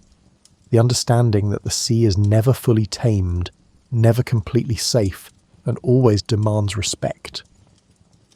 For the families who lost loved ones in the storm, the legacy is more personal and more painful. Approximately 8,000 people died, most of them sailors who drowned when their ships went down. That's a staggering number for a country with England's population in 1703. Nearly every coastal community lost someone. Every port town has widows and orphans. The human cost ripples through society for a generation. There's also an economic legacy. The destruction of property, the loss of ships and cargo, and the cost of reconstruction, all of this represents an enormous financial burden. England in 1703 is already fighting an expensive war with France. Adding a massive natural disaster on top of that strains the national economy. Taxes are raised to fund reconstruction of government buildings and churches. Insurance premiums skyrocket. Some businesses never recover. But there's also resilience in the response. Communities come together to rebuild. Neighbours help neighbours clear debris and repair homes. The nation as a whole demonstrates a capacity to absorb a devastating blow and keep functioning. This resilience becomes part of Britain's national character, part of the story the country tells about itself, that British people endure, persist and carry on regardless of circumstances. The Great Storm becomes part of the cultural mythology that helps define what it means to be British. It's invoked during World War II when the Blitz is compared to natural disasters of the past. It's referenced during subsequent hurricanes and floods. It becomes one of those foundational stories that help a nation understand itself, a reminder that Britain has faced catastrophe before and survived. From a modern perspective, knowing what we now know about climate and weather systems, the Great Storm of 1703 remains meteorologically fascinating. Computer models attempting to recreate the storm based on historical accounts suggest it was essentially a bomb cyclone, an extratropical storm that underwent explosive intensification, with pressure dropping at unprecedented rates. These storms are rare but not impossible, and when they occur in the North Atlantic, they can produce conditions similar to major hurricanes. What makes the 1703 storm exceptional is that it struck at peak intensity, maintained that intensity for many hours, and hit the most populated and developed part of England directly. It was a perfect storm in the literal sense, the perfect combination of meteorological conditions, timing and geography to produce maximum devastation. Modern climate science can't say with certainty whether the storm was a pure anomaly or whether it reflected broader climate patterns. The early 1700s fall within what's called the Little Ice Age, a period of cooler than average temperatures in Europe. Some climate historians speculate that the unusual temperature patterns of this period might have contributed to unusual storm patterns, but the evidence is inconclusive. What we can say is that storms of similar intensity are possible today. The technology and infrastructure of modern Britain are better equipped to handle extreme weather than the wooden buildings and sailing ships of 1703. But a storm of truly equivalent intensity, sustained winds of 120 plus miles per hour striking southern England, would still cause catastrophic damage despite all our modern advantages. As you settle deeper into your blanket and the story winds toward its end, it's worth reflecting on what the Great Storm of 1703 can teach us more than 3 centuries later. Because while the specifics are historical, the themes are eternal. Nature's power, human vulnerability, resilience in the face of disaster, and the ongoing challenge of understanding forces beyond our control. The people of 1703 lived in a world that was in many ways utterly different from ours. They travelled by horse and sailing ship, lit their homes with candles, and had no electricity, no engines, and no synthetic materials of any kind. Their entire technological civilization was based on wood, stone, metal, and muscle power, human and animal. Yet their emotional responses to the storm would be immediately recognisable to anyone who has lived through a natural disaster. The fear as the winds intensified, the uncertainty about whether shelter would hold, the shock of seeing familiar landscapes transformed into unrecognisable devastation, the grief of loss, the overwhelm of recovery, and the gradual emergence of resilience and determination to rebuild. These human experiences transcend technology and time. The storm also reminds us that nature operates on scales, and with forces that dwarf human power. For all our modern technology, our reinforced buildings, our weather satellites, our computer models, we remain fundamentally vulnerable to natural forces. We've gotten better at predicting disasters and surviving them, but we haven't eliminated the vulnerability. A storm strong enough can still overwhelm our preparations. This isn't a depressing thought, or at least it doesn't have to be. There's something almost comforting about the reminder that humans aren't in complete control, that there are forces in the world larger than our politics, our economies, and our personal concerns. The wind that blew through England in 1703 didn't care about national boundaries, religious differences, social class, or individual achievement. It treated everyone equally, which in its way was a form of justice. The Great Storm also demonstrates the importance of systematic observation and record-keeping. Without Daniel Defoe's investigation, without the detailed accounts he collected, our understanding of the storm would be much more limited. We'd have scattered references in letters and diaries, but not the comprehensive picture that Defoe's work provides. This has relevance for how we approach modern challenges. Climate change, for instance, requires exactly this kind of systematic, long-term observation and documentation. We need people willing to do the patient, unglamorous work of collecting data, comparing accounts, and building comprehensive records. Defoe's work in 1703 was pioneering in this regard. He essentially invented disaster journalism and established a model for investigating natural catastrophes that we still use today. The storm also illustrates how disasters can accelerate change. The architectural improvements, the advances in maritime safety, the development of insurance practices, and the progress in weather observation. All of these might have happened eventually, but the storm compressed years or decades of gradual development into a few months of urgent necessity. Sometimes it takes a crisis to overcome inertia and implement improvements that people had been discussing but not acting on. This pattern repeats throughout history. The Great Fire of London in 1666 led to improved building codes and the first organised firefighting services.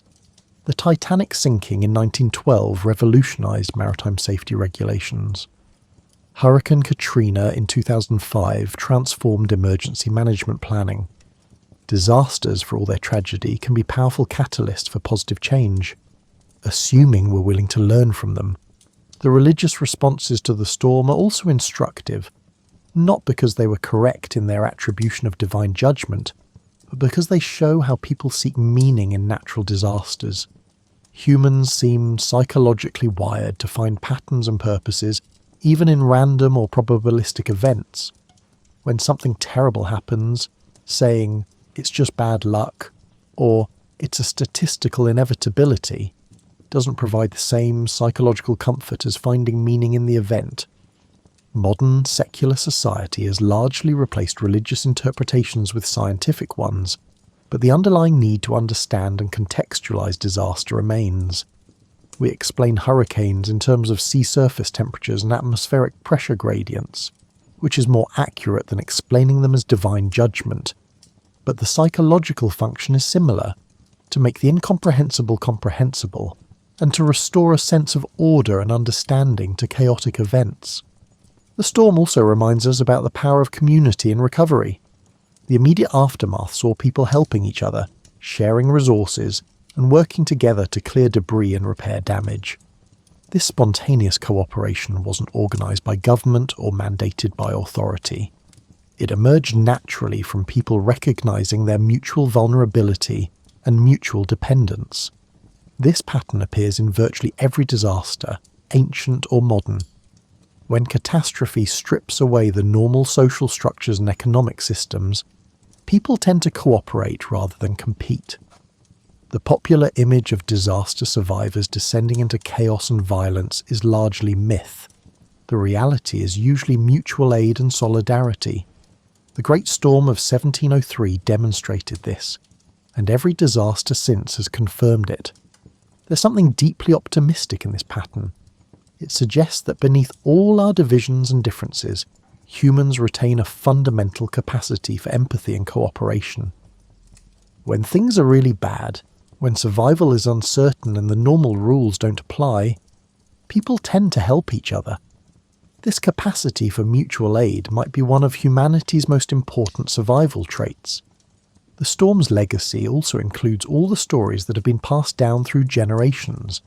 The grandmother who survived by hiding in a stone cellar, the sailor who was washed overboard but managed to grab floating debris and was rescued at dawn, the village that lost its church but rebuilt it stronger. These stories become part of family histories, local traditions, and the narrative fabric of communities. These oral histories serve important functions. They preserve memory, they transmit lessons, and they connect generations. They remind people that their ancestors faced catastrophes and survived, which provides perspective during current difficulties. When your own world feels like it's falling apart, knowing that your great-great-great-grandparents survived the Great Storm of 1703 can be genuinely comforting. As weather patterns become more extreme due to climate change, the Great Storm takes on new relevance as a historical benchmark. It reminds us that even without human-caused climate change, nature is capable of producing extreme events. It provides a calibration point. If storms like this were possible in the Little Ice Age, what might be possible in a warming world? This isn't to minimise climate change or suggest that extreme weather is nothing new. Rather, it's to acknowledge that we're not starting from a baseline of calm, predictable weather. Earth's climate has always produced extremes, and human civilization has always had to contend with nature's capacity for violence. Climate change is making this worse, potentially much worse, but the underlying vulnerability was always there. The Great Storm of 1703 stands as a testament to both human vulnerability and human resilience. It showed how quickly the comfortable, familiar world can be torn apart by natural forces. But it also showed how people respond, with courage, with mutual aid, and with determination to understand what happened and to rebuild better than before. As you drift towards sleep, imagine the wind that blew through England on that November night in 1703. It started as disturbances in the atmosphere over the Atlantic, subtle differences in temperature and pressure that gradually amplified into something monstrous. It travelled thousands of miles across the ocean, gathering strength until it struck a small island with unprecedented fury. The wind itself was just air in motion, molecules responding to physical laws with no consciousness or intent. Yet the people who experienced it described it in almost personal terms, as if the wind had will, had purpose, had rage. This is how humans make sense of forces beyond our control, by anthropomorphizing them, by creating narratives that turn natural processes into stories we can understand. That wind is gone now, its energy long since dissipated, its molecules scattered across the atmosphere and cycled through countless other weather systems over the past 3 centuries. But its effects ripple forward through time. The buildings that were redesigned because of it still stand, incorporating lessons learned on that terrible night. The maritime safety procedures it inspired still protect sailors. The systematic approach to disaster investigation that Defoe pioneered still guides how we respond to catastrophes. The people who experienced the storm are gone too, of course. The last survivor died sometime in the late 1700s, and with them died the immediate memory of that night. But they left records, stories, and descriptions that allow us to reconstruct their experience. Daniel Defoe's investigation preserved hundreds of accounts that would otherwise have been lost. Parish records documented the deaths.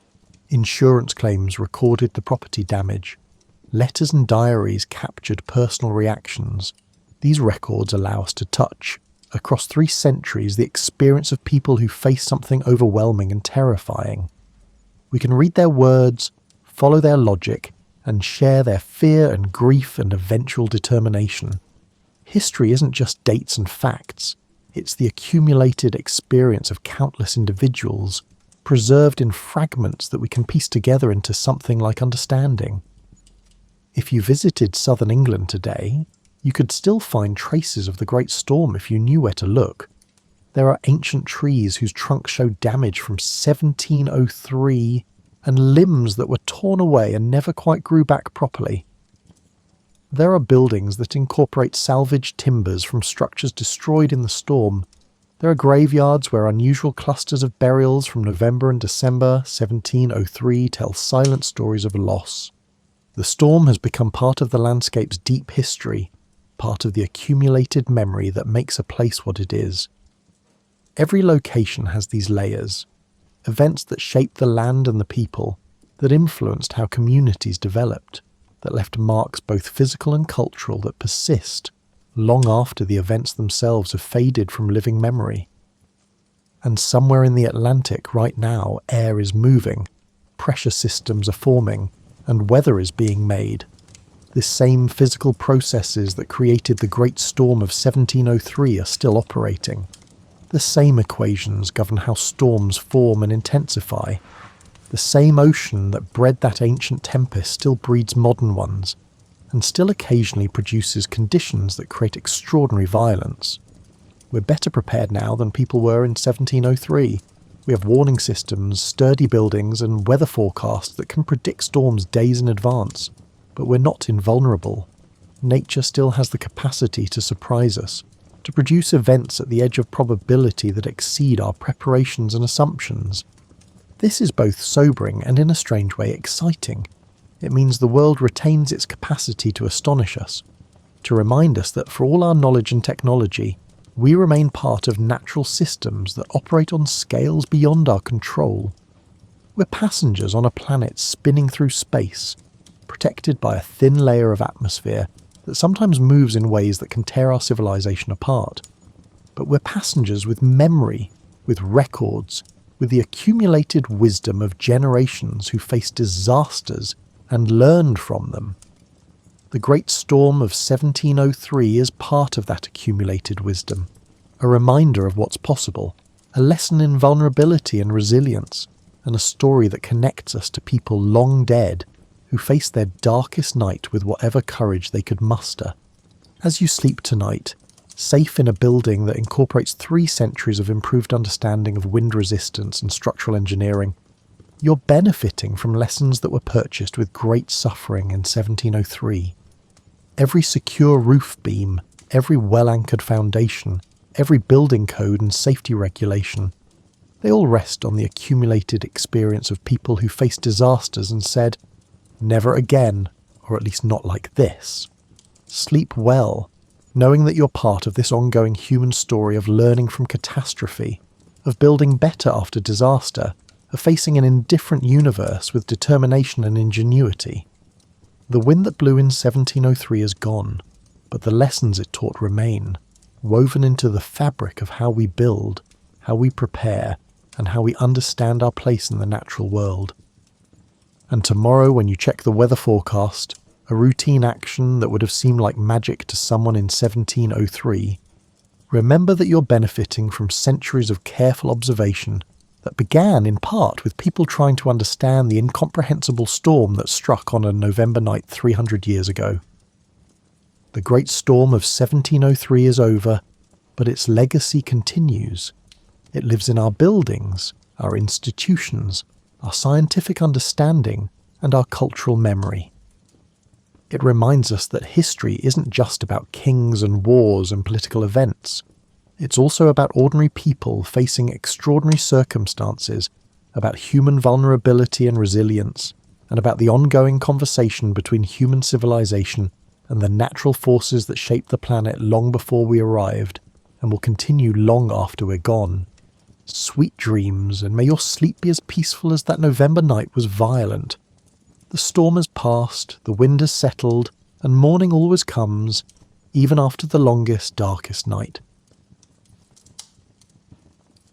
Imagine yourself on a Liverpool dock in 1838, watching what appears to be a sailing ship have an affair with a factory.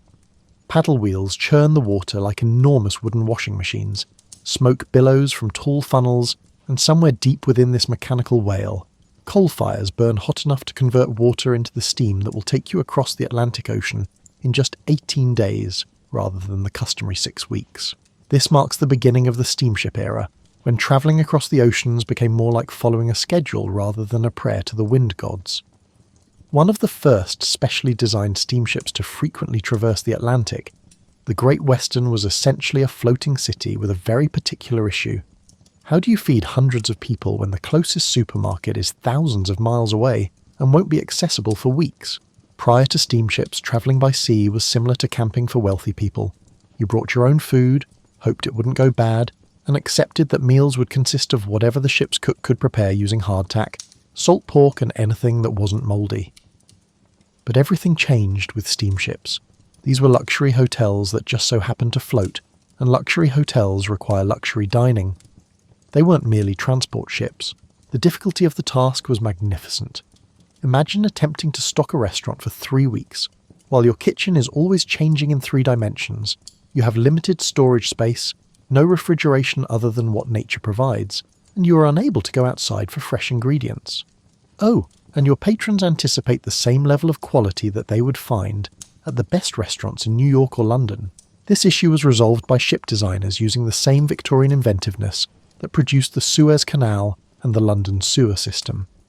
They developed dining systems, inventive preservation techniques, and floating pantries that would make contemporary cruise ship designers swoon. In addition to overcoming distance, the steamship was also transforming the idea of what it meant to eat healthily while travelling. Launched in 1843, the SS Great Britain resembled a mechanical marvel crossed with a floating palace. It was the world's largest ship, measuring 322 feet in length, and its designers recognised that passengers were purchasing an experience rather than merely a ticket. In addition to reflecting the social structures of the era, the dining arrangements on these early steamships introduced new types of maritime hospitality that would shape ocean travel in the century that followed. The way that steamship dining addressed issues that had dogged maritime travel ever since people first tied logs together and aimed them toward the horizon was what made it so intriguing. Proper food storage and menu planning helped prevent scurvy, the vitamin deficit disease that made sailors' teeth into loose accessories. Multi-course meals that could compete with anything served on land replaced the boring diet of ship biscuits and salt beef. The true revolution, however, was not in what people ate, but rather in how dining became an integral part of the steamship experience. Like all communities, these ships were forming floating communities centered around communal meals. The ship's dining saloon developed into its social hub, where travelers from various backgrounds interacted, romances blossomed, and the simple act of sharing meals forged relationships that persisted long after the ship docked. Imagine yourself standing on that Liverpool dock as you fall asleep tonight, watching people board with their trunks and their expectations. The first meal service of a voyage that will redefine what it means to eat while travelling is already underway somewhere in the ship's belly as the whistle blows and the paddle wheels start their rhythmic churning. You're about to learn how these floating eateries catered to their patrons, serving everything from the most elaborate first-class feast to the most basic steerage meal, all while navigating the Atlantic Ocean's never-ending waves. You might not even realise you're on a ship when you enter the SS Great Eastern's dining saloon in 1860. Like a cathedral devoted to the art of eating, the room sprawls out in front of you. Long tables covered in immaculate white linen stretch into the distance like a royal banquet. Crystal chandeliers sway softly with the motion of the ship, and massive mirrors reflect gaslight off polished mahogany. During the Victorian era, these dining saloons were the answer to a very specific question. How can you create an atmosphere of refined elegance in a space that is surrounded by thousands of tons of cold seawater and is always in motion? Most people were unaware that the answer required more theatrical stagecraft. Every component, including the substantial furniture fastened to the deck, and the specially made fiddles, those elevated edges that prevented plates from slipping off tables, was thoughtfully arranged to preserve the appearance of stability and elegance. With 400 seats available at once, the Great Eastern's dining saloon was larger than the majority of eateries in New York or London. This one, however, had to operate while tilting, rolling, and occasionally lurching in ways that would cause a terrestrial maitre d' to go into cardiac arrest, in contrast to those land-based establishments. Ship designers used inventions that combined engineering prowess and magical thinking to overcome these obstacles. Wide, low tables with the characteristic raised edges that came to define dining at sea were constructed. Chairs were made to remain stationary in the event of choppy seas and were heavier than their cousins on shore. Thick carpets that absorbed sound and offered traction covered the floors, creating an acoustic space where diners could hear one another over the continuous hum of paddle wheels and steam engines. Lighting posed special difficulties of its own. Dining saloons were reliant on oil lamps and later gas fixtures, which had to be built to be safe even when the ship was pitching in severe weather, because candles were fire hazards on wooden ships. As a result, even basic meals felt refined and sophisticated thanks to the warm, golden illumination. Many travellers recalled the entire experience more vividly than the places they were sailing toward, because the food and passengers looked better and the whole thing took on an almost dreamlike quality. These dining saloons' social dynamics were meticulously planned out like a ballet. Based on their social standing, class of travel, and occasionally their nationality, passengers were given seats. Prominent passengers might find themselves dining with the ship's officers and exchanging tales that would eventually become part of maritime folklore at the captain's table, the most prestigious seating arrangement. The way these dining saloons managed the straightforward logistics of serving hundreds of meals at once, while the entire restaurant was constantly moving, was perhaps their most impressive feature. Waiters, also known as stewards, created methods that combined elements of martial arts and dance. They developed an almost supernatural ability to carry loaded trays across a rolling deck without losing a single dinner roll, as they learned to anticipate the movement of the ship and time their steps to its rhythm. There was nothing like the sound of a steamship dining saloon in full operation on land. The soft chatter of passengers, the clink of silverware, the rustle of stewards' feet on the plush carpet, and beneath it all, the steady hum of the engines that powered this floating eatery. As a reminder that this sophisticated social area was encircled by the vastness of the ocean, you may occasionally hear the distant sound of waves against the hull, or the cry of seabirds. Meals in the evening were especially magical events. In the midst of the trackless sea, the dining saloon turned into a cosy haven of civilization as the daylight dimmed and the lamps were lit. For a few hours, the difficulties and discomforts of sea travel would be replaced by conversation, delicious food, and the strange intimacy that arises when strangers share an extraordinary experience. Passengers were dressed to impress. Formal dining was expected on steamships. These dining saloons' menu cards are poetic odes to Victorian plenty. Each dish would be described in such a way that even the most basic preparations would seem like culinary masterpieces, and course after course would be listed in intricate script. This theatrical presentation, however, was based on a sophisticated understanding of what worked in maritime dining. Foods that could be prepared ahead of time, that travelled well, and that would retain their excellent flavour even after being served in a constantly moving room. Consider yourself in 1875 sitting down to dinner after becoming wealthy enough to reserve first-class passage on the RMS Britannic. With dishes like turtle soup, salmon with lobster sauce, roast beef with Yorkshire pudding, game pie, charlotte russe, and fresh fruit that somehow survived the journey from Mediterranean groves to your plate without wilting in the Atlantic spray, the menu in front of you reads like a love letter to Victorian excess. This was more than just dinner. It was a show of humanity's ability to overcome the inherent constraints of maritime travel. Every component on your plate symbolised a triumph over spoiling, and each expertly prepared dish was a protest against the ocean's attempt to turn your food into salted meat and hardtack. First-class passengers were purchasing temporary protection from the harsh realities of life at sea, not just a means of transportation. A contemporary supply chain manager would have been impressed by the logistics of these elaborate meals. Consider that fresh fruit.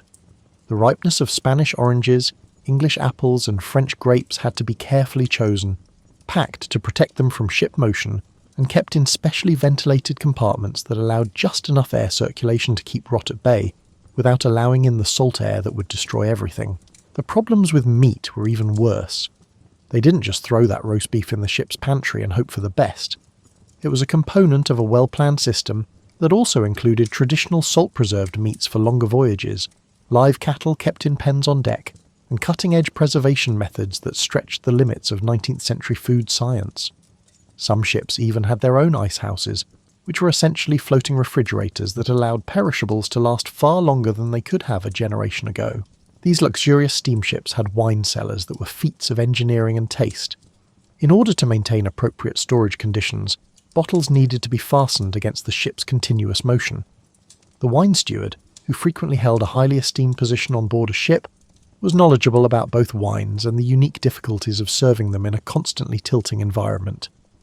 If handled improperly, a vintage Bordeaux that was excellent on land could become unfit for consumption while travelling across the Atlantic. First-class breakfasts, which catered to the international character of steamship travel, ranged from traditional English fare to continental delicacies and could last for hours.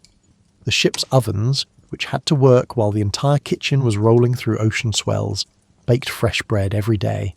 Every morning the first-class corridors would fill with the aroma of freshly baked goods, a homely comfort that transformed the ship from a mechanical vehicle into a floating residence. However, the way first-class dining accommodated special dietary requirements and preferences was arguably its most remarkable feature. Wealthy passengers expected their shipboard meals to reflect the increasingly complex ideas about nutrition and health that were emerging in Victorian society. For passengers who were worried about their health, ships carried special preparations for invalids, kid-friendly meals, and even the earliest iterations of what we might now know as spa cuisine. First-class food was presented in a theatrical fashion.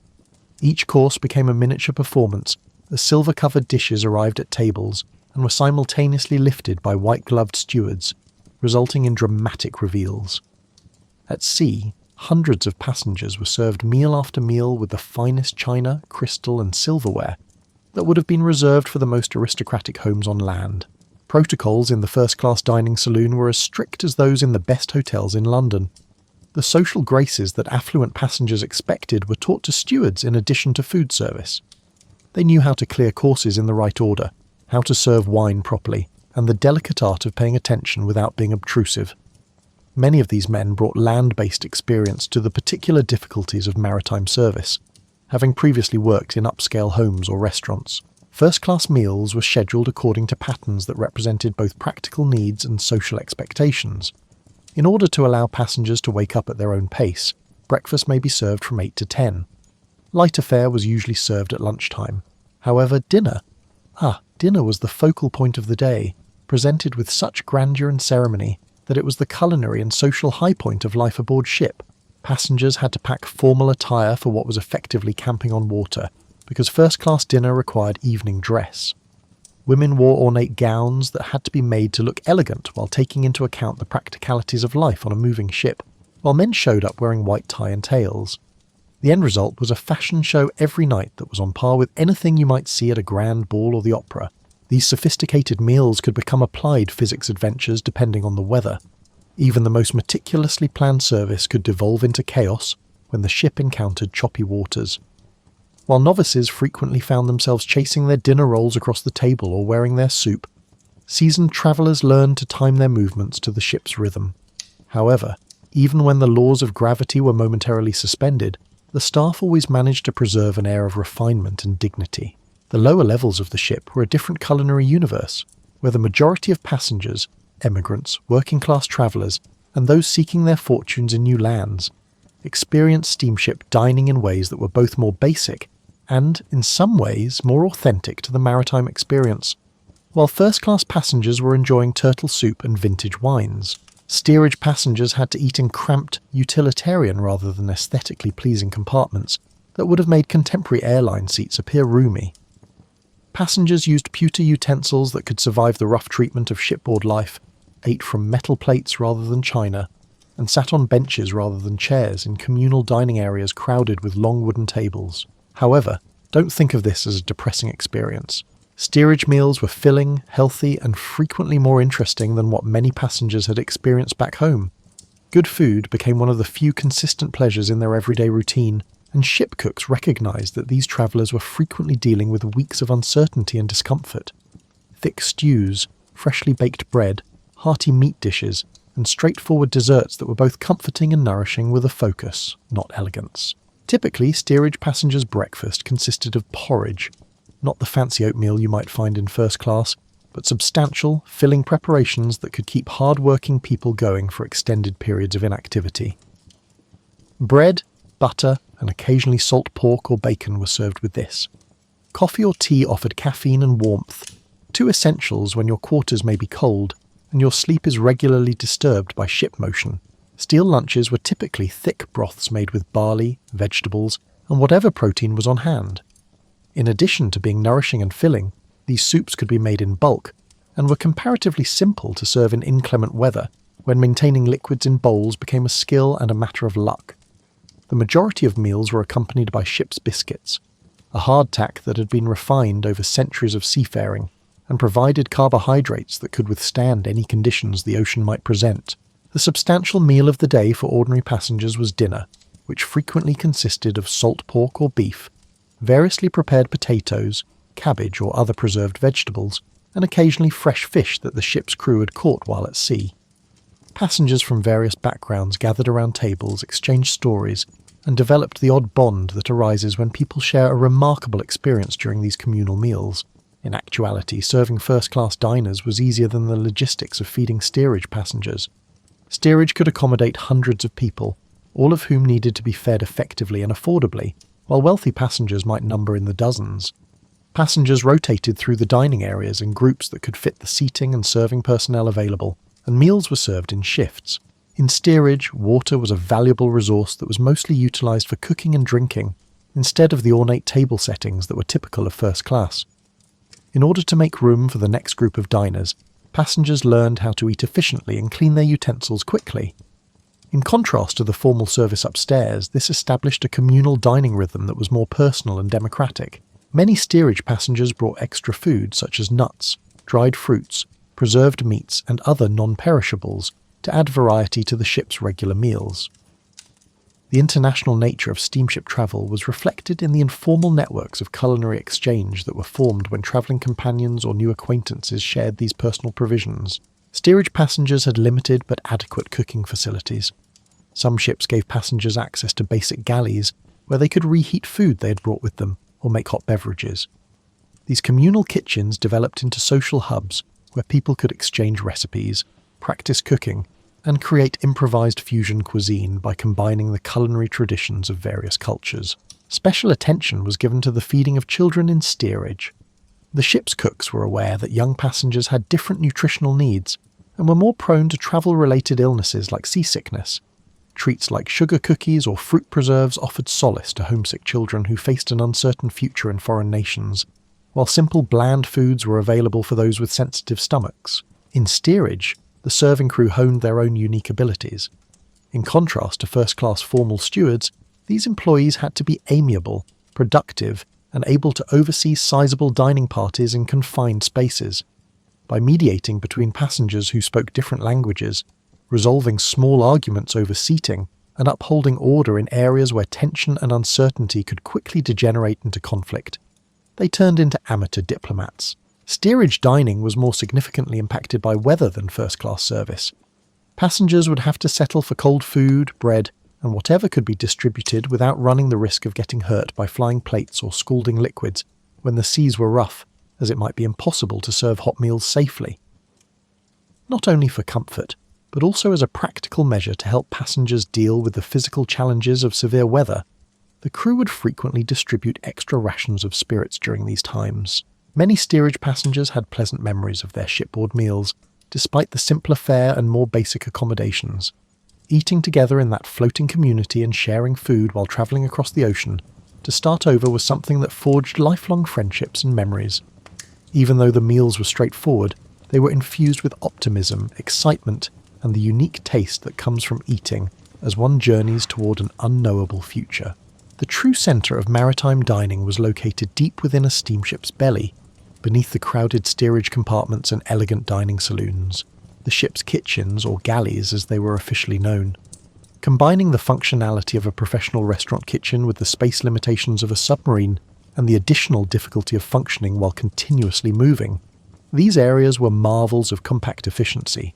Imagine a kitchen that is about the size of a contemporary studio apartment and is set up to serve 200 to 2,000 people, 3 meals a day for weeks at a time. Every square inch was utilised, with storage compartments built into walls, cooking surfaces that could be secured during rough weather, and ingenious systems for managing everything from fresh water to food waste. It was similar to watching someone create a restaurant inside a running washing machine. On a large steamship, the head chef was a highly respected individual who was respected by both crew and passengers. an expert in food preservation, nutrition, psychology, and the odd physics of cooking in a constantly changing environment, this person was more than just a skilled chef. In order to address the particular difficulties of dining at sea, many head chefs on the great steamships were hired from the best restaurants in London, Paris, or New York. These galleys' cooking apparatuses were the pinnacle of 19th century technology. To avoid carbon monoxide poisoning, coal-fired ranges had to be built with efficient combustion and adequate ventilation. Despite the ship's motion, ovens had to keep their temperatures constant. To keep prepared foods warm without overcooking them, steam tables made use of the ship's power plant. Everything was designed to be safe, workable, and able to produce a lot of food in conditions that would be difficult for even the most seasoned chefs to handle. On steamships, storing food was like playing three-dimensional chess. Compartments that maximised air circulation and minimised temperature fluctuations were used to store fresh provisions. Meats that had been salt-preserved were hung in special areas that allowed for adequate ventilation without contaminating them. Containers used to store dry goods were made to withstand ship motion, while shielding their contents from moisture and rodents. In order to create floating farms that supplied fresh meat and eggs throughout the journey, some ships even carried live poultry and small livestock. Because feeding hundreds of people required constant preparation, the food service crew worked in shifts around the clock. While the majority of passengers were still asleep, bakers started working before dawn, making the bread for the day. In order to prepare elaborate meals, prep cooks had to spend hours chopping vegetables, making stocks, and doing the innumerable little chores. Despite the ship's continuous motion, the galley as a whole transformed into a choreographed dance of cooks, servers, and kitchen assistants cooperating during meal service. There were particular difficulties in managing fresh water for cooking. Large amounts of fresh water were transported by steamships for cooking and drinking, but each gallon needed to be carefully rationed and used effectively. Systems for cleaning utensils and dishes had to reduce water waste while upholding the hygienic requirements needed to keep people healthy in a ship's cramped quarters. To make the most of their valuable freshwater resources, some ships first cleaned with seawater and then rinsed with fresh water. Steamship galleys' waste management systems were engineering marvels. Food scraps needed to be disposed of properly to avoid attracting rodents or causing sanitary issues. To avoid contaminating the ship's water supply, grease and cooking oils needed to be handled carefully. Anything that could not be recycled or used again was either disposed of overboard in ways that would not interfere with the ship's ability to operate or fed to livestock that was transported on board. Controlling the galley's temperature was a never-ending struggle. These areas, which were deep inside the ship with little ventilation, produced massive amounts of heat from steam systems and cooking fires. Working in conditions that would make a contemporary restaurant kitchen seem refreshingly cool, cooks perspired in temperatures that could reach over 100 degrees Fahrenheit, even in moderate weather while donning bulky clothing to prevent burns. Steamship galleys' social structure was a reflection of both practical necessity and maritime tradition. With the authority of a ship's officer, the head chef oversaw the kitchen, making choices about menus, the use of ingredients, and meal timing that had an impact on the entire journey. One sous chef might specialise in roasted meats, another in soups and stews, and a third in the intricate desserts that are expected in first-class service. Systems that could work in spite of the ship's noise and the separation between the cooking and serving areas were needed for communication between the galley and dining areas. The intricate logistics of delivering hot food from the kitchen to the table, while upholding the passenger-expected presentation standards, were managed by hand signals, written notes, and timing systems. This communication was even more important during inclement weather, because safety concerns impacted all facets of food service. In steamship galleys, the night shift had a distinct personality. Skeletal crews kept the constant watchfulness needed to safely manage coal fires throughout the night, prepared the meals for the following day, and attended to slow-cooking dishes that would be ready for breakfast while passengers slept. The most intricate food preparation frequently took place during these quiet hours, including elaborate stocks that needed to simmer for hours, bread doughs that needed to rise for a long time, and desserts that needed to set overnight. Steamship galley menu planning struck a balance between passenger expectations and real-world constraints. Using ingredients that could withstand weeks at sea, efficient rather than adaptable cooking equipment, and storage systems that prevented the last-minute shopping that defined land-based restaurants, chefs had to produce a variety of intriguing meals. This restriction frequently resulted in creative pairings and methods that impacted culinary advancements well beyond the maritime realm. Steamship galley crew members acquired skills that made them employable long after their time at sea was over. They knew how to produce food on a large scale, manage resources effectively, and collaborate under pressure. Many went on to become prosperous hotel chefs, food service managers, or restaurateurs, bringing maritime efficiency to hospitality enterprises on land. Steamship companies realised that special occasions could turn a simple journey into a lifelong memory, and there's something magical about celebrating while surrounded by the vast emptiness of the ocean. These ships became floating stages for celebrations that blended maritime tradition with the unique intimacy that arises among travellers sharing an extraordinary experience, whether it was a passenger's birthday, Christmas Day in the middle of the Atlantic, or the customary ceremony of crossing the equator. On a steamship, Christmas took months of preparation and a great deal of imagination. Imagine trying to create a traditional holiday feast when your ingredients had to be selected and preserved weeks before departure. Your dining room was constantly in motion, and your guests included people from dozens of different countries with their own holiday traditions. In response to this challenge, the ship's chefs developed innovations that would shape holiday dining for many years to come. In 1875, the RMS Britannia's Christmas menu sounded like a celebration of preservation methods masquerading as festive plenty. Mince pies made with fruits candied and preserved using methods that stretched the limits of Victorian food science, plum puddings that had been maturing in the ship's stores since before departure, and roast goose that had been specially prepared and packed for the journey. The end product was a dish that represented outstanding accomplishments in maritime logistics and tasted traditionally familiar. Modern party planners would be impressed by the inventiveness needed to decorate for Christmas on a steamship. Since it was impossible to get fresh greenery, decorations had to be made of materials that wouldn't wilt or deteriorate after weeks at sea.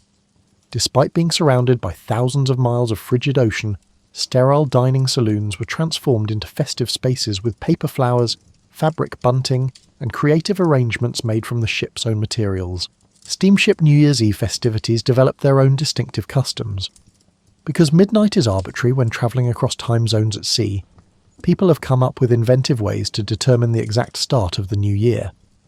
While some ships observed the new year in accordance with the time zone of their departure port, others celebrated several times as they travelled across different meridians. As a result, passengers would frequently celebrate for hours on end, sipping champagne that somehow managed to stay perfectly chilled in spite of the lack of modern refrigeration. Birthdays, wedding anniversaries, and other private festivities gained particular meaning on steamships. Individual celebrations became shared experiences for all passengers due to the limited entertainment options and the close-knit community that formed during lengthy voyages. The ship's bakers became skilled at making unique cakes and desserts using few ingredients, and other travellers helped with the entertainment and decorations that turned these private milestones into group festivities. Crossing the equator is a tradition that has its own culinary traditions. The celebration of King Neptune's feast combined long-standing maritime customs with the pragmatic requirement to signal the halfway point of protracted voyages to Asia, Africa, or South America. The majority of passengers found these meals to be exotic, with dishes that reflected the international character of steamship travel, fish caught by the ship's crew, and tropical fruits obtained during recent port calls. When travellers from various nations were celebrating on the same ship during national holidays, it created intriguing problems. While British passengers expected the Queen's birthday to be properly recognised, American passengers might want to observe the 4th of July. Diplomatic meals that respected various customs without favouring any one nationality taught ship's officers how to handle these potentially delicate situations. One of the most eagerly awaited aspects of any steamship journey was the farewell dinner, which was served the final night before arriving at the destination port. In order to create memorable fare for passengers who had become temporary communities during their time at sea, the crew had the chance to demonstrate their best abilities by using up perishable ingredients that wouldn't survive to the next voyage. These meals frequently included fare that had been unattainable earlier in the journey, new goods brought in at recent port calls, complex dishes that could only be tried when the galley didn't have to budget for more days at sea. Although it may sound contradictory, seasoned steamship passengers created customs for commemorating the survival of exceptionally harsh weather. Passengers and crew would assemble for meals that commemorated their common experience of confronting nature's might and escaping safely once the threat had passed and the ship had returned to calmer waters. These were frequently straightforward events: hot soup, freshly baked bread, and anything else that could be made fast. But they carried emotional significance that went well beyond their culinary complexity. Steamships had to be considerate of the various religious beliefs of their international passengers when it came to religious observances. The ship's chefs developed the ability to create festive settings that could accommodate diverse worship customs while preparing meals that respected a range of dietary restrictions. The intricate cultural navigation needed on board these floating communities included Friday fish dinners for Catholic passengers, special preparations for Jewish travellers adhering to kosher dietary laws, and acknowledgement of Eastern Orthodox fasting periods. On steamships, crew and fellow passengers paid particular attention to the birthday celebrations of children.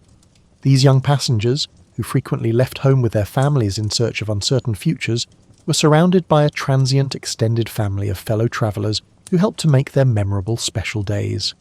Shipbakers developed a skill for making easy yet delicious treats that could cheer up homesick kids who were struggling with life at sea.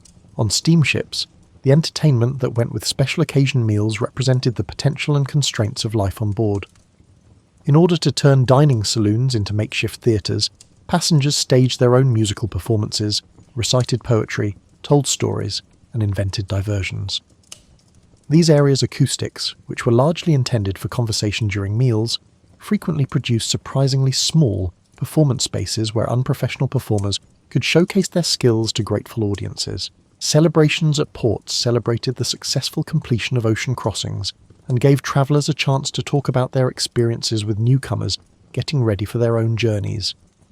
Major port cities like Liverpool, New York and Hamburg were transformed into stages for continuous maritime festivals, where the conclusion of one voyage served as the impetus for the next, thanks to these transitions, which produced an endless cycle of celebration and expectation. It's worthwhile to think about how those early steamships not only revolutionized transportation, but also profoundly changed how people relate to food, dining, and the idea of eating while travelling, as you curl up with your blanket and maybe take one last sip of tea. The necessity of feeding hundreds of people in floating metal boxes led to innovations that would eventually impact everything from airline meals to contemporary cruise ships, from restaurant service procedures to food preservation methods. The idea that meals on steamships could be more than just a means of subsistence was the most direct legacy of steamship dining. Eating while travelling was a survival strategy prior to the great steamships. You packed what you could, hoped it wouldn't spoil, and accepted that meals would be basic, repetitive, and frequently unpleasant. The groundbreaking notion that eating could be one of the joys of travel rather than one of its challenges was made possible by steamships.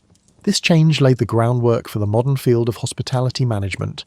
Companies that operated steamships were among the first to realise that the customer experience encompassed all facets of service, from the time passengers boarded until they arrived at their destination. Hotel dining rooms, restaurant service standards, and the burgeoning tourism industry that would thrive in the late 19th and early 20th centuries were all impacted by the complex dining protocols established aboard these ships. The uses of food preservation methods developed on steamships extended well beyond dining on board. In order to transport produce over longer distances and prolong growing seasons by shipping foods from different climate zones, techniques for storing fresh fruits and vegetables during lengthy ocean crossings had an impact on agricultural distribution systems. The globalization of food that defines contemporary cuisine was facilitated by these inventions. The schedule and format of meals on steamships created trends that affected dining habits in newly popular tourist locations. Early airlines, resort hotels, and railroad dining cars all adopted aspects of steamship meal service, resulting in standardized methods for effectively serving large numbers of passengers while upholding standards for quality and presentation. What historians now acknowledge as one of the first truly global fusion cuisines was influenced by the international nature of steamship dining. Recipes were shared among crew members from different countries, passengers from different countries shared tables, and menu planning had to take into account a range of cultural preferences. Immigrant food customs, port city eateries, and the slow internationalization of urban dining, which would pick up speed throughout the 20th century, were all impacted by this cross-cultural culinary interchange. For generations, the hospitality industry was impacted by the professional standards established by staff training programs created for steamship dining service. Specialized skills were needed to manage large groups of diners with different expectations, serve meals efficiently in constantly moving environments, and maintained service quality under difficult circumstances. These skills led to workers becoming valuable employees in restaurants, hotels, and other service industries. Early models for modern supply chain management were established by the logistics systems developed to provide food to steamships. It took organisational abilities and methodical thinking to coordinate the procurement, storage and distribution of thousands of ingredients across several ports, which had an impact on more general advancements in commercial food distribution and inventory control. Long into the modern era, commercial kitchen development was impacted by the kitchen design innovations that were first introduced aboard steamships. Advances in restaurant and institutional kitchen design were influenced by the need for small, effective layouts due to space constraints, the specialised equipment developed for cooking on ships, and the workflow patterns developed for producing large quantities of food under difficult conditions. The menu planning methods created for steamship dining created models for large-scale food service that affected institutional dining in schools, hospitals, and other places where a lot of people needed to be fed in an economical and efficient manner. Models that maintained their relevance long after steam power was replaced by diesel engines and jet aircraft were produced by striking a balance between variety and practicality, as well as between passenger expectations and operational constraints. Cross-class social mixing and attitudes toward public dining have changed as a result of the social aspects of steamship dining. Even though these ships upheld rigid social hierarchies, they also made it possible for members of various social groups to interact in ways that were not feasible in more conventional contexts. The modern era's broader social changes were influenced by the slow democratization of dining experiences. With its lavish buffets, specialty eateries, and 24-hour food service, modern cruise ship dining has its roots in the inventions made on the great steamships of the 19th century. The idea that a ship could function as a floating resort, with dining experiences as a major component of the total entertainment value, created trends that still affect leisure travel on the seas today. Despite its infamous reputation, airline meal service also adheres to the same standards set forth on those early steamships. Whether you're flying at 35,000 feet or steaming across the Atlantic, the difficulties of serving a large number of passengers effectively, safely, and palatable in a small space while traversing a potentially hostile environment are essentially the same. Early forms of hospitality industry research that would later develop into contemporary customer service analysis and menu engineering were established by the documentation practices developed aboard steamships, including detailed menu records, passenger feedback systems, and operational reports. These ships were some of the first companies to systematically research what their customers wanted and how to provide it on a regular basis. International maritime law regarding food safety, passenger welfare, and crew working conditions traces its origins to regulations developed during the steamship era. Legal precedents that still have an impact on maritime commerce were established as a result of the difficulty of overseeing food service in international waters, across multiple legal jurisdictions, and for passengers of different nationalities. Dining on steamships had a profound cultural impact that went well beyond the ships themselves. When immigrants crossed the Atlantic with sophisticated meal service, they returned home with higher standards and a wider understanding of cooking. Because of the cross-cultural interactions that took place on board these floating communities, port cities where these ships docked developed dining scenes and culinary customs that reflected the international nature of maritime travel. The psychological foundation for contemporary travel dining, the notion that meals eaten while travelling should be experiences that enrich rather than merely prolong the trip, was arguably most significantly established by steamships. The elaborate dining cars of luxury trains, the themed restaurants of contemporary theme parks, the celebrity chef venues aboard modern cruise ships, and the artisanal food courts in contemporary airports were all impacted by this idea. The need to reduce waste, increase efficiency, and use all available resources, the environmental consciousness that grew on steamships, established early models for sustainable food service that are now more relevant than ever in our current environmental era. Modern food service operations looking to lessen their environmental impact can learn from the closed-system thinking needed to run a ship's galley effectively. Labour organisation in the hospitality sector was impacted by the professional development programmes and staff hierarchies that were first implemented on steamships. Professional standards that influenced restaurant and hotel operations for generations were established by the career progression from galley hand to head chef, the specific training needed for various roles, and the emphasis on teamwork under pressure.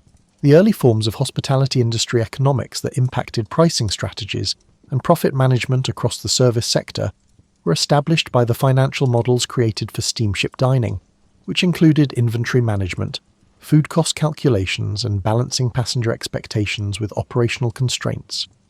Among the first companies to systematically examine the connection between customer satisfaction and service quality in a way that could be quantified and enhanced were these ships. Their dining innovations moved to new locations and uses as steamships changed, and eventually made way for quicker, more effective modes of transportation. Steamship dining was transformed into even more intricate forms of hospitality theatre by the great ocean liners of the early 20th century. These customs have been turned into floating entertainment complexes by contemporary cruise ships, where meals are expertly planned performances meant to leave a lasting impression. Even the most commonplace elements of contemporary travel dining have their roots in inventions made on those first steamships.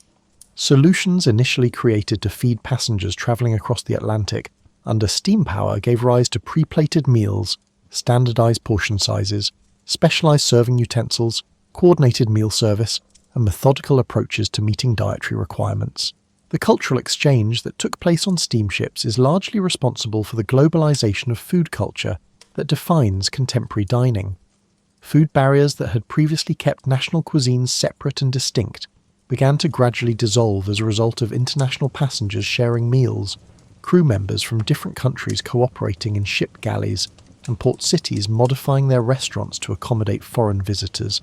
The importance of ambience in dining areas, the use of lighting and decor to improve the meal experience, and the timing of service to create seamless dining experiences are all examples of restaurant design concepts that started out as ways to make dining on ships, which were essentially floating restaurants that catered to captive audiences for weeks at a time, more enjoyable. The customer's experience is crucial. Attention to detail distinguishes between adequate and memorable service, and successful operations necessitate coordination between front-of-house presentation and back-of-house efficiency, all of which are reflected in the customer service philosophies that rule contemporary hospitality industries. These principles were first established aboard steamships. These ideas, which originated from the need to ensure passenger satisfaction during lengthy ocean voyages, became the cornerstones of the service economy as a whole. Lessons learned aboard steamships are still incorporated into training programs for contemporary hospitality workers. These lessons include how to remain composed and productive under pressure, how to serve a variety of populations with different expectations and cultural backgrounds, how to collaborate well in cramped spaces, and how to come up with innovative solutions when traditional ones aren't available.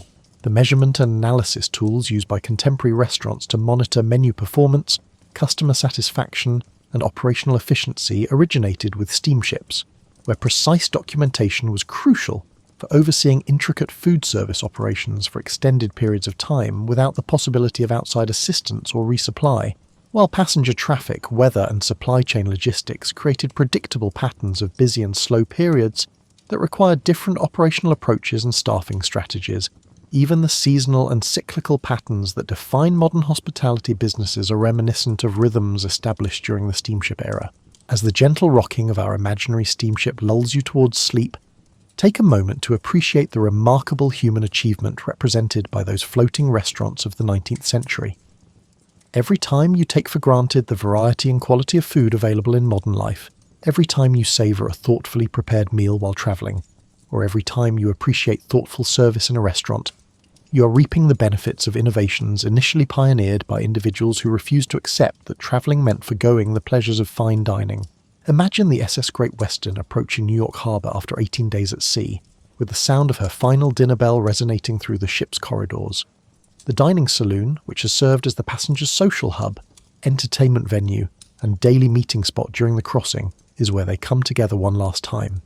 A celebration of human ingenuity, a demonstration of the ability of hospitality to foster community among strangers, and a reminder that some of our greatest inventions stem from resolving the straightforward issue of how to meet one another's basic needs. The meal they share is more than just food. The multilingual discussions that took place around those tables, representing dozens of distinct cultural backgrounds, foreshadowed the increasingly interconnected world we live in today. The methods created to prepare, serve, and preserve those foods created habits that still affect our eating habits today. The hospitality customs that are still practiced in contemporary hotels, restaurants, and entertainment venues were established by the service standards designed to oversee those floating communities. Perhaps more significantly, though, those steamship dining experiences created the expectation that travel should improve rather than lower our quality of life, that transient groups of strangers could unite around shared meals, and that human ingenuity could overcome logistical obstacles that seemed insurmountable to create experiences that fed the body and the soul. When you pour your coffee tomorrow morning and make plans for the day, keep in mind that the coffee in your mug may contain beans that were transported across oceans using transportation systems developed from steamship innovations, that the breakfast you eat represents food preparation and preservation techniques initially perfected in ship's galleys, and that the very idea of beginning your day with a satisfying meal owes something to those Victorian travellers who maintained that civilization was portable, that comfort could be created anywhere, and that a good meal shared with fellow humans was worth whatever effort it took to make it possible. These days, steamships have been replaced by container ships that transport cargo more effectively, but disregard the comfort of their passengers, and by airliners that travel across oceans in a matter of hours rather than weeks, but serve meals that are insignificant in comparison to what those floating restaurants were able to accomplish with much less funding. However, their legacy endures each time we assemble around a table, transform a meal into a social gathering, and use food to foster community and make memories that endure long after the dishes are cleared away. Sweet dreams of paddle wheels churning through Atlantic swells, of dining saloons lit by gaslight and warmed by human conversation, of galleys where skilled cooks worked miracles with limited ingredients and unlimited creativity. Imagine a time when eating together could turn a group of strangers into a transient family, bound by their common quest for new opportunities, when travelling across the ocean was an adventure rather than a hassle, and when meals were occasions rather than stops for fuel. The final dinner service bell has rung, the great ship is steaming through the night toward port and the end of another amazing journey, the tables have been cleared, and the passengers have gone to their cabins.